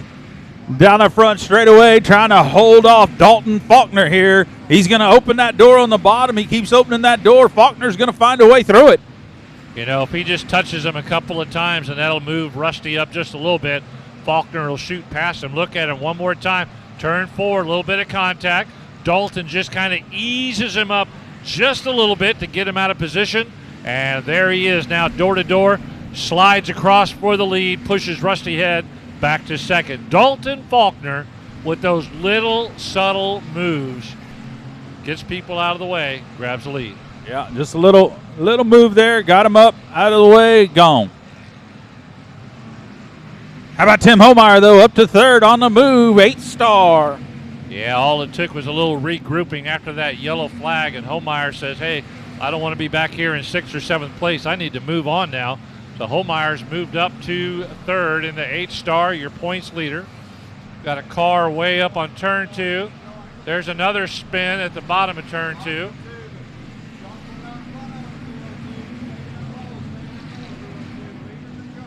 Leaders are coming up behind that slow mover. White flag, here it is. Faulkner head is right on his rear bumper. Not this time. Your winner is going to be Dalton Faulkner in the 27. Dalton Faulkner with the win.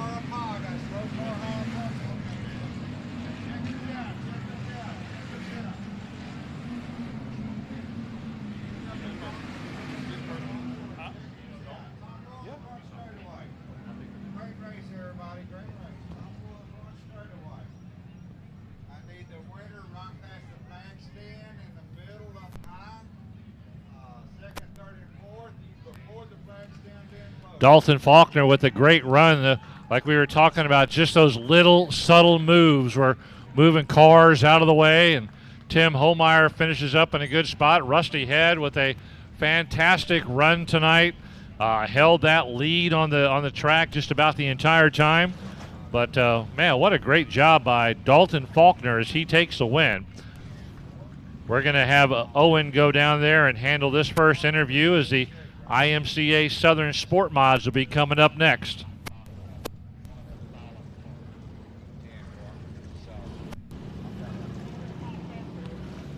I got a pickup with a trailer with a race car number 48 sitting out here in the parking lot, blocking.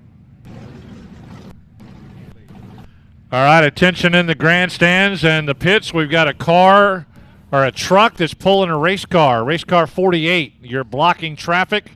And we got people that are trying to leave, so we need you out to the parking lot, move your truck to a better spot. Owen, take it away when you got it.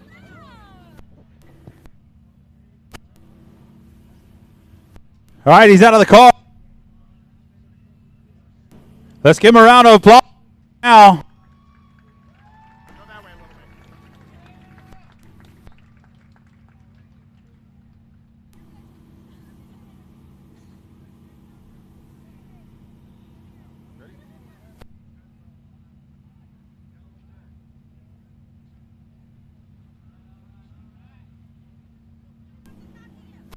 All right. How's it going, Dalton? Hell of a race. Man, I think you needed that caution. Rusty was out there straight away on you guys, coming over to say congratulations. What was your thought process? You were pretty hard on them guys, trying to get around them. You had a lot of traffic. They wouldn't give up the bottom. They wouldn't give up where you needed to be. You worked the outside. You split them down in there. What was your thought once you got into second and Rusty was... I tell myself don't overdrive the car. I didn't know how fast he was exactly, but I knew the other cars in front of me were pretty fast. It took me a minute to get around them. I really don't remember a whole lot of it. I don't remember much till I go home and watch the video, but it was a hell of a race. I don't think I would have got Rusty if there wasn't a caution. I don't know how many laps there was left. Yeah, a well-timed caution for you. And about it, me and Milton talking about, you know, the last thing Rusty wanted to see was a caution, and the next thing was a 27 in his rearview mirror. So you got anybody you want to thank? Man, I got multiple people. Dennis Knowles, my mom, my dad, Baja Motorsports, Ronnie's Auto Sales, 5-Star Septic, Don Wild, Aurelia Weems, PRC, LLC Truck.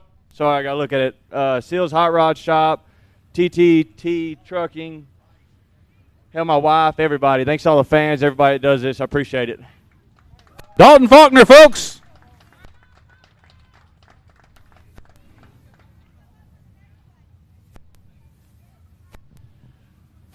Man, what a great race by Dalton Faulkner as he was able to pick off those drivers. And like we were talking about, the last thing you want to see as a leader on the racetrack. You don't want to see 27 Dalton Faulkner in your rearview mirror, but that's where he was, and he got the win. All right, starting lineup. Once we get Dalton out of the way, we've got the IMCA Southern Sport Mod 20-lap main event coming up. Front row, 7, Kevin Parker. 12D, Dwayne Owens. Second row, BD2, Daniel Preston. Next to him, 17, Eric Sigelski. 19M, third row, Nick Van Diver. Next to him, H14, Heath Stewart. Row 4, R3W, Rick Wolf. 717, GW Egbert. Row 5, 101, Tanner Whitmire. And 231, Joe Maple. Row 6, 23, Joel Garcia. Next to him, 32, Robert Stewart. Row 7, 777, James Hanisch and Don Painter. Row 8, 73D, Jacob Horch and Anthony Gordon. Row 9, 38, Jackie Davis and 28, Rowdy Chenard. Row 10, 51 VT, Larry Baggett and 21S, Rookie Smith. Row 11, 7Q, Stephen Bertetto. And next to him, 54M, Todd McLemore. Row 12, the 3 of Robert Carson. The 8 of Doug Ripple, and rounding out the group scheduled to race 7S, Blaine Smith.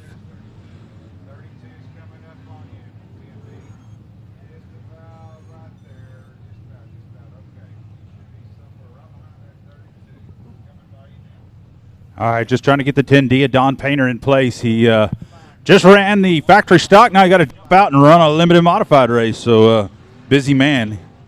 Southern Sport Modified point leader, 717 GW Egbert with 231 points coming into tonight. 777 James Hanisch, 7 points behind at 224. And Joe Maple in the 231 race car at 209. Third place in points.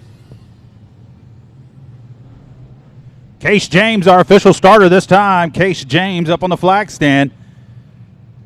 Case is going to do a good job here getting us started. Here we go, folks. Lights are out. Roaring out of turn number 4. 20-lap main event. Here we go. Green flag, green light. Off and running. Good looking shot on Race on Texas Speed Pass. Looks great from the grandstands as well. As the Cotton Bowl Speedway, IMCA Southern Sport Modified start to stretch it out around the 3/8 mile oval. Doing a great job. Oh, contact already.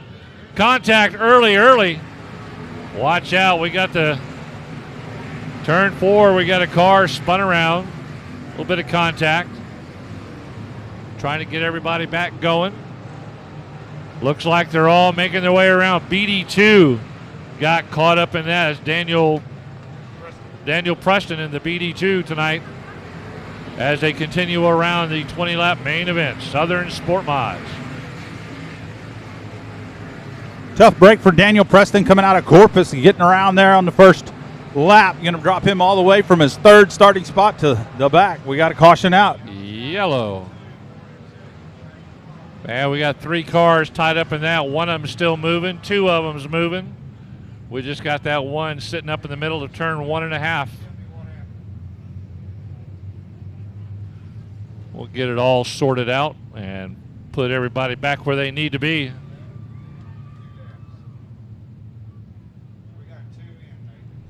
Got 2 laps in on this 20-lap main event.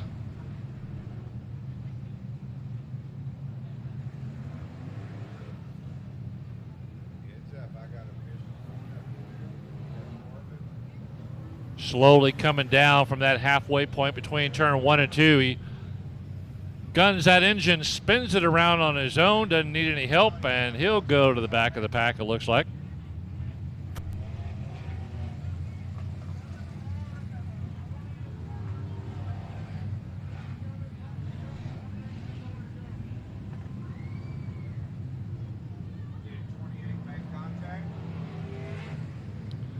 Officials on the infield talking to the tower, trying to figure out who was involved, who needs to get their position back, and who needs to go to the back of the pack.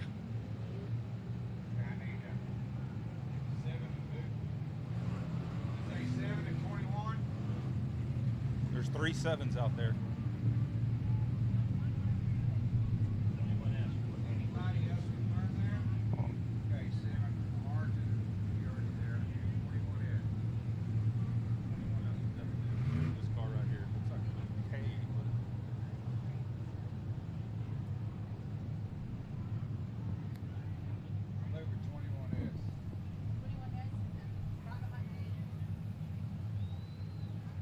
Straight across from us, yep. We're actually basically okay. They're already in the rear, right? No. 21's right up there. 21 needs to move back. 21 is. All right. Dwayne Owens out front. Trying to get the 21S. Rookie Smith involved in that incident. Needs to go to the rear. All involved. All involved. Rookie Smith not having one of his best nights here tonight. Kevin Parker in that 7K. The 7 also involved going to the rear here. Parker was your pole sitter. He started on a pole. Now he's currently in dead last. That's movement. It's just movement in the wrong direction. Boy, Yeah, I would much rather see cars go from dead last to first, not first to dead and last. it only happened in 2 laps, too. Yeah. Oh, yeah, it's impressive. All right, getting them lined back up. Delaware restart. Get your race leader back out front, and everybody else will line up 2 by 2 behind him. IMCA Southern Sport Mods ready to rocket fire, see if we can get 18 laps under green. Lights are out. Here they come. Dwayne Owens in the 12D. Picking up speed out of turn 4. Here they come one more time. Green, green, green, restart. Heath Stewart right there. Here comes GW Egbert, your points leader. Gonna dig on the bottom as Heath Stewart goes for the lead down on the bottom side through 1 and 2. Stewart side by side with your leader Owens in the 12. Home field advantage for Heath Stewart right here at Cotton Bowl Speedway. He should know this track better than anybody. Problems on the back straightaway. Got one dead in the water, back straightaway. And now he gets out of the way. Oh, we could have kept on going. Took him a while to get it fired back up and coast into the middle. It's like the 38 of Jackie Davis, Yeah, maybe? exactly. 38 of Jackie Davis. Move that car to the infield as soon as you can. I mean, obviously something's wrong with this car, so just move him to the infield. Dwayne Owens running a great job, but he is going to have his hands full with Heath Stewart, who's been battling him, sniffing around the inside to move up a position or 2. So keep an eye on that 14 H14 of Heath Stewart, ready to go at it and do battle here to move up past Dwayne Owens for the lead. Going to show him one more time around, one more time at the line.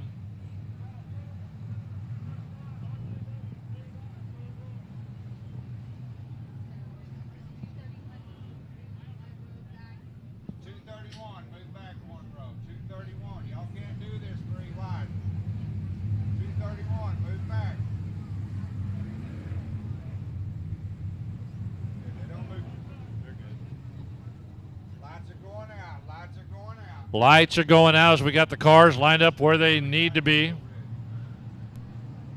Dwayne Owens with the lead, but keeping on the H14 of Heath Stewart. Done a lot of racing here at Cotton Bowl Speedway. He knows the grounds perfectly. He was sniffing around to the inside before that yellow came out. Case James throws the green, green, green on the restart. Little 9-year-old USAC national champion throwing the green flag on the restart. Owens goes high, Stewart stays low. So Jelski in that 17 doing a good job right there, hanging with him as well. They gapped the 717. We got a caution out again. Rowdy Chenard in the 28 and somebody else. Hard contact. I got officials on the track. Officials on the track.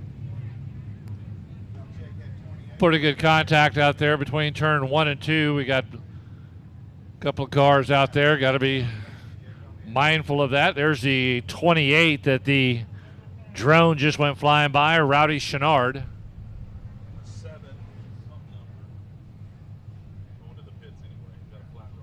Probably 7Q, Bertetto, Stephen Bertetto, maybe. Okay, drivers. As we sort this out, we will be going single file. So now we've had 3 yellow flags, and now we're going from a Delaware restart to single file from here on out, single file restarts. You're right, Sikelski's doing a great job in that 17, staying with that front pack there, Eric Sikelski in the 17.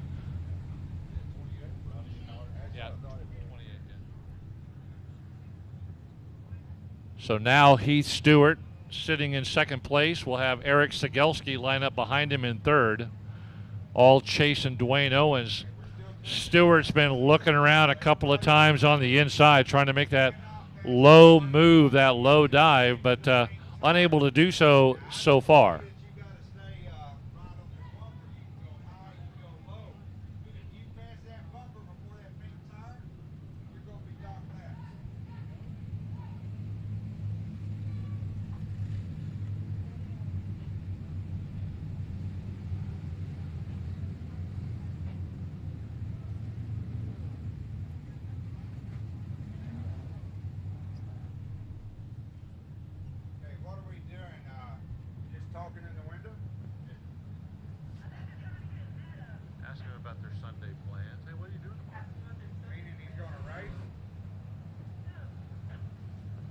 Yeah, looks like they're putting the window net out on that, putting it back up on that car. So better hurry if they wants to rejoin the race. We're not going to wait all night. There he goes. All right, single file. Dwayne Owens, Heath Stewart, Eric Sigelski. 1, 2, 3. 717, GW Egbert in fourth.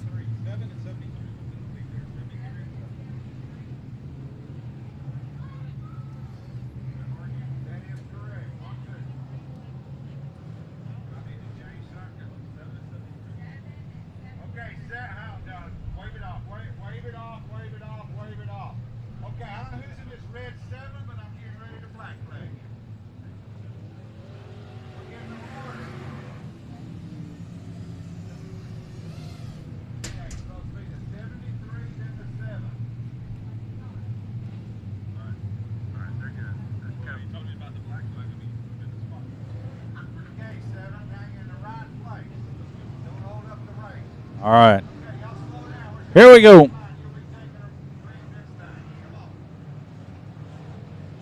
Race director talking to the drivers and their receivers inside their helmets, trying to get everybody lined up. Getting a good chewing out here tonight in these IMCA Southern Sport Modifieds, not being able to get more than 2 laps done already. We're just sitting at 2 laps after all this time on the track, and it's just really frustrating for the officials and, of course, the fans as well. We want to see a good, clean racing out there, so we got him single file ready to go. Lights are out. Dwayne Owens leads him around. Heath Stewart right behind him. Eric Sigelski in third. Here we go, picking up speed. Green, green, green on the restart.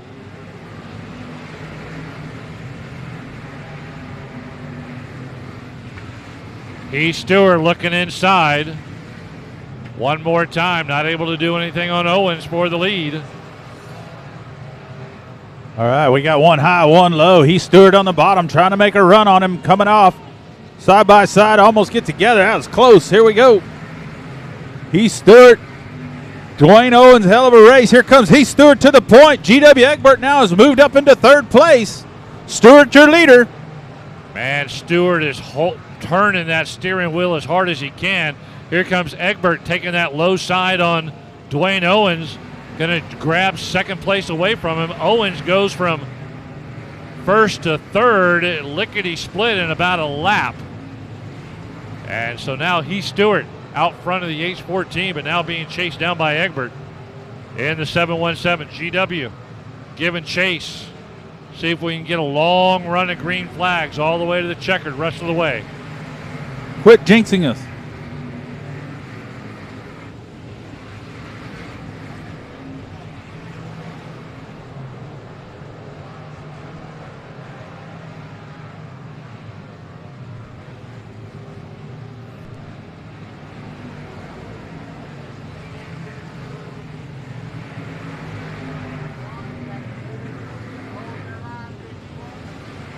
All right, telling the 51 to hold his line. Here come the leaders. Heath Stewart going to shave to the inside. He's keeping an eye on that slow-moving car. Wants to be careful, but hold the power on it as he's got Egbert right up behind him. Doesn't want to give up any ground to him as they come by those slower cars. Look at Heath Stewart go. He's driving masterful as he slides up along the outside wall. Robert Stewart around in the bottom of 4.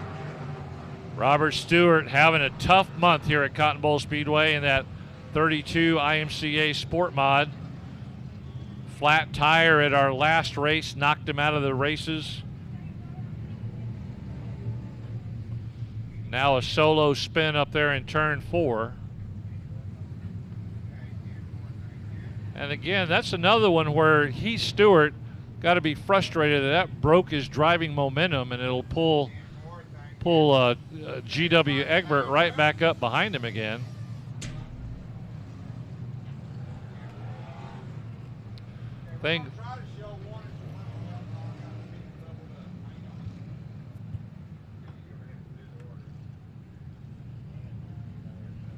All right, we're single file restart, so we got a whole bunch of guys all side by side. That ain't ever going to work. In order to get this race underway here, we need them all single file. We'll get them lined up, and we'll go here. Street stocks are on deck for their main event. They'll be followed by the Design Welding Sport Compacts, Dwarf Car Racing Series of Texas, then the Browning IMCA Stock Cars, and then the Magnum IMCA Modifieds will wrap up the night. So the street stocks are on deck trying to knock out these final 14 laps for the Southern Sport Modifieds. 231 and 777.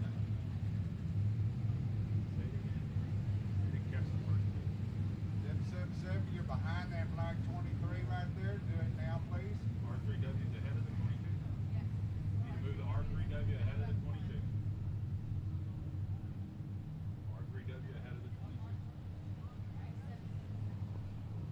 777, you're getting ready to be black flag, just in case you can hear me, or you can get behind the 23. R3W. All sorts of action. Trying to get everybody lined up here at Cotton Bowl Speedway tonight in this IMCA Southern Sport Modified. People trying to help out our race director, get the cars lined up where they need to be. There they go right there in front of you. Good night of racing here at Cotton Bowl Speedway. R3W, there you go. I was going to go. If you're not listening, you're going to lose out. There you go. Here we go. 6 laps complete. 14 to go. Single file restart.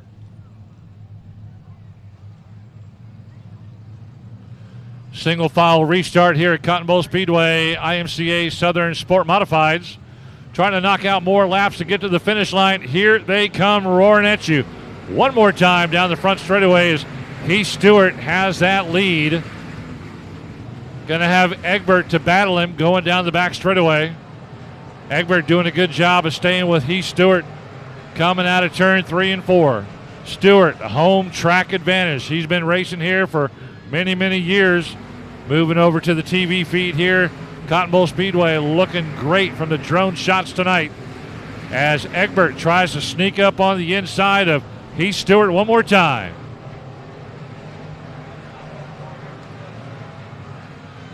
Egbert sneaking that nose up on the side. Heath Stewart holding that high line.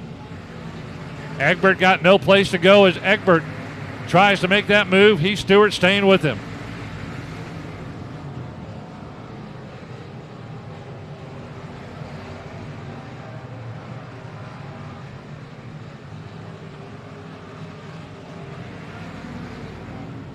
Laps are clicking away as Heath Stewart now goes low. Egbert staying a little bit high and then follows him into turn 2. More and more dusty as the night goes by. 51 being told to hold his line one more time. Got the fast-moving cars coming up behind him. Definitely being told to stay right where you are. We don't want you to cause any problems. Heath Stewart, GW Egbert.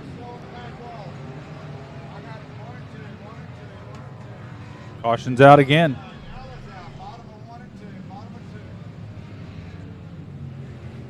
Picked up another 4 laps on that run, so we're down to 10 to go, halfway.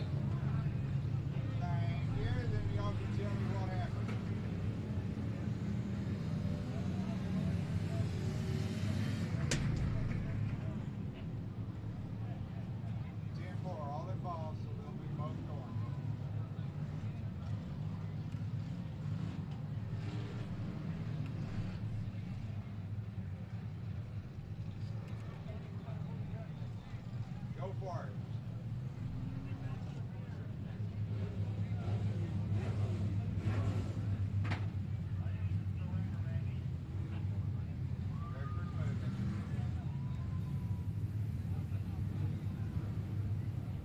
I heard the question. I'm going to leave it for right now because it keeps getting out of the way when I tell him to. 10-4.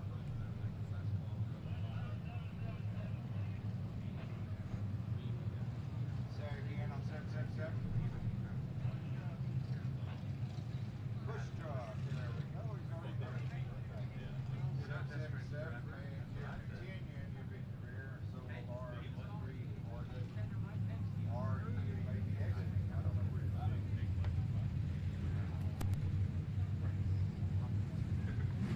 All right. The BBF merch down there, if you wanted a shirt or a hat, you got 2 more races to do it, but the BBF merch folks are about to pack up. You got 8 minutes to get down by your shirt or your hat for the Summer Showdown Series. So BBF merchandise about to wrap up downstairs. If you wanted to pick something up this week, you need to do it now. Last call for shirts and hats.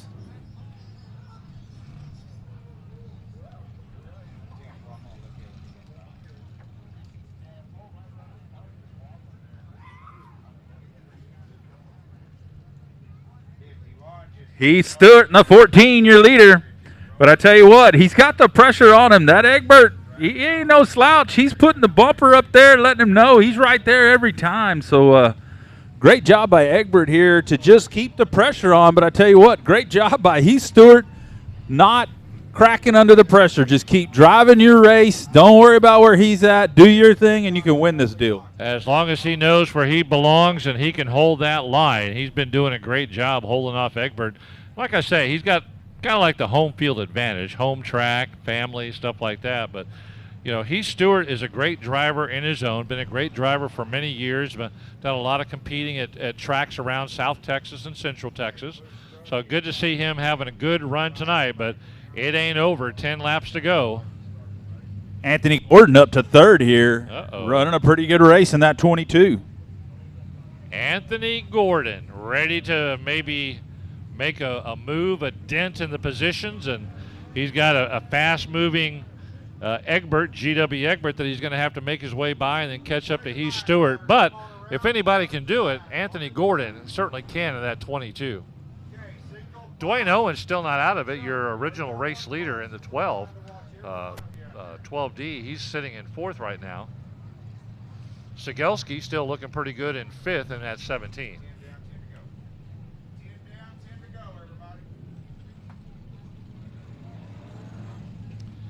10 laps down, 10 laps to go. On deck, Cotton Bowl Speedway Street Stocks.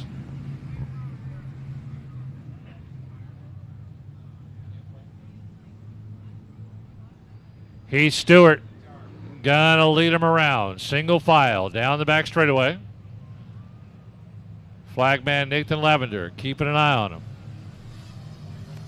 Here we go. GW Egbert in 2nd, trying to figure out a way to get around your race leader.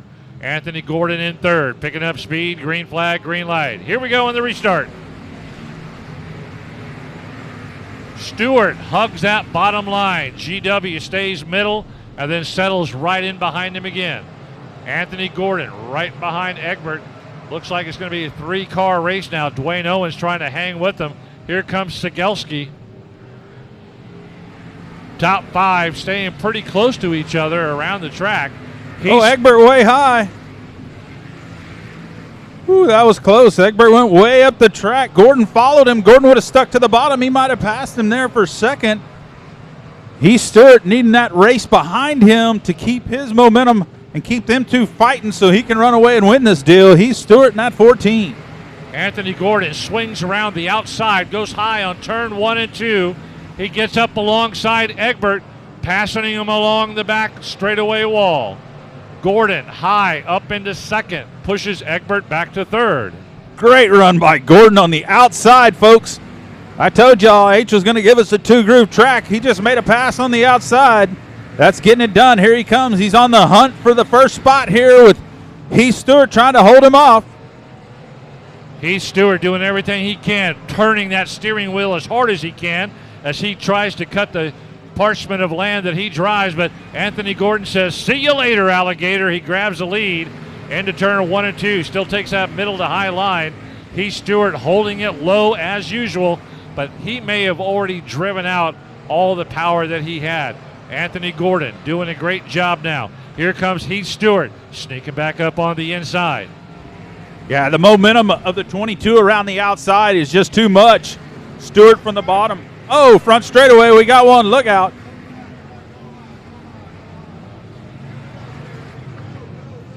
Eric Sigelski fires it back up after spinning out there in the front straightaway right in front of you.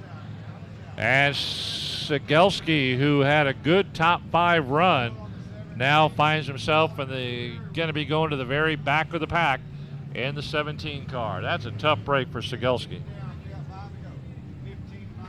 And Sigelski pulls it into the infield, so it looks like his night is over, and I bet he jumps over the track and heads to the pits.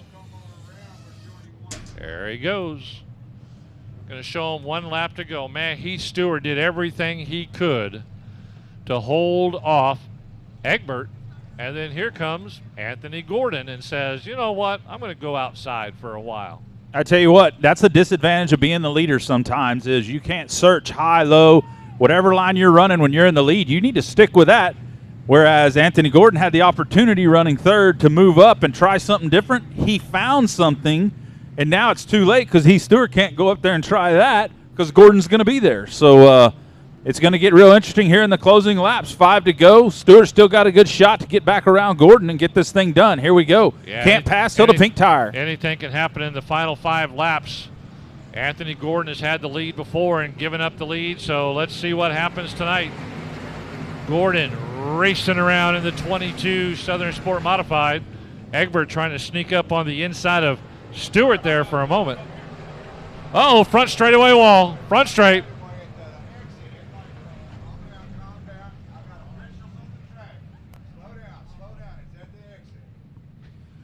Looked like the 73 and the 32 of Stewart got hung bumpers as they come down the front straightaway and couldn't get loose. We've been talking about the tough luck of Robert Stewart here over the past month after he got that first main event win. And then just the gremlins have jumped inside that 32 Southern Sport Modified. And it's been a tough go for him in the last month or so. And now he gets tied up, got the bumper matched up with that other race car. So that's a tough break, Robert Stewart. His crew chief, Rachel's, coming out to take a look at it. Get some pictures of it and talk to him about it after the races at home.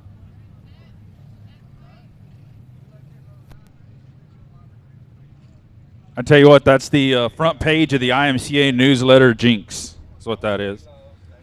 Yeah, that's true. He was on the front page of IMCA newsletter, and ever since then, that Jinx has jumped up and grabbed him by the racing suit and pulled him backwards.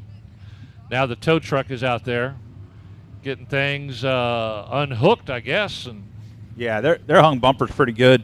Hey, you know what? We got to give a little love out here to the leader, the 22M. Do you know where he started tonight, Milton? Remind me where he started. 16th. 16th starting spot, and he's out front walking away, man. How about that?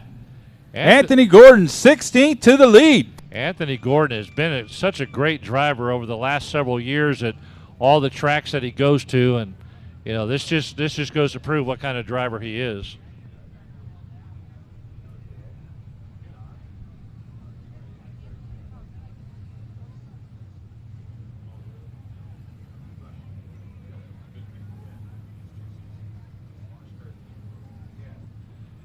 Yeah, he had Anthony Gordon last race that we had here had a disappointing finish with a 16th place finish here at Cotton Bowl Speedway, but now he finds himself up front. When he finished 16th a couple of weeks ago, he started 11th and fell back to 16th.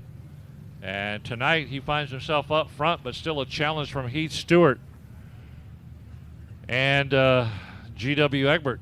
So still anything can happen in these final 5 laps as we get those cars unhooked now. One goes one way, and looks like Robert Stewart's still sitting there. We'll see what he does.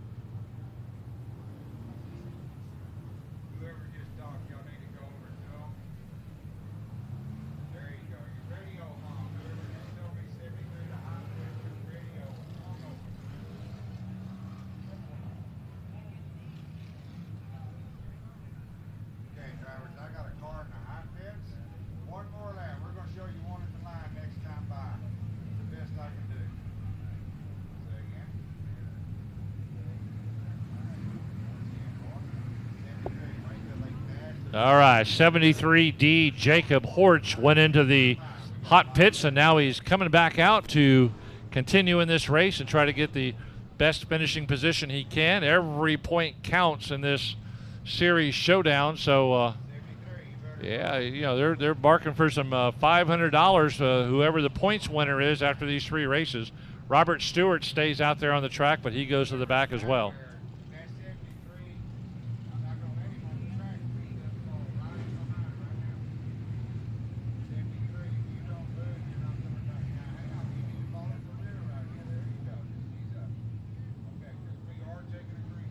All right, Anthony Gordon still out front. Again, we'll see how it goes here on this restart. He's got to hit his marks through about the top, just above the middle, but not all the way to the top. And that's where his line was, and it was fast for him. We'll see if it works for him again. Here we go. Back coming out of turn 4, he got to the bottom quickly because he knew that's where Stewart was going to go. Stewart got his nose down there, but Gordon had shut the door. Now Egbert trying to move up one more time to be a player and get by Stewart. Gordon went rather high. Look at Egbert shoot to the bottom. He's going to get side by side to Stewart, then has to back off in the corner. He's got a great run into some of the corners, but loses it down the straightaways. He shoots that nose down there one more time, guns the engine. Look at that race between Egbert and Stewart. Oh my goodness, they're staying right there with each other.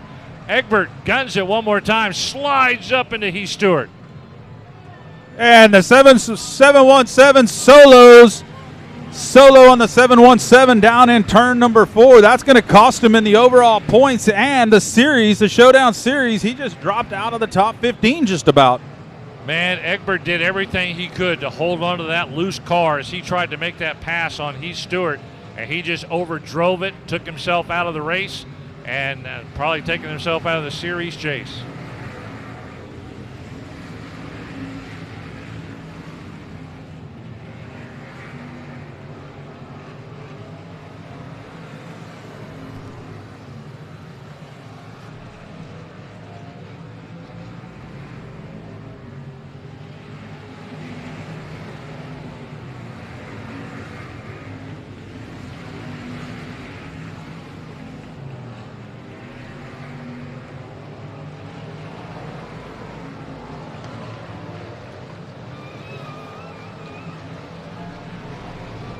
Checkered flag.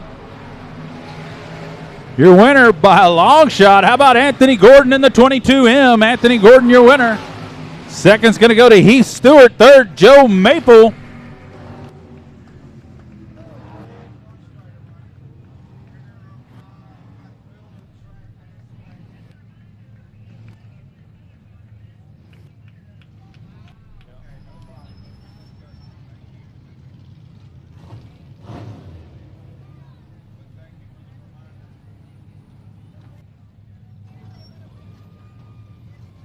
Fourth going to go to the 19 of Vandiver there. Man, that was a great race. Tough break for G.W. Egbert. Throwing the big slider down in 3 and 4 and couldn't hang on to it.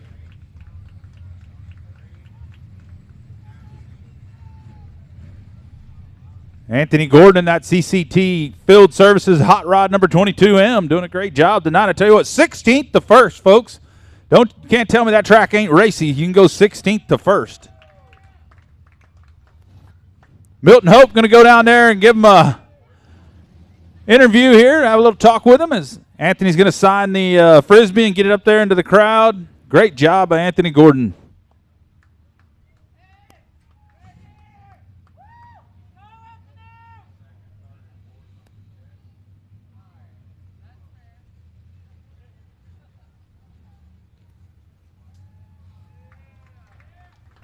Well, I guess the mic ain't working for Milton, so Anthony going to run over and have a quick conversation for her. Milton says just go get in your other car. He's got to get in the street stock, folks. His street stock's sitting out there in the infield. He's got to jump in that car, so we'll get a couple of quick pictures. Milton gave up, said, well, this ain't going to work out for me, so he's going to come on back up here.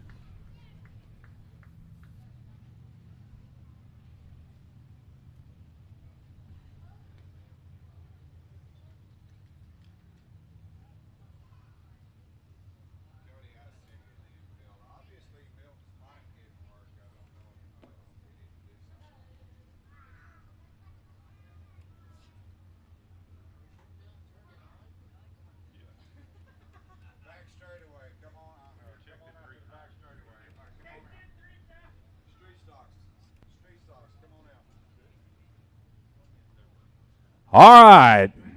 Street stock time. Row number 1 on the pole going to be Dale Caswell in the number 1 car. Outside the 64L will be Shane Lander.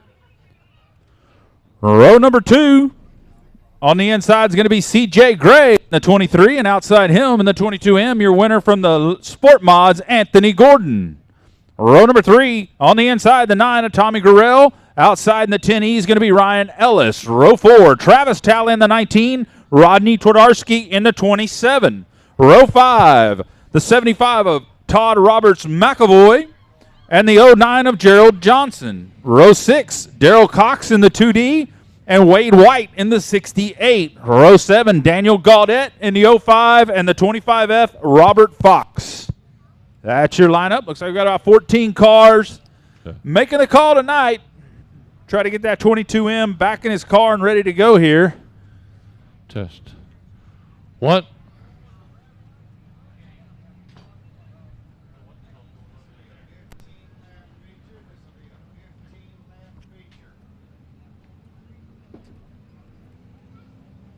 Microphone didn't work? Where I went didn't work. Y'all get started leveling. I've got a driver getting in the infield. We'll probably a couple more or one more round. Just come on around. I'm assuming.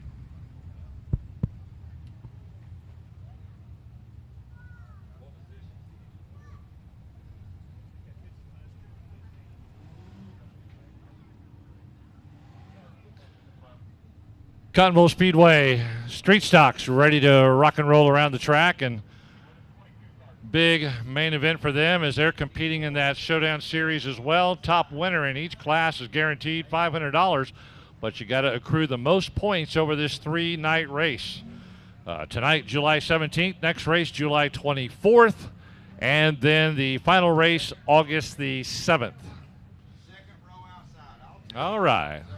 Scoring tower getting the drivers lined up where they need to be.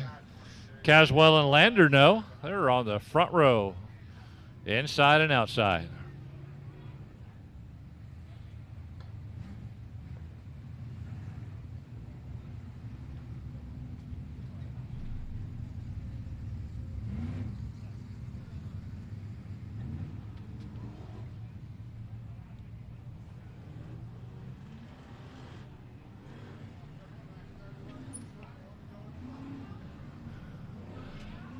Cottonville Speedway, street stocks, ready to fire it up. Good group of street stocks out there tonight. Doing a great job. Again, scoring tower, getting them lined up where they need to be.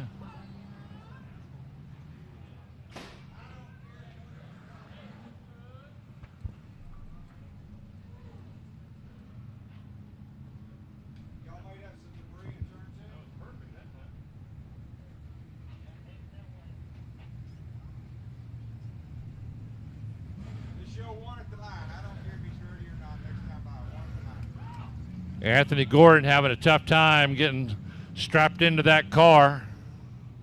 Needs to get up to his starting spot. Second row outside in the 4th position. Anthony going for a double win tonight as he'll start on the outside of row 2. So for the future,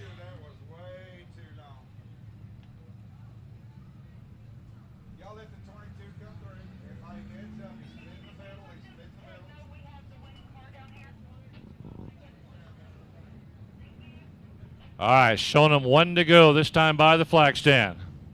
Dale Caswell, Shane Lander, your front row. C.J. Gray having a great run early tonight in both classes of cars he's racing, and Anthony Gordon, second row outside. We got some top drivers up there. Twardesky's had a good night tonight. Todd Roberts McAvoy in the top 3 here at Cotton Bowl Speedway in points.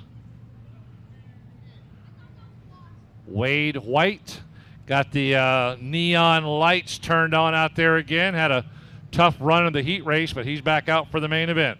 All right, lights are out in all the corners. Here come the Cotton Bowl Speedway Street Stocks rushing at you. 15-lap main event. There they go. C.J. Gray with a huge jump right there at the beginning. Quickly out front. He was in the lead before they got to the flag stand. They saw green, they went. Whoa, got a little loose out there going into turn 4. Gurrell. Here comes Tommy Gurrell, Yep. take the lead. Gurrell leads lap number 1. Gurrell going to hold it low. C.J. Gray goes up in the middle. Man, when you take it low like that, you are turning that steering wheel as hard as you can. Here comes Anthony Gordon. He's moved up to 3rd, looking for a double win, 2 main events in a row. Sport Mod just now, and now trying to grab a win here in the Street Stocks.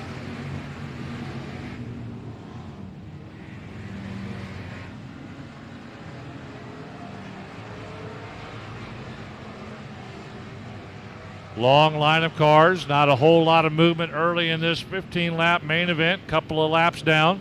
Tommy Gurrell with the lead.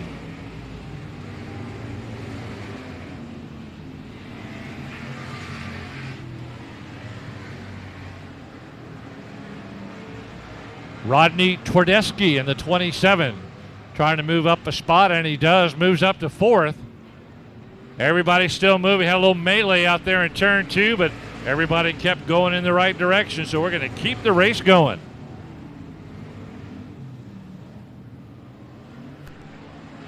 Here comes Gordon on the inside of Gray to take over 2nd. Anthony Gordon in the 22M up to 2nd here. C.J. Gray not having the same race he had in the heat. He was flying. It sure wonder if that first lap start where he kind of got together with the lead, the pole sitter, that it didn't hurt something in the front end of that car, because he really isn't showing the speed he showed earlier. Tommy Gurrell doing a great job out front trying to run away from him. Love to see that Camaro pick up a win, I tell you that.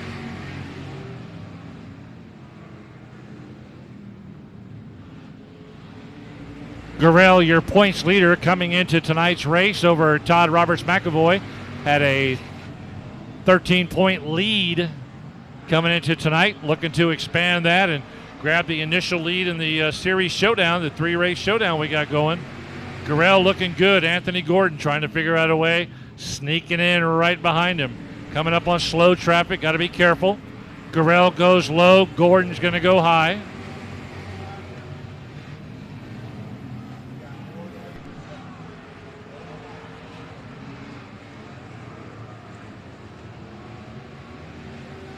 Gurrell opens the door. Look out.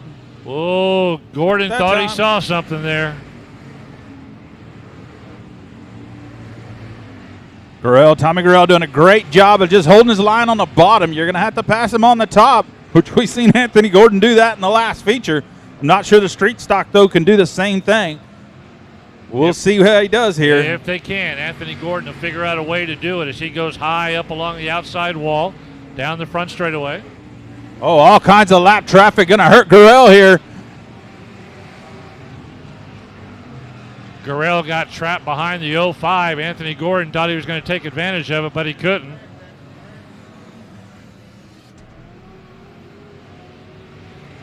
Woo, made their way through lap traffic. Tommy Gurrell still hanging on to the lead here. C.J. Gray doing a masterful job as well, making his way through slower traffic. Gordon staying right there on the back bumper of Tommy Gurrell. Nothing so far with about 4 laps to go. 4 laps to go this time by. Oh, C.J. Gray loops it down in turn number 4.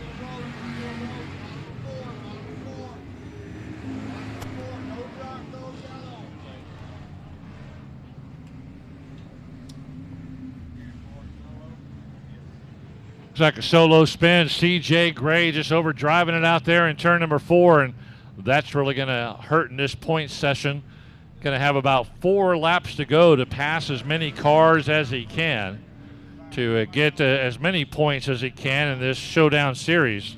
But that's certainly going to hurt right there with just a few laps left in this race.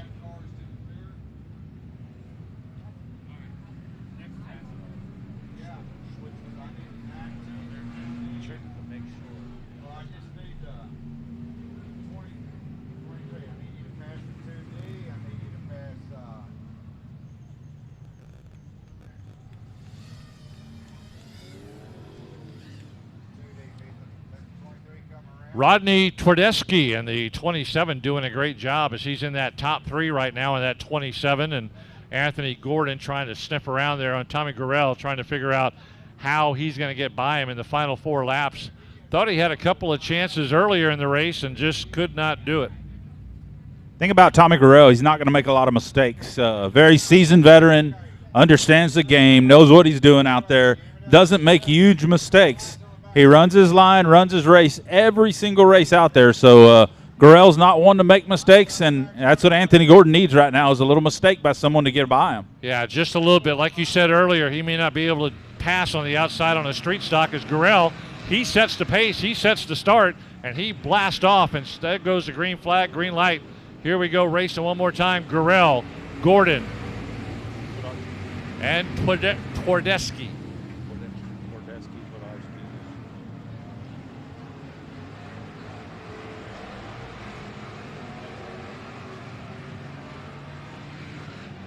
Laps are clicking away. Nathan Lavender keeping an eye on him. Gurrell running a great race. Gordon once again settles in behind him. Gordon goes high up on turn 1 and 2, trying to loop it around him down the back straightaway. Just not enough power. Oh, he gets caught up between the wall and Gurrell. He ran out of real estate there between Gurrell and the wall. Gordon going to try it one more time along the front straightaway wall. Now into turn 2, he goes high up one more time. Guns the engine of the 22 street stock. We're setting up for another fantastic finish as Gurrell inches back in front of him. We got contact back and forth. Just enough of a nudge there, and that knocks Gurrell loose, and Gordon takes advantage. Gurrell caught a rut, just a small rut, and it shot his car up into the side of Gordon's car. Nothing Gurrell did wrong. It's just sometimes the track little monster will catch you.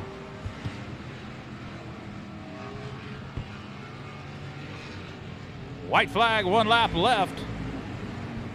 Anthony Gordon going for the double-double here. Car pushes up. Twardarski's right there. So is Gurrell on the white flag lap.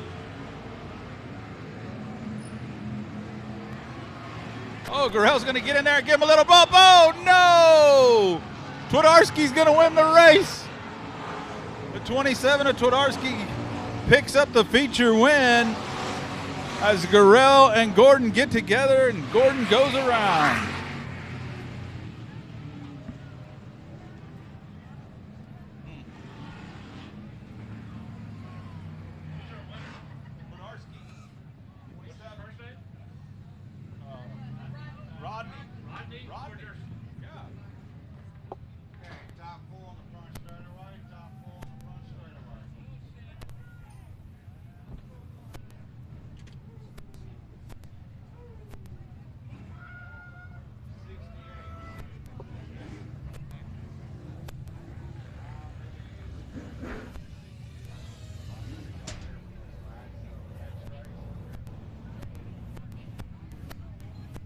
All right, so I could tell you nobody hates that finish more than the 9 does. So tough break there.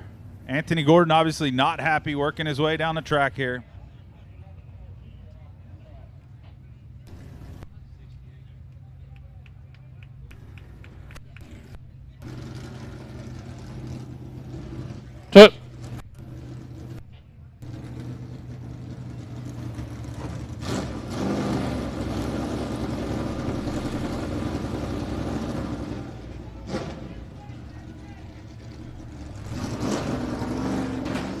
There he is your race winner, Rodney Twiderski. Holy cow. Rodney, oh.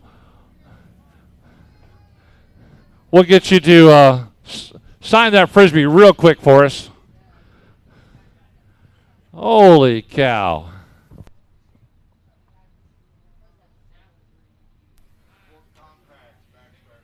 I'm not sure, Rodney. Did you expect to find yourself in the winner's circle in that last quarter? No. So out on that last lap. So I don't think the microphone wants to work for you, but they took each other out on that last lap. Let's try right here. yeah, they took each other out on that last lap. I wasn't expecting that, but a win's a win. I'll take it. Who would you like to thank real quick? First off, my father and all the crew that helps me on this thing. All right, Rodney Twiderski, way to go, man. Just throw that thing up in the... These fans for coming. All right, there goes Frisbee. Think the leaders would take themselves out. And Rodney in the winner. Sport Compacts. Design Welding Sport Compact feature race. Row 1 on the pole is going to be Jake Hall in the 57, the 11 of David Nedgetech outside front row. Dylan Kowalik in the 29K and Taylor Stewart in the T14, row number 2. Row 3 is going to find Cody Crabb in the 00 and Wyatt Jones in the 23.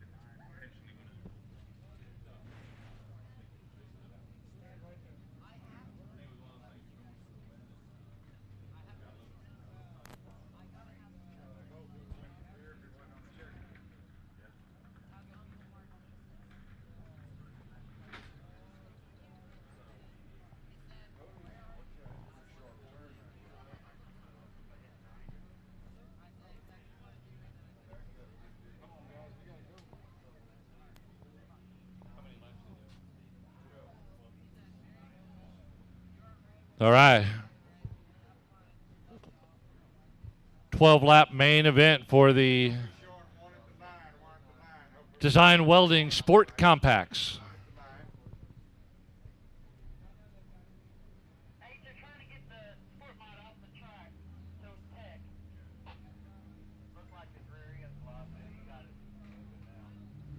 Yeah, we're trying to get Anthony Gordon's Sport Mod out of the infield so he can go to the tech pad after winning his previous main event in the Sport Mods. So we'll get him pushed off the tracks to get him over to the tech pad for winning his Sport Mod race. And then it looks like we've got 5 of our Design Welding Sport Compacts on the track.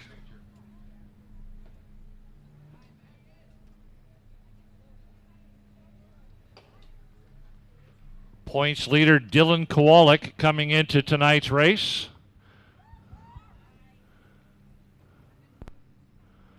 Kowalik coming in at 222 points, had an 9-point lead over 14T Taylor Stewart. And then rookie Jake Hall in the 57 was back at 210 points. 12 points out of the lead, picking up speed. Here they come. Green flag, green light.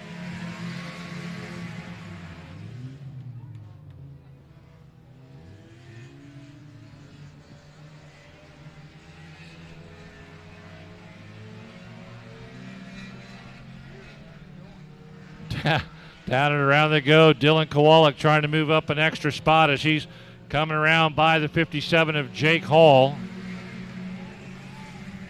Jake Hall with the lead, rookie driver in the Sport Compacts. Kowalik slides low right along the inside, right along those giant tires that are almost as tall as his 29 race car. Kowalik holds it low. Hall goes a little bit too high on turn 3 and 4. That's going to open the door a little bit for Dylan Kowalik, who grabs the lead.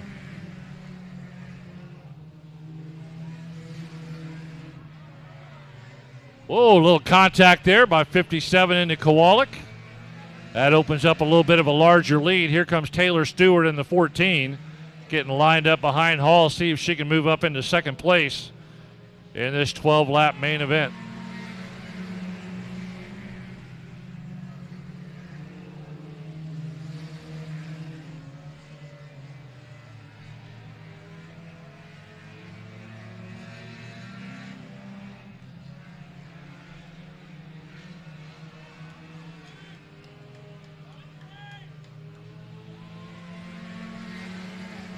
Kowalik with an easy run out there right now as he was able to get by Jake Hall in the 57, your pole sitter. Kowalik started right behind him, and then it took about 2 laps to get past him and trying to race home for the win. Taylor Stewart not making up much ground on Jake Hall, sitting in a steady third. 23, Wyatt Jones has moved up to a distant fourth in the red 23 with the 11 of David Netjek falling all the way back to last place after starting front row outside. Yellow, yellow. Top side of turn number 1. The 11 of David Netjek into the outside wall.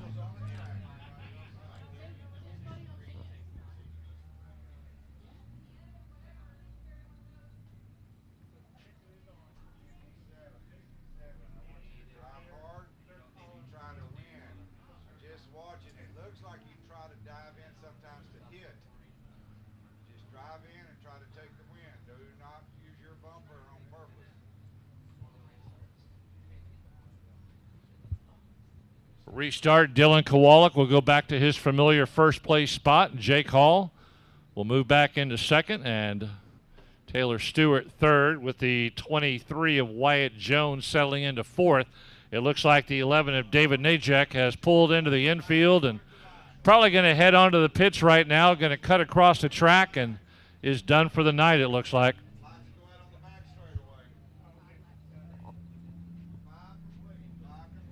5 laps complete. On deck, dwarf cars are on deck, followed by the Browning IMCA stock cars, and then the Magnum IMCA modifieds.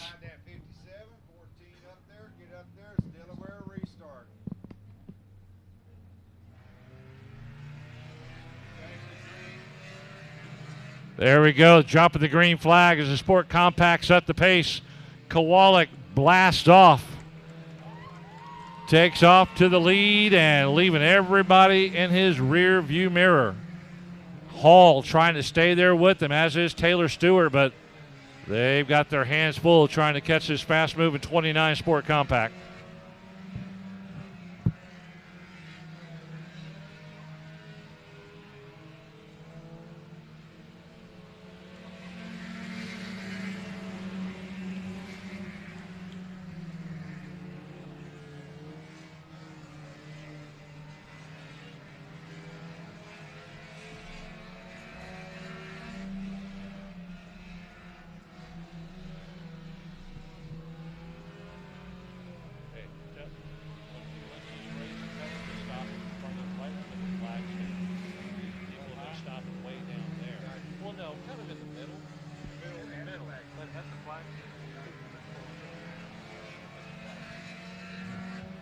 Dylan Kowalik with an easy drive out there right now. Jake Hall's got nothing for him. Taylor Stewart settles into third in this first race. Looking for some bonus money after our 3-race series.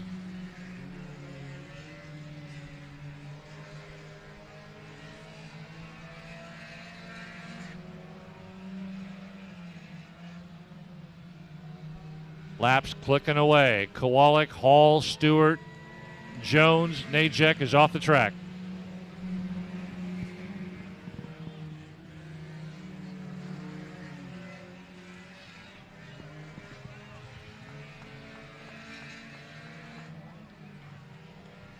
'57. Jake Hall falling off the pace, may have a flat tire as everybody's gone past him. He's just kind of drifting down the back straightaway. Should be 1 lap to go this time by. Not sure if it's a tire, the engine, or he's just settled out. He goes to the infield. That's a right front tire. Right front flat. 1 lap to go. Dylan Kowalik coasting home for yet another Design Welding Sport Compact main event win.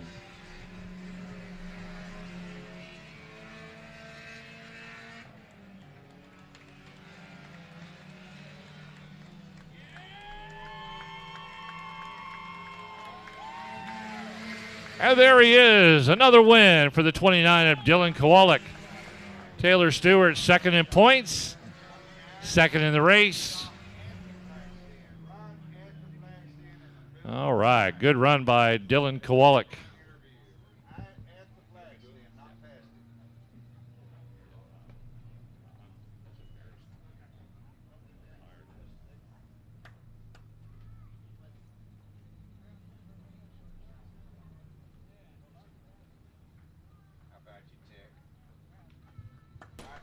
All right, Dylan Kowalik pulling into the winner's circle.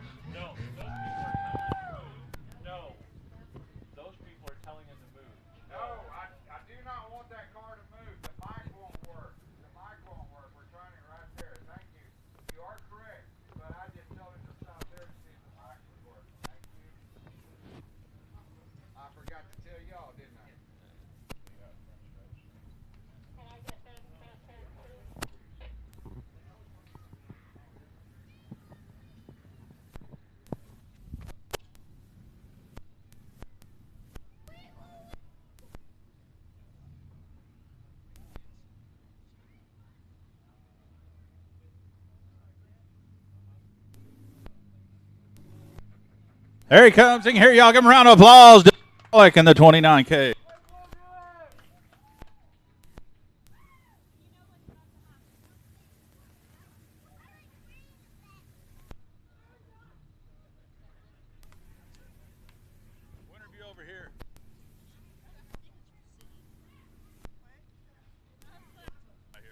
Trying to get the best mic reception.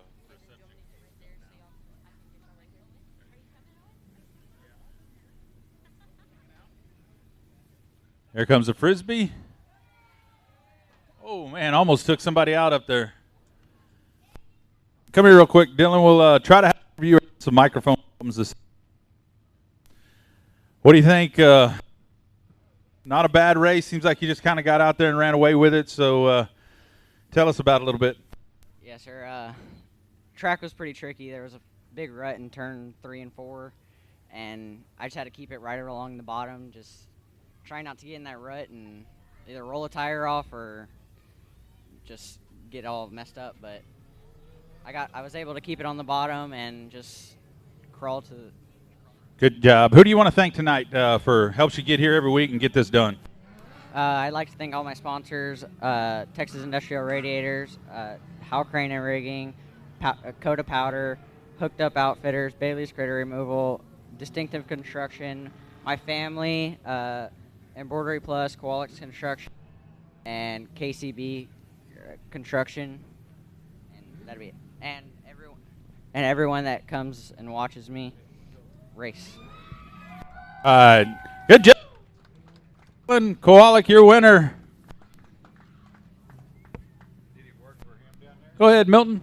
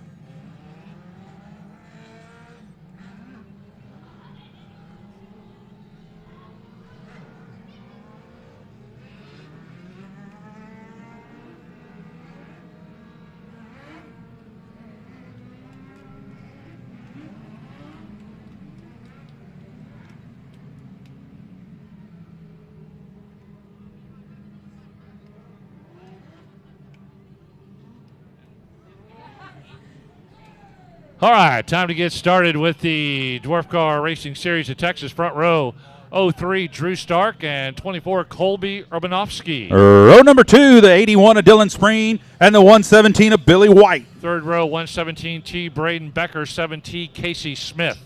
Row 4, GW Egbert in the 717 and Ty Paxton in the 15. Row 5, 25 Dylan Butnick and 1K Kagan Moore. Row 6, Lyle Bonnet in the 31 and the 09 of James Williams. Row 7, 64 James Fitzgerald and 121 Brian Falkenberg. Row 8, Jerry Book, the Outlaw Embroidery number 2 and the 91 of Daniel Newton. Next row back, row 9, Jacob Jasso and the 644M Thomas Mock. Row 10, the 19R of Ashlyn Newton and the 08 of Danielle Long. And 12T Dylan Coyne rounding out this group.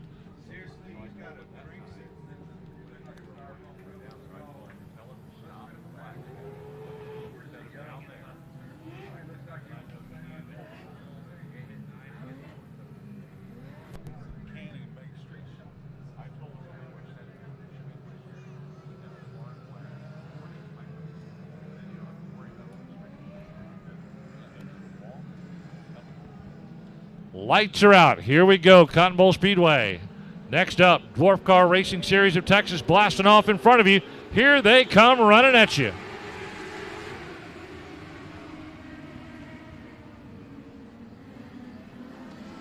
This could be anybody's ball game as we got a whole bunch of great drivers in this Dwarf Car Series tonight. And it may take all 20 laps to figure out who's going to be your final winner. They go high, they go low, they go along the wall, they go near the tires. If they spin out, they do a 360 and keep on going. Down the back straightaway, into the turns. Getting ready to come in front of you one more time in their 20-lap main event.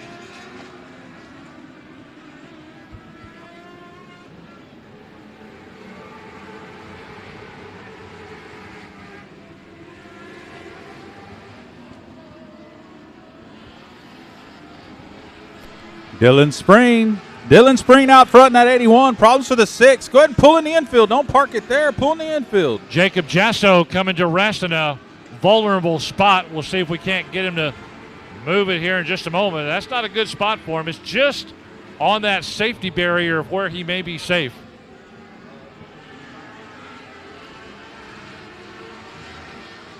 There goes another one in the infield. We're down 2 dwarf cars already early in the race. 3. We're off 3 off the track already.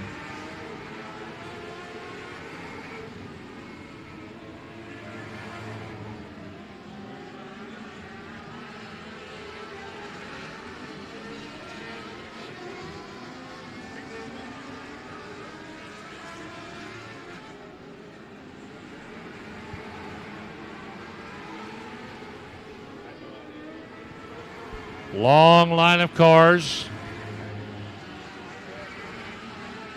Setting themselves up for better positions, better scoring. Want to bring home that main event win tonight. Dylan Spreen in the 81's out front. Seconds going to Braden Becker in the 117T.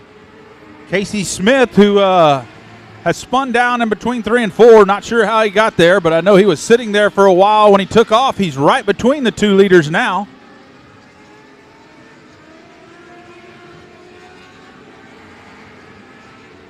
Dylan Spreen putting on a good show in that dwarf car, but he's got challengers right on his heels as he comes out of 2 and down the back straightaway. But that 81 dwarf car, man, he guns that down the back straightaway into the turns. Catching up with that slower traffic. Got to be careful coming out of 4. Catching up with the slower dwarf cars. They safely make their way by along the outside wall as the slower cars went inside.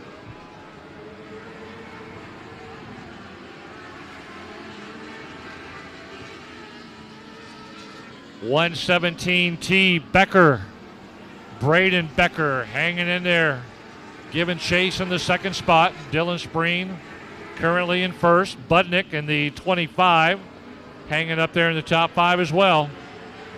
Whoa, watch the spin. 03, 360, come on. Prove me right. Spin out, turn around, and keep going. Yellow, yellow, yellow.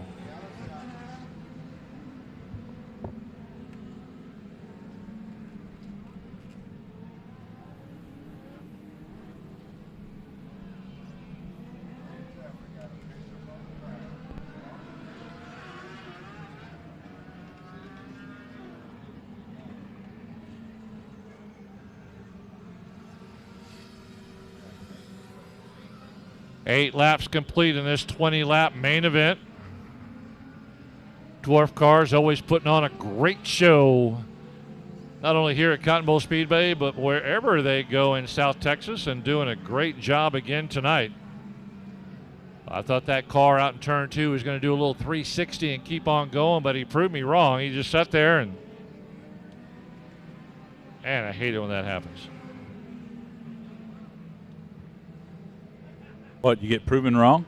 Yeah. I mean, they always do a great job. They do a 360, keep on going, but not that time.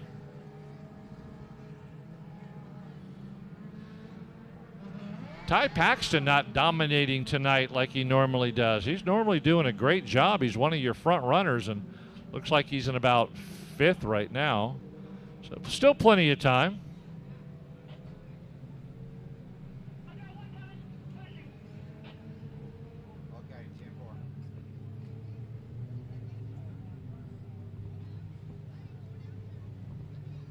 Braden Becker in that hot red 117T. Going to challenge Dylan Spreen the rest of the way around. Spreen looking really strong, moving fast, but Becker's going to stay right there with him.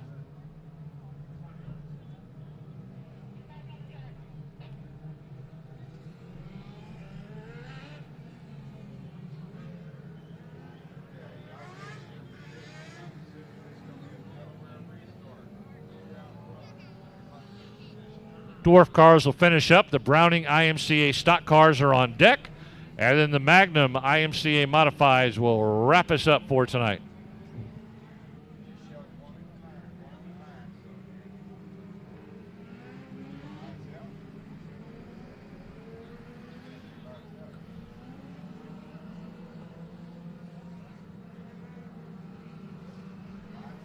All right, here we go. Lights out. We're going this time by, Milton. Picking up speed, Dylan Spreen running a masterful race out there right now, able to hold off the hard charge of Becker and the rest. Whoa, look at that big jump right there coming out of turn 4. G.W. Egbert in a 717. Man, G.W. Egbert wasted a little time. He rocket fired past Dylan Spreen. Spreen was like, what, wait, what, where? He just went right past him.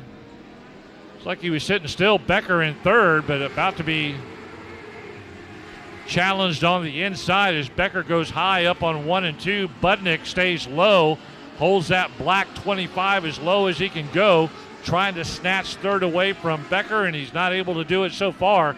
Really hitting those ruts in those turns right now. And you can tell by the movement of the car that it's really shaking when it hits that rut.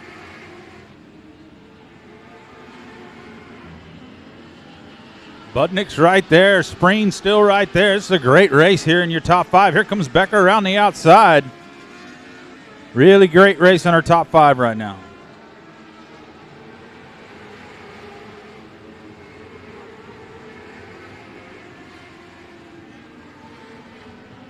Egbert keeping that lead over Spreen. Spreen had the challenge coming out of turn 2 right there. Becker moves up into 3rd in that red 117T. Here comes Dylan Budnick. He's not wanting to give up too much ground. He holds it low. He's being thrown all over that track. Just the race surface making him move all over the place, as is Dylan Spreen.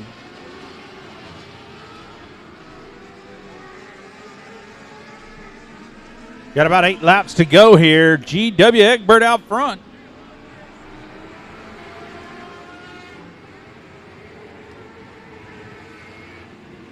Budnick on the bottom. Yeah, I was about to say, Budnick trying to get by Spreen on the bottom, but just as we said it, Spreen gunned the engine and held on.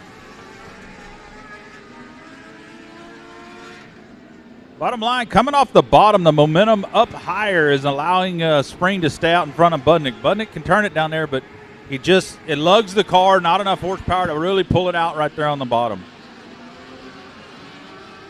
Egbert, though, kind of starting to dominate here, just running away with it. Yeah, Spreen's got that line. He knows where he needs to go. Budnick trying to do that low line like you were saying, Owen, and it's just not paying off right now. As you see, Spreen holds that middle line and Budnick holds it low. But coming out of the turn, Spreen guns the engine and that's where he's got seems to be more power and nullifies that move in the inside right there on the corner. Yeah, it's just a momentum piece. You got to keep them motors wound up and running. You start lugging them when you try to run that very bottom, and without enough motor to really pull you out of there, that's what's going to happen. So GW Egbert with 4 laps to go, coming up on 3 to go right here. Definitely in command of this one, GW Egbert and the 717.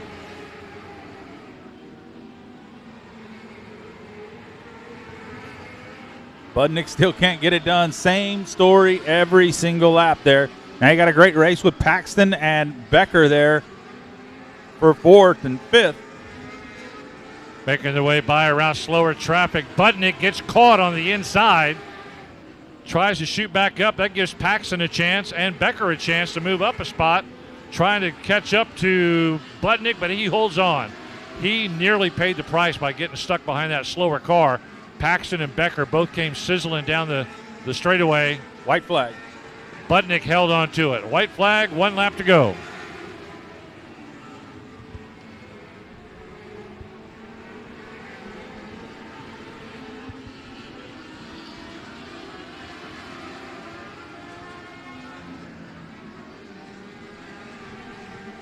Your winner in the 717, GW Egbert.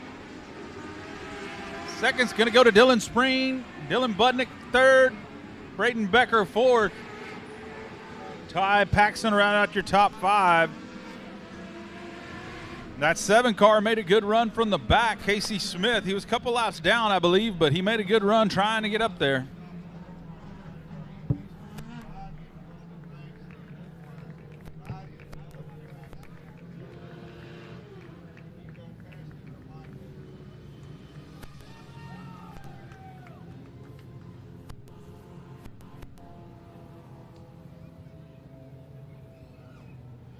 Overall, great job our dwarf cars. Great job our dwarf cars.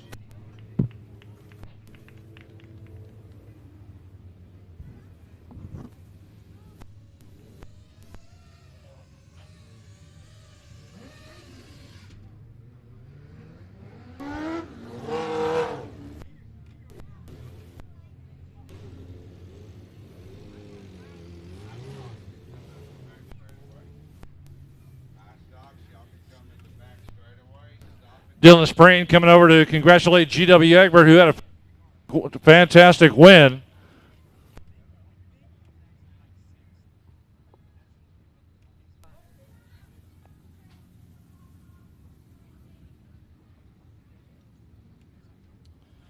Budnick with a great run. There he is. GW Egbert with the win.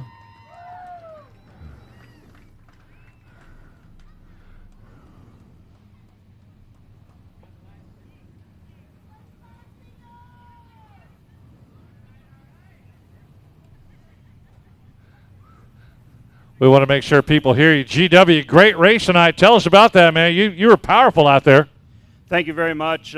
We've been trying to get a dwarf win for the last couple months. Gary White lets us drive this thing, and I'm very appreciative for him and his family for that. They do a great job working on the car. They got a car. I love racing. My family lets me do this stuff, so I'm very appreciative of them. And CRS does all the suspension for the dwarf cars. We appreciate everybody coming out and watching, and thank y'all. Thank you, GW.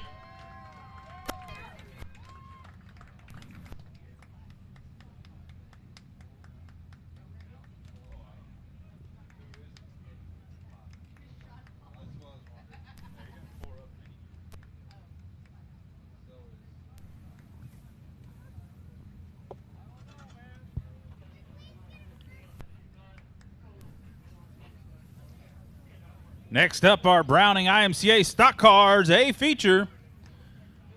On the pole in the 23 is going to be CJ Gray. Outside front row, 94A, Allison Morris. Row 2, the 9 is Jason Batt, and the 4K is Ken Plonsky. Row 3, David Good Jr. in the 7G, and the 29 of Marcus Harcrow. Row 4, Mason Doherty, the 33M, and the 0 of Tim Carmen. Row 5, George Egbert III in the 70, and the 20T is Thomas Hall. Row 6, Sean Paul Lehman, who hasn't made the call in the 28 car, and the 01T of Tracy Schroner. Row 7, Thomas Hall Jr. in the 114 and Ryan Childress in the 81, and Chris Birmingham bringing up the rear in that C3.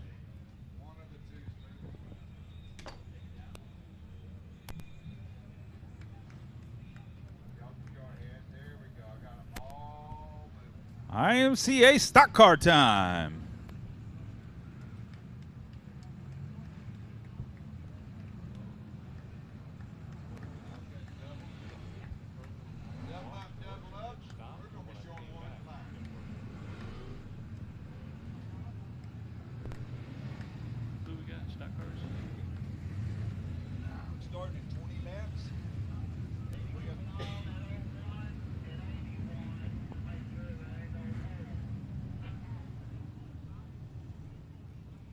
I got you. I was just looking to see where it goes for. Thank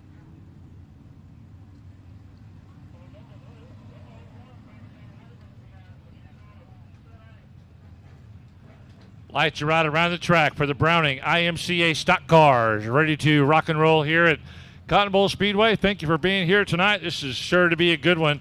20-lap main event. CJ Gray and Allison Morris up on the front row. Who's going to bring home the checkered flag win and get the most points leading into the first night of the series? Here we go. Let's find out. Green flag, green light. We're off and running. Jason Batt with a huge move as CJ Craig slid up right in front of Allison Morris on the start, allowed Jason Batt to move up from the inside second row into the lead. Batt's going to come around and lead lap number 1. Batt doing a great job jumping out to the lead quickly, and that's what you want to do, put everybody else behind you. As the 23 is CJ Gray settles into second place down the back straightaway into turn 3 and 4, settling in.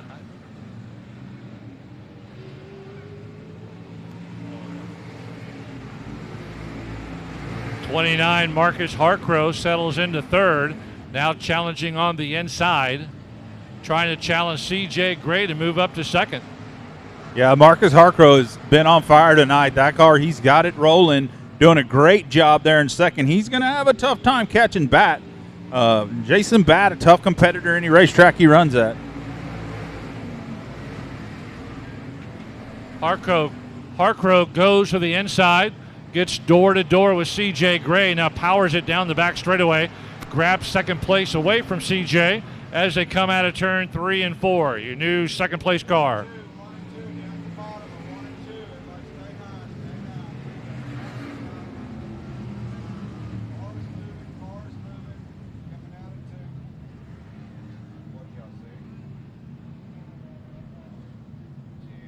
Looks like a solo spin on the 01. Tracy Schroner.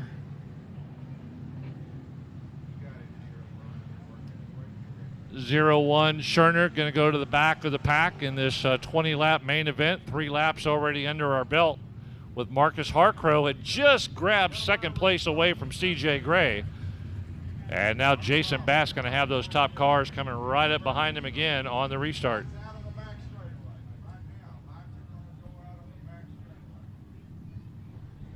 All right, lights going out. We're going to go this time by. Here we go. Jason Batt, as soon as the light goes out, he can go anytime he wants, and he's off. Try to catch him sleeping's the object of the game. Harcrow going to get a better run this time. Oh, Harcrow, he's going to get up right side by side as they come for the lead here on the front straightaway. Man, I think Harcrow may have caught Jason Batt sleeping a little bit as he jumped quickly. Now they're touching bodies all the way around the turn. No harm, they stay in their positions. Harcrow really likes that inside line, but Jason Batt slams the door on him every single time.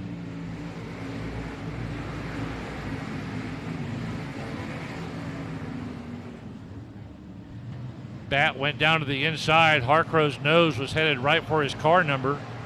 They straightened out. Keep on moving. That's a good 2-car battle up front right now. We got a lot of other cars battling for other positions. A good battle for 3rd and 4th. Allison Morris trying to get by CJ Gray in the corner of turn 1. There goes Allison, able to get by the 23 of Gray. Moves up into third. Gray back to fourth. David Good Jr. right there in the mix. Going to make the pass on Gray, trying to run down Morris. And right behind him, Papa George Egbert going to make the move. Oh, and Morris is going to go around right in front of him. Solo on the 94 going around right as they're getting in down into turn number 1 and 2. She was doing so good, Owen. She was doing so good, and then she just lost control of that car right there in that spot, and it just slowly spun.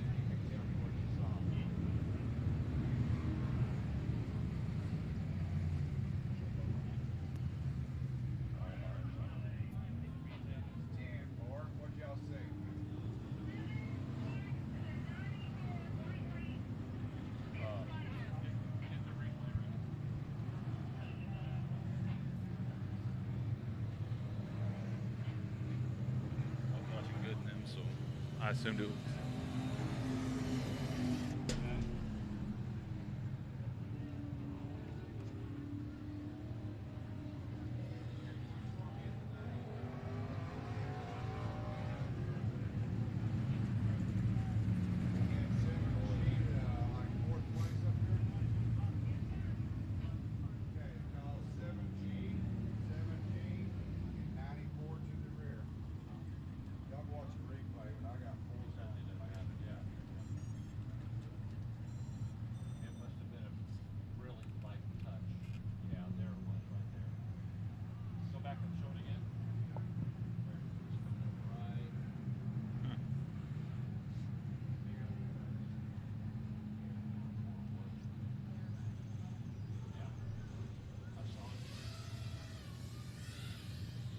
All right, looks like there was contact. Looks like the 7G of David Good got into the back of the 94 Allison Morris. We watched it on a replay and confirmation from the infield officials, just enough to make the 94 lurch ahead and spin. So both of them go to the back.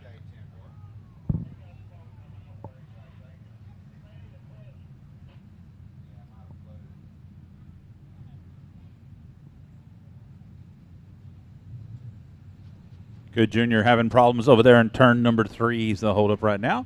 See if we can't get him rolling again, and we'll be ready to go. Jason Batt, Marcus Harcrow, what a race. I tell you what, these two have been going at it pretty hard. Really good stuff. And then you had Good and Morris and a few others up there with Papa George Egbert now all the way up to third. He picked up a couple easy spots. So yeah, Allison was doing a great job in that 94 car along with the 7. I just hate to see just such a light touch. That's how sensitive it is. Saw it on the replay, the light touch. Her car lurched a little bit and then spun. So they should both be to the back. I see Allison back there already. And then the 7 may be done for the night as he's getting a push. We'll see if he fires it up or exits. I think he's about to exit the track. Yep, there he goes.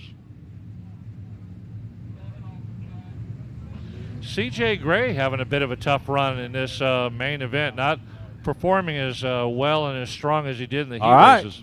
Let's see what happens. Okay, laps going out on the back straightaway. Everybody bunch up, then we're going to restart, laps are out. Remember last time, Harcrow had a good start, got way up under Bat. I bet Bat won't let that happen again. As a matter of fact, he's going to slow roll it this time. He ain't going to do that quick jump. Jason Batt in the 9. Here we go. Keep an eye on the 29 of Marcus Harcrow. Going to give him a run. George Egbert also right there next to Marcus Harcrow, and a very savvy move there by Batt so that Harcrow couldn't get that big jump like he did last time. Just about cost him the lead on that last restart. Harcrow settles back into second. Papa George Egbert third in the 70. How about Doherty up into fourth here in that 33 car? Yeah, that blue and white Doherty 33 looking strong right now. CJ Gray backing up a little bit. Mid-pack, 5th place in that 23. Watch the contact there. Things starting to stretch out one more time around the Cotton Bowl Speedway 3/8 mile oval. Browning IMCA stock car, 20-lap main event. Looks like 7 under our belt so far, 8 under our belt.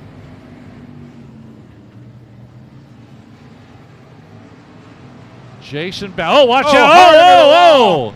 Marcus Harcrow no. and Egbert got nearly sideways up along the wall, and he sustained damage on that one, and he's out. Yeah, the 70s left front's broke. Tyrod, he's done. Tough break for Papa George Egbert. He got pinched up along that outside wall. Don't know exactly what happened there, but there was not enough room for his car. And he went up sideways, looked down, and then he fell back to earth. I think he was coming in to give Harcrow a little, hey, how do you do? But car just gave out on him. That right front tire, look at it. He can't go anywhere. That right front tire nearly completely off the rim.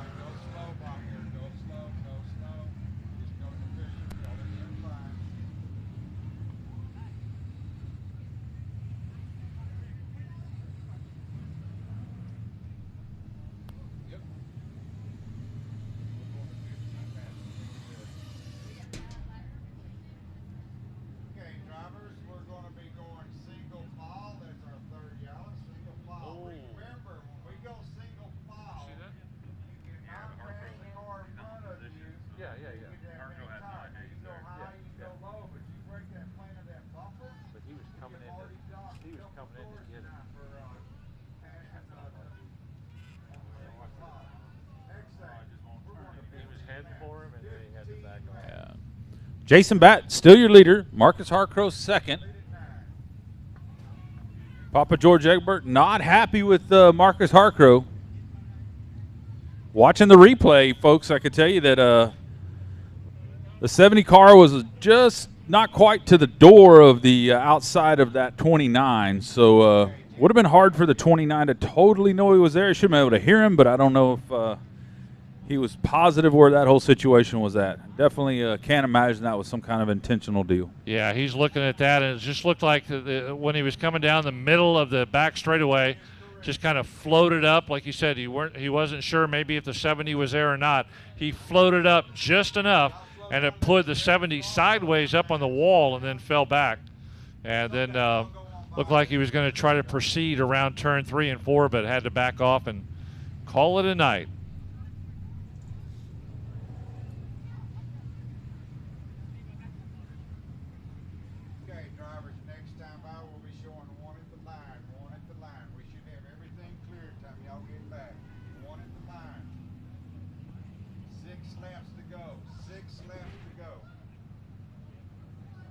Six laps to go on the restart. Jason Batt, Marcus Harcrow, 33M Mason Doherty, your front three. CJ Gray sitting in fourth in the 23.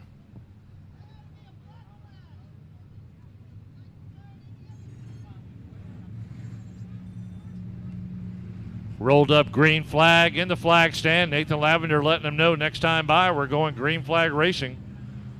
6 to go.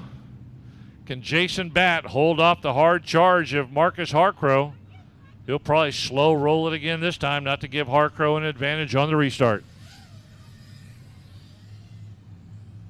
Yeah, savvy move by Batt to not do like the original start when Harcrow was allowed. But this time, you got the pink tire. You can't pass till the pink tire. That's the rules. You cannot pass till you pass the pink tire. So it didn't matter where you started at, bottom line, you can't pass. Mason Doherty trying to stay right on the back bumper of your second place car, Marcus Harcrow. Doherty doing a great job in that blue over white 33M. Looking to maybe move up another spot and get as many points as he can in the shootout series. Doherty third, Harcrow second. Everybody chasing Jason Batt in the 9. Been your leader ever since the beginning. Started second row inside and has never looked back.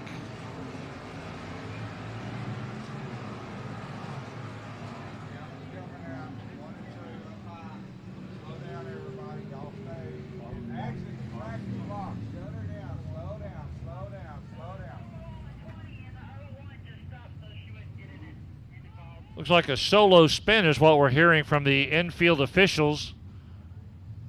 on the number 20. 20T Thomas Hall. And then Scherner just tried to avoid the whole situation, wasn't caught up in it based on any contact. So Hall will definitely go to the back. 5 laps to go, trying to get this race over with so we can get to our final race of the night, the Magnum IMCA Modifieds.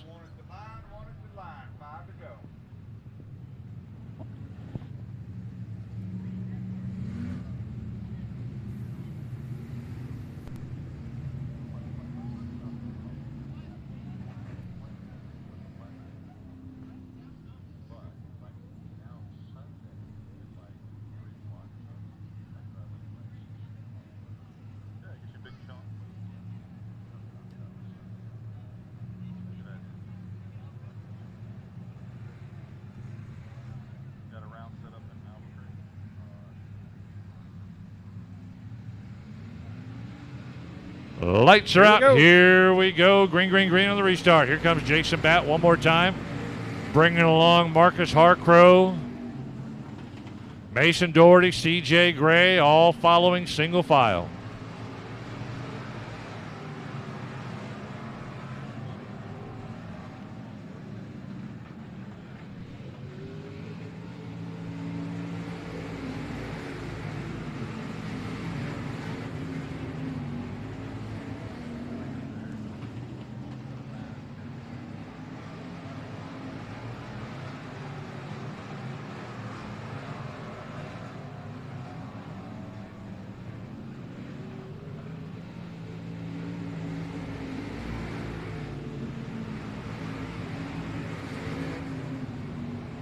Laps are winding down, clicking away. Man, Jason Batt totally dominated this race tonight as Marcus Harcrow back off the pace now. Not challenging as he was a few laps ago. Right now, CJ Gray getting bumped around a little bit on turn 3 and 4. Get yellow, yellow, bottom of 2.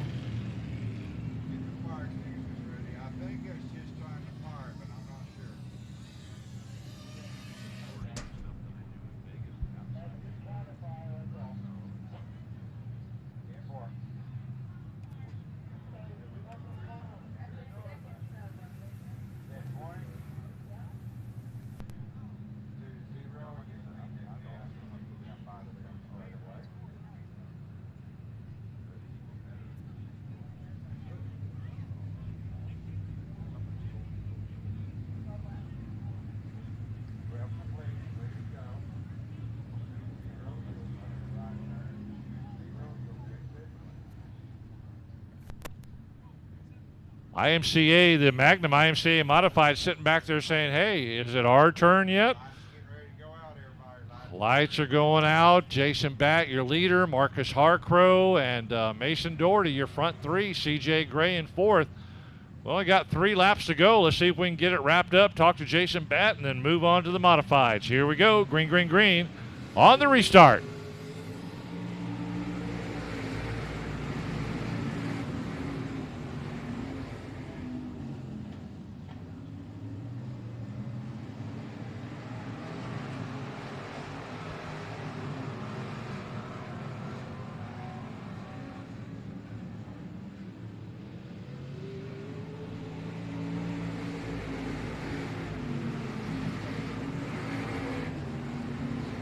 Jason Batt leading him around.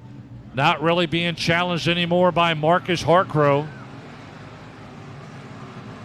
White flag this time by 1 lap to go. Jason Batt, your race leader for pretty much all 20 laps of this. Marcus Harcrow had challenged him a couple of times, but after about 3 or 4 serious challenges, he had backed off and said, well, I guess I've got second place. So here they come into turn 3 and 4 one last time. Jason Batt going to lead him around. There's the checkered flag, and there's your winner.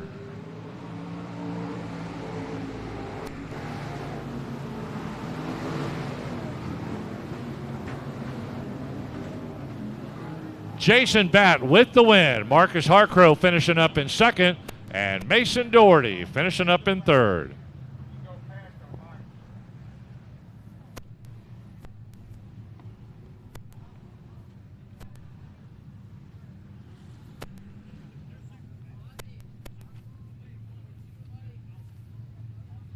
Owen will get down there and get some words of wisdom for our main event winner. Congratulations to Jason Batt, Marcus Harcrow, challenging him, and he'll pull up and say good racing with you tonight. And Mason Doherty, C.J. Gray, your front four.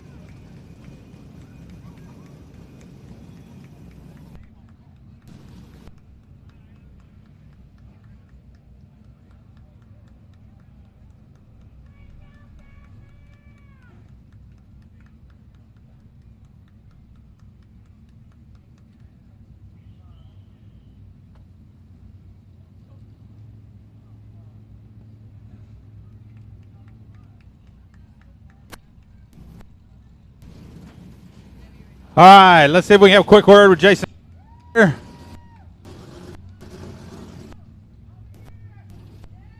Still got our odds. The are here at the gate. Real quick, Jason. And this mic is kind of funky here. We'll do the best we can. But so pretty much they opened the door for you wide open, lap number one, kind of shot up there, allowed you to get under them. You never looked back one time. Give me your thoughts on the restart. We noticed you changed your strategy after the first restart when Marcus Harcrow was able to get down underneath you. Give me thoughts on that first restart there. Yeah, I saw Marcus under me. Right there. So I really didn't know, after that if he was running with me or if he's just making a one-ditch effort to try and pass. So, and that is my best friend in the world, so it's kind of cool right there. So, I hate to see George. I don't know have a clue what happened, but I hate to see him broke. That's your point lead. When you have a bad night like that, when it's mechanical or a wreck or whatever, I mean. Yeah, so Summer Showdown Series, night number one. He's your season leader. Now you're the Summer Showdown Series leader, so that's the key. It's tough for Papa George to fall out. He kind of got mixed up there with Marcus Harcrow down the back straightaway. Nothing intentional. I think it was just Marcus wasn't sure he was out there as he faded out. Y'all do it. You work your way out. So great race. All you got anybody you want to thank you for? RS really helped. On my daughter races, she's 13, and it'd be awesome. By the way, Cotton Bowl, if you had the junior limiteds next year, it's quite an awesome class. But on her car, there's some sponsors that aren't on mine. Keith White really helps out. Jason Hubert and Hubert Roofing and Reba, they help out quite a bit. And maybe we can get them on my car next year. So thanks, guys, and y'all have a good night. Thanks, James Hammock. I see you in the stands there, buddy. There he is, Jason Batt.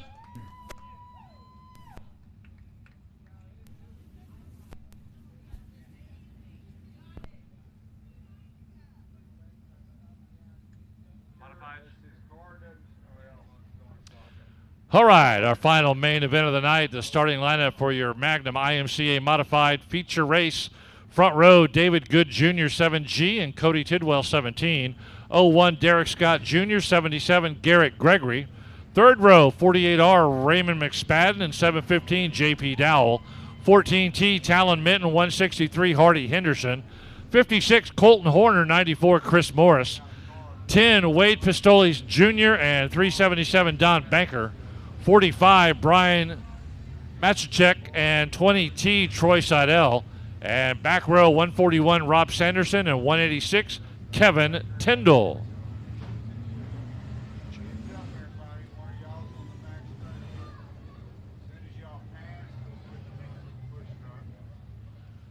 20-lap main event to wrap up this first night of the Summer Series Showdown. Rob Sanderson having some issues back there on the back straightaway. Wasn't able to fire it up. Now has got it going before the push truck gets there. Going to throw the rolled up green flag, letting them know next time by we're going. Let's see if we can knock out 20 laps in a row and end this night. Get everybody headed home. Hey, don't forget, we're back here next Saturday night, July the 24th. And 7 o'clock start time. Tell your friends, family to be here at the racetrack. If you can't, be sure to log on to Speed Pass, Race on Texas, and watch it from home. Here we go. 7G, David Good on the pole with Cody Tidwell. Man, he did great in the heat race. Let's see how things shake out in the main event. Coming out of turn 4, rushing at you, green flag, green light.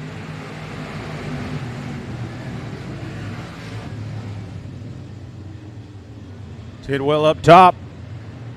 Good on the bottom. Derek Scott's right there. Derek Scott in a battle for the points championship here. Everybody battling for the Summer Showdown Series points lead. Here comes Cody Tidwell. Tidwell's going to lead lap number 1 in that 17 car running the top. Derek Scott on the bottom trying to get under Good Jr. Tied for points coming into tonight. Chris Morris all the way back in 8th position right now, trying to move up 1 to 7th in turn 3 and 4. Tied with Derek Scott Jr. coming into tonight. And it looks like he got the worst starting position as Derek Scott started second row inside. Chris Morris started 5th row outside.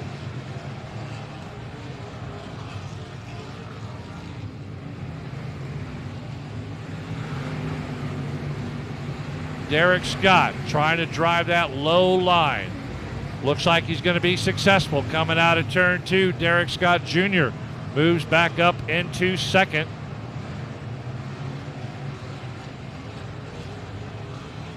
Cody Tidwell flies by you past the flag stand in 1st as the laps click away. Track looking still pretty good, raceable right now as they work their way around. Here comes J.P. Dow. Keep an eye on him. He's in the 715. It just looks like a 7 there. Black car, orange number. He's making the pass on Good to get up into 3rd place here. That's a 715. J.P. Dow. He started 6th up to 3rd. Yeah, Dow had a great heat race, and now he's worked his way up to 4th after starting 6th. Now he's up to 3rd. Up to 3rd now is Dow. J.P. Dow, 715. 01, Derek Scott Jr. trying to give chase, but Tidwell starting to check out now down the back straightaway. Got a fairly comfortable lead.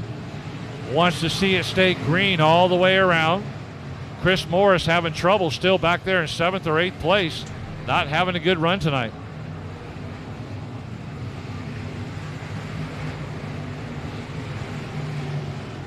Derek Scott, though, doing well up here in 2nd as Cody Tidwell's done checked out on this one. Derek Scott Jr., then J.P. Dow. J.P. Dow's on the hunt. He's coming, so watch that black car with a 7 on it. It's actually 715, but he's rolling this deal. He's going to catch Derek Scott Jr. possibly here. Running right through the middle of the surface, and then Garrett Gregory in 4th. Raymond McSpadden having a pretty good run right there in 6th, challenging Good for 5th. Derek Scott keeping a pretty even 5 or 6 car length lead over the 715 of J.P. Dow, but Dow is right there in the hunt, waiting to see if there's a mix-up or a mistake, a tire, an engine, and he's going to try to close ground on that 01 of Derek Scott. Rob Sanderson having troubles down there in 3 and 4. Just not a good run for him tonight as well. Still trying to figure that car out this year. Not running real high in the point standings so far here at Cotton Bowl.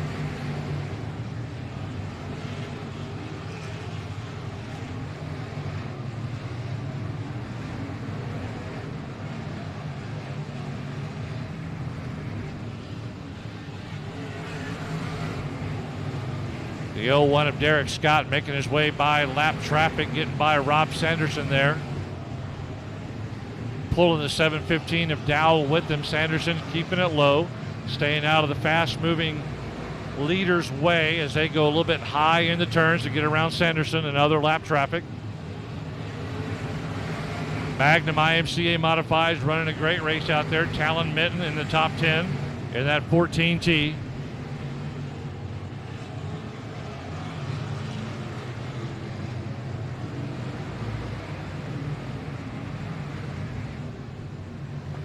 Cody Tidwell, he seems untouchable right now. Coming out of turn 2, though, he's starting to catch up with slower traffic. Everybody's going to have to hold their line, let the leaders get by. 0-1, Derek Scott Jr., a sizable distance back, but Dowell has closed the gap for second in 7:15, closed it to within a car length lead.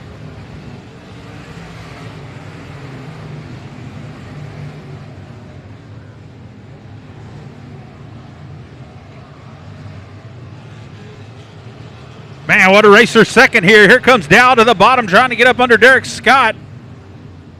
Not this time. They get through them little small ruts down there in 3 and 4. Car gets to bouncing. Here he comes. JP Dow on the bottom going to make the pass that time. They're going to kind of get together. Every time Dow. Here we go. Oh, yeah. Derek Scott gets up into the wall. Picks the wrong line. He went high, should have went low. Here comes Derek Scott trying to get back under Dow here. Derek Scott. What a race. And right there, Garrett Gregory's right there with him. Doing a great job there. Derek Scott fighting his way back, coming out of turn 4, trying to grab that spot back from JP Dow, but they got to be careful. They got other contenders staying right there with them as these laps click away. Garrett Gregory's all over him right now in that 77. Here comes Dow back around. Scott on the outside down the back straightaway. What a great race for second. The leader is gone. He's on the other side of the race surface. He ain't even in the same area code. Not even in the same zip code right now as Cody Tidwell blowing him away. Two to go. Two to go this time by. Shown to Tidwell. Huge lead.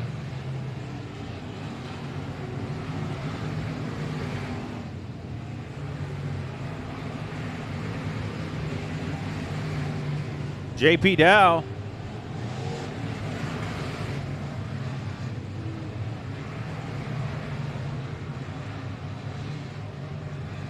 White flag, 1 lap left. Cody Tidwell in that 17. We've seen him win from the back, go to the front. He can get it done here at Cotton Bowl Speedway. JP Dow with a hell of a run in that 7:15, making his way up into second. Derek Scott third.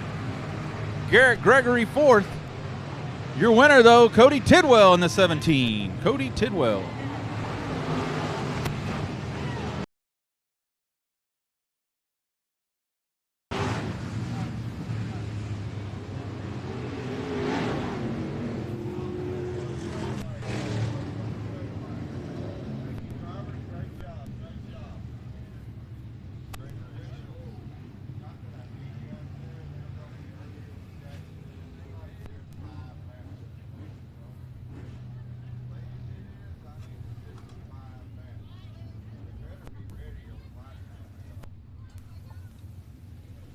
All right, Milton Hope going to get a quick word with Cody Tidwell.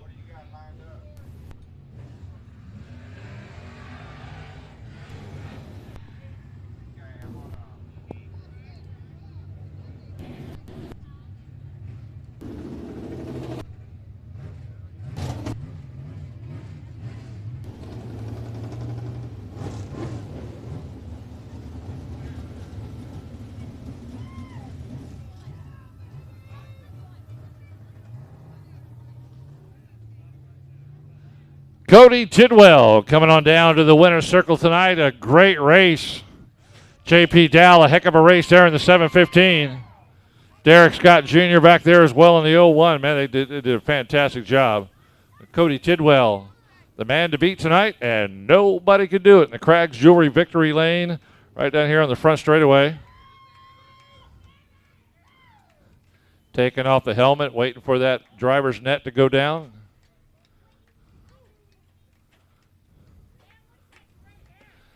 There he is. How about a round of applause? Cody Tidwell with the win. There he is. Woo!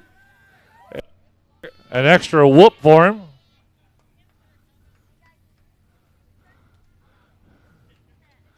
Quick picture with the ladies and the trophy, and then come on over here, sign the Frisbee, and we'll get that up in the grandstands.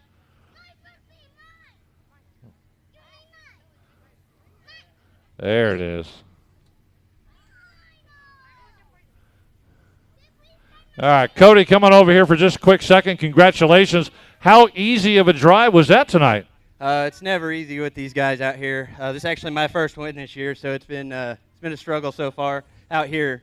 Amazing talent behind me. JP, GRT by Dow. That's Dow. So that's always nice to outrun the guy that helps you set your car up. No, man, there was some great racing there tonight out on the track and a lot of competition going on behind you. Who would you like to thank for tonight? And congratulations on your first win, but who would you like to thank?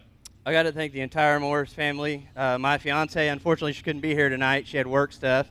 My dad, JP, Design Welding and Fabrication, GRT Race Cars, the O'Briens, everybody that really helps me put this program together. Spillman, even though he's not here tonight. Yeah, Spillman, whatever. Well, we thank you very much for being out here tonight. Congratulations. You're right. There's a lot of competition behind you back there, but you did a great job for that first win. Good job. Cody Tidwell with the win. Thank you, everybody, for coming out tonight. Cody's going to sign that, throw it up there. See what, yeah, y'all get back. We'll see you back here next Saturday night, July the 24th for Night 2 of the Summer Series Showdown.